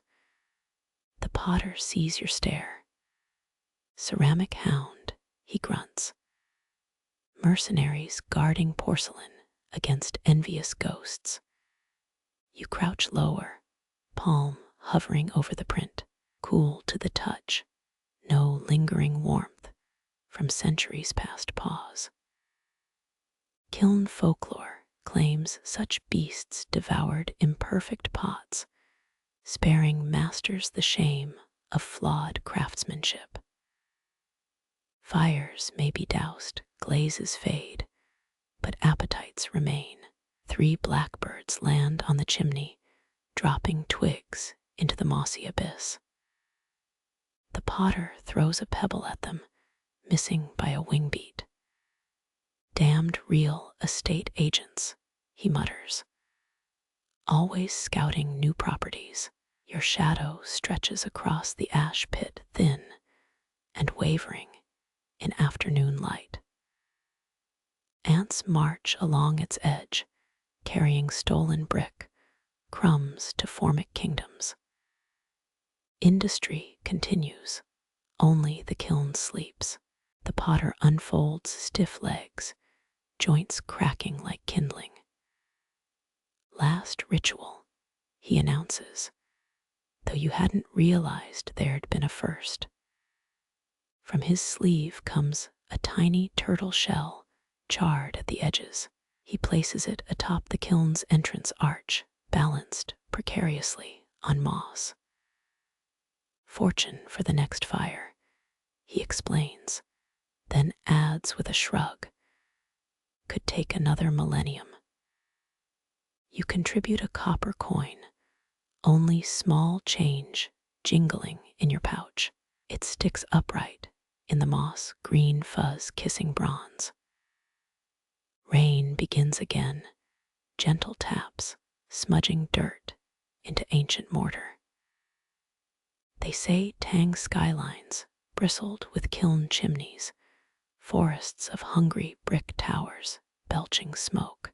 Now only this arthritic skeleton remains, applauded by ivy. The potter turns his back clay-stained robe, flaring like an ink blot melting across paper. Enough mourning, he says, though the words bend strangely. Ghosts make bad drinking buddies. You follow the curve of collapsed bricks, pitted surface, snagging your sleeve. Was this once wine bottle pink from heat, or did memory paint it? Last step, you toss the Celadon shard back inside. Let the kiln keep its dead. You'll carry no souvenirs. Moss drinks the rain thirstily, its applause swelling across the ruin. Green conquers all, even fire's memory. The potter walks ahead, leaving wet footprints that vanish on paved stones. You glance back once. The turtle shell shines under rainfall patient as buried clay. Historians still argue whether great kilns sang during cooling, a chorus of contracting ceramics, but rain's rhythm swallows all tunes now, steady patter replacing fire song. Your damp sleeve brushes the kiln one last time, an accidental caress. Somewhere under moss, bricks remember their glory. Someday, so the tale warns, they'll awaken thirsty. Your damp shoes scuff against alley stones, each step quieter, toward the fogged mouth where road meets river. Twilight bruises the sky purple the hour when unseen toll collectors open their palms. A rickety wooden bridge sighs under your shadow, its planks worn smooth by pilgrim sandals and merchant greed. Tang law demanded tolls for crossing 1 copper coin or 3 finger widths of silk. You pat your empty pouch, only lint and regrets left. The potter materializes beside the railing, clay-cracked fingers nudging your elbow. Got your bribe ready? He jerks his chin downward, where river mist licks the bridge's mossy underbelly. You produce the Tearoom's cheapest cup, chipped rim-kissed by 10,000 sips. Its Celadon glaze winks under fading light, a sickly green like drowned jade. Skinflint, the potter snorts, his breath smelling of stale tea and enamel paint. Kiln gods prefer gilded ware, but stingy travelers, he shrugs, letting the insult hang. You crouch at the bridge's foot, pebbles biting your kneecaps. Historians still argue whether toll stations doubled as shrines' protection rackets disguised as piety. Your thumb traces the cup's crack, a fault line from some clumsy guest's drop centuries ago. Place it just so, wedged between two weeping stones. River fog thickens, coiling around the offering like possessive fingers. Tang boatmen swore bridge spirits craved sweets, would accept tea dregs if smeared with honey. You smear none, the potter notices. Cheapskate, he mutters. Wind hisses through the reeds, a sound like disapproving librarians.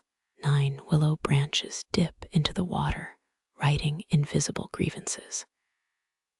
You count them twice, because doubt loves round numbers. The cup remains untouched, no grateful spirit sip echoing from its depths. 9th century scrolls describe bridge mother statues here, granite women holding out alms bowls. Now only this chipped vessel holds your cowardice. Wait for it, grumbles the potter. He scrapes mud from his sandal, flicking it at a passing duck. Ripples distort the reflection, twisting your face into a ghoulish sneer. Perhaps the toll isn't for crossing, but for returning. All bridges are two-edged swords, slicing journeys into befores and afters. A fish jumps, splashing the teacup side. The potter chuckles dry as kindling. Accepted. You straighten, spine popping like a misfired firecracker. Mist thickens, swallowing the path ahead whole. The potter's sleeve brushes your wrist, leaving a smear of cobalt pigment. They'll glaze your road now. He nods toward the gloom, where no road seems to exist. Probably, you resist asking what happens. If the kiln gods disliked your offering, best not to know how ungenerous ghosts collect debts. Imperial tax records list bridge fees, but never mention the cost of failed bribes. One step onto the bridge, the wood creaks a warning. Below, the teacup shivers in the current's grip. Its crack darkens, drinking river water like a parched throat. The potter remains behind, already half-ghost in the fog. His voice floats after you, drifting like ash. Don't befoul their gift. Planks sag under your weight, each groan a question unanswered. 3 paces, and the far shore disappears. 6, and the Tearoom's lanterns dissolve behind veils of gray. You touch the railing, wood slimy with algae and old fears. Bridge guardians allegedly wore raincloaks woven from drowned men's hair, according to drunk poets in Chang'an taverns. Your fingers curl back, stung by cold or memory. Halfway, the fog peels away, suddenly revealing stars smeared across the sky's black hide. Pinpricks of white fire each, a kiln god's eye judging your worth. Your shadow stretches across the bridge, thin as rice paper against washed-out planks. The cup flickers in your peripheral vision, now glowing faintly green beneath the waves. A whisper slithers from the reeds, no words, just the hiss of steam rising from hot ceramic. Sound shouldn't carry underwater. Then again, neither should gratitude. When your foot touches the far bank, the fog collapses behind you, severing the bridge like a burnt thread. Turning back shows only night-shrouded river, no stones, no potter, no proof you ever crossed. Your pocket feels heavier. You reach in, find a single shard of Celadon. Fingertips recognize the curve. It's from your sacrificed cup. Kiln gods nibble offerings, but always leave crumbs marking safe passage. This chip still smells faintly of lotus tea and wet clay home carried in your sleeve. Wind carries a final mutter, perhaps the potter complaining about your thrift, perhaps river waves mimicking human scorn. You close your hand around the shard, its edge too blunt to cut, too sharp to forget. Mist curls around your ankles, guide dogs for the last stretch home. The stars above mirror its glow, pinholes in the kiln of night, awaiting fire. The Celadon shard grows warm against your thigh, a stubborn ember refusing night's approach. You pause where lantern light bleeds across wet cobbles, the alley exhaling damp clay and ginkgo leaves. Your pocket sags, not just from the fragment, but the raw lump stolen hours ago. Guilt is heavier when molded by your own hands. Reaching in, your fingers sink into cold earth. Unfired clay clings like a shy child, leaving grit under your nails. Tang potters guarded their clay pits like royal tombs, each batch blessed with mulberry ash. This stolen handful feels different, living, a heartbeat thrumming against your palm. Historians still argue whether apprentices secretly signed works, thumbprints hidden beneath imperial seals. You squeeze the clay, tempted to leave your own mark. Mist thickens, swallowing doorways whole. Thatch roofs sag under darkness, dripping old rain onto your neck. Your steps slow, not from weariness, but the clay's insistent pulse. 7th century manuals warned of kiln dreams, potters sleepwalking to shape phantom vessels. Or was it just bad wine and lead glaze fumes? You grin, wondering if stolen earth drags thieves back to confession. The alley narrows, walls close enough to scrape both shoulders.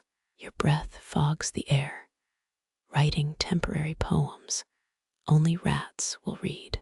Left hand cradles the clay, right brushes crumbling mortar between bricks. Somewhere ahead, the potter's wheel sits idle, patient as a dead spider. A paper lantern gutters, its flame coughing like a consumptive scholar. You stop, press your back to chilled plaster. The kiln must be cold by now, its hunger fed for the night. But the clay whispers, cool against your skin. Unmade teapots haunt louder than finished ones, no spout to spill their complaints. You withdraw the lump, a gray-green tumor, glowing faintly. Tang villagers believed unfired clay absorbed midnight whispers, recording gossip for the kiln gods. Rotated slowly, feel ridges where the potter's thumb pressed too deep. His fingerprints might overprint yours, a collaboration forced through theft. Footsteps echo, but only yours. Yet the air squirms. Guards, ghosts, tax inspectors sniffing for undeclared crafts. Laughter bubbles in your throat, cut short by a bat's shriek overhead. Move again, each step deliberate. 5 paces, a moon-silvered puddle. 7, a snore rattling behind paper screens. The clay feels warmer now, defying night's chill. 9th century herbalists prescribed clay poultices for madness, stolen dirt for stolen sanity. You press it to your temple, an awkward self-diagnosis. The teahouse appears, its sign creaking like an old bone. You've circled back, or the alley bent.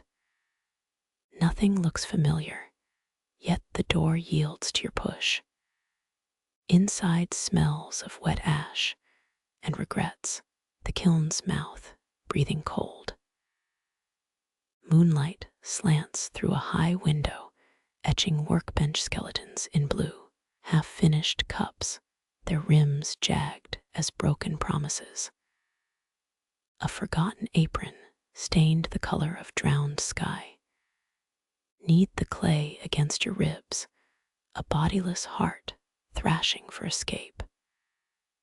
No wheel, someone moved it, probably wiser souls, aware thieves come prowling. Your stolen prize grows damp with sweat, slippery as a government official's vow. Wipe your hand on your tunic, leave gray streaks like unreadable calligraphy. Bench wood groans under your weight. Place the clay before you, it wobbles, a lopsided moon. Palms press down, too hard, too eager. You're no potter despite watching his hands for hours. Muscle memory fails, but desperation invents new dances. Rotate an invisible wheel, air hissing through clenched teeth. The clay resists flattening like week-old rice cakes. Dig thumbs into its center, channeling remembered motions. Shoulders ache, weeks of tension, pooling in unskilled fingers. Centuries ago, a servant might have done this, sneaking practice after lights out. Fired their secret cup in the kiln's edge, hoping master wouldn't notice. Historians dig up such misfits, label them folk art to soothe academic guilt. Your creation sags, collapsing like a drunk poet's ode. The rim caves, the base splits, a lopsided ruin only mothers could praise. Scoop it back into a ball, earth forgiving failure if given enough force. 2 more attempts, each worse than the last. The 4th, you mimic his humming, a tuneless drone once thought meaningless. Vibration travels through palms, clay shivering into something smoother. Air pockets dissolve, grain aligns, the wheel that isn't there spins true. A curve emerges soft as a sparrow's breast. Walls rise, slick under your thumbs. 17 words, 1 for each virtue missing in you. The kiln yawns, empty yet watchful, its bricks holding last ember's breath. This vessel shouldn't exist, won't survive tomorrow's fire. But for now, it holds moonlight and stolen time. Palms cradle its belly, an unborn thing trusting clumsy hands. Outside, wind scratches at the door. Stars bleached dawn licks the alley's wounds. Your teapot dries slowly, a shriveled plum dreaming of juicier days. Hide it beneath the bench, where shards go to be forgotten. The raw clay's weight lifts, poured into this doomed creation. Stand your knees complaining like rusty hinges. Step back into graying mist. Alley stones feel colder, the walk home longer. Behind you, the kiln sighs, collecting another orphaned maybe. Turn the corner, dawn catching the Celadon shard's edge. Your thumb finds its crack, still humming yesterday's lullaby. One pocket heavy with failure, another light with criminal triumph. Sunrise bleeds across sagging rooftops, pushing shadows into hiding. 2 streets from home, you stop digging out the shard. Its green deepens under morning light. Sadness made beautiful by distance. Your doorway awaits, chipped paint grinning like a bad joke. Behind you, the alley forgets your theft, night's leftovers dissolving. Only the teapot remains crooked and courageous, waiting to be broken. The Celadon shard radiates soft warmth against your leg, a memory of daylight held close.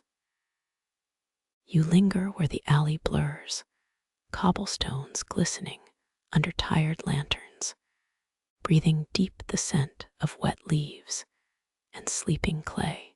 That gathered earth in your pocket pulls gently, not a weight, but an invitation. Creation asks for open hands, not clean ones. Cool mud meets your fingertips, grit clinging like a shared secret. Tang potters whispered blessings into their clay, songs you now strain to hear. This mound feels alive, trembling softly, as if holding ancient words. Some say potters left hidden marks, thumb swirls beneath imperial glaze. You cradle the clay, wondering whose story you borrow. Mist softens doorways, rooftops bow under the velvet dark. Your steps slow, guided by the earth's quiet rhythm. Old tales speak of wandering potters, dreams shaping clay under moon hypnosis. A smile touches your lips. Perhaps stolen moments always find their way home. The alley narrows, walls brushing your shoulders like old friends. Your breath paints fleeting shadows on the stones. One hand holds the clay, the other traces cracks in mortar, following stories etched in dust. Ahead waits the silent wheel, still as held breath. A lantern flickers, its light dancing weakly. You pause, press against cool plaster. The kiln sleeps now, its fever cooled to ember glow. But the clay murmurs against your skin, unshaped dreams, humming louder than finished things. You lift the lump, moonlight, revealing its muted glow. Villagers believed midnight truths, settled into raw earth, whispered confessions for the fire gods. Turn it slowly, feel ridges, where another's thumb pressed history into mud. Their touch mingles with yours now, a conversation without words. Echoes tease your ears, but only your footprints mark the stones. Night air prickles, is it spirits, or the clay's shiver? Laughter rises, then stills, as a bat's cry stitches the darkness. Move softly, 5 steps past silver-puddled reflections, 7 past a sleeper's muffled sigh. The clay warms, defying the chill, pulsing like a second heartbeat.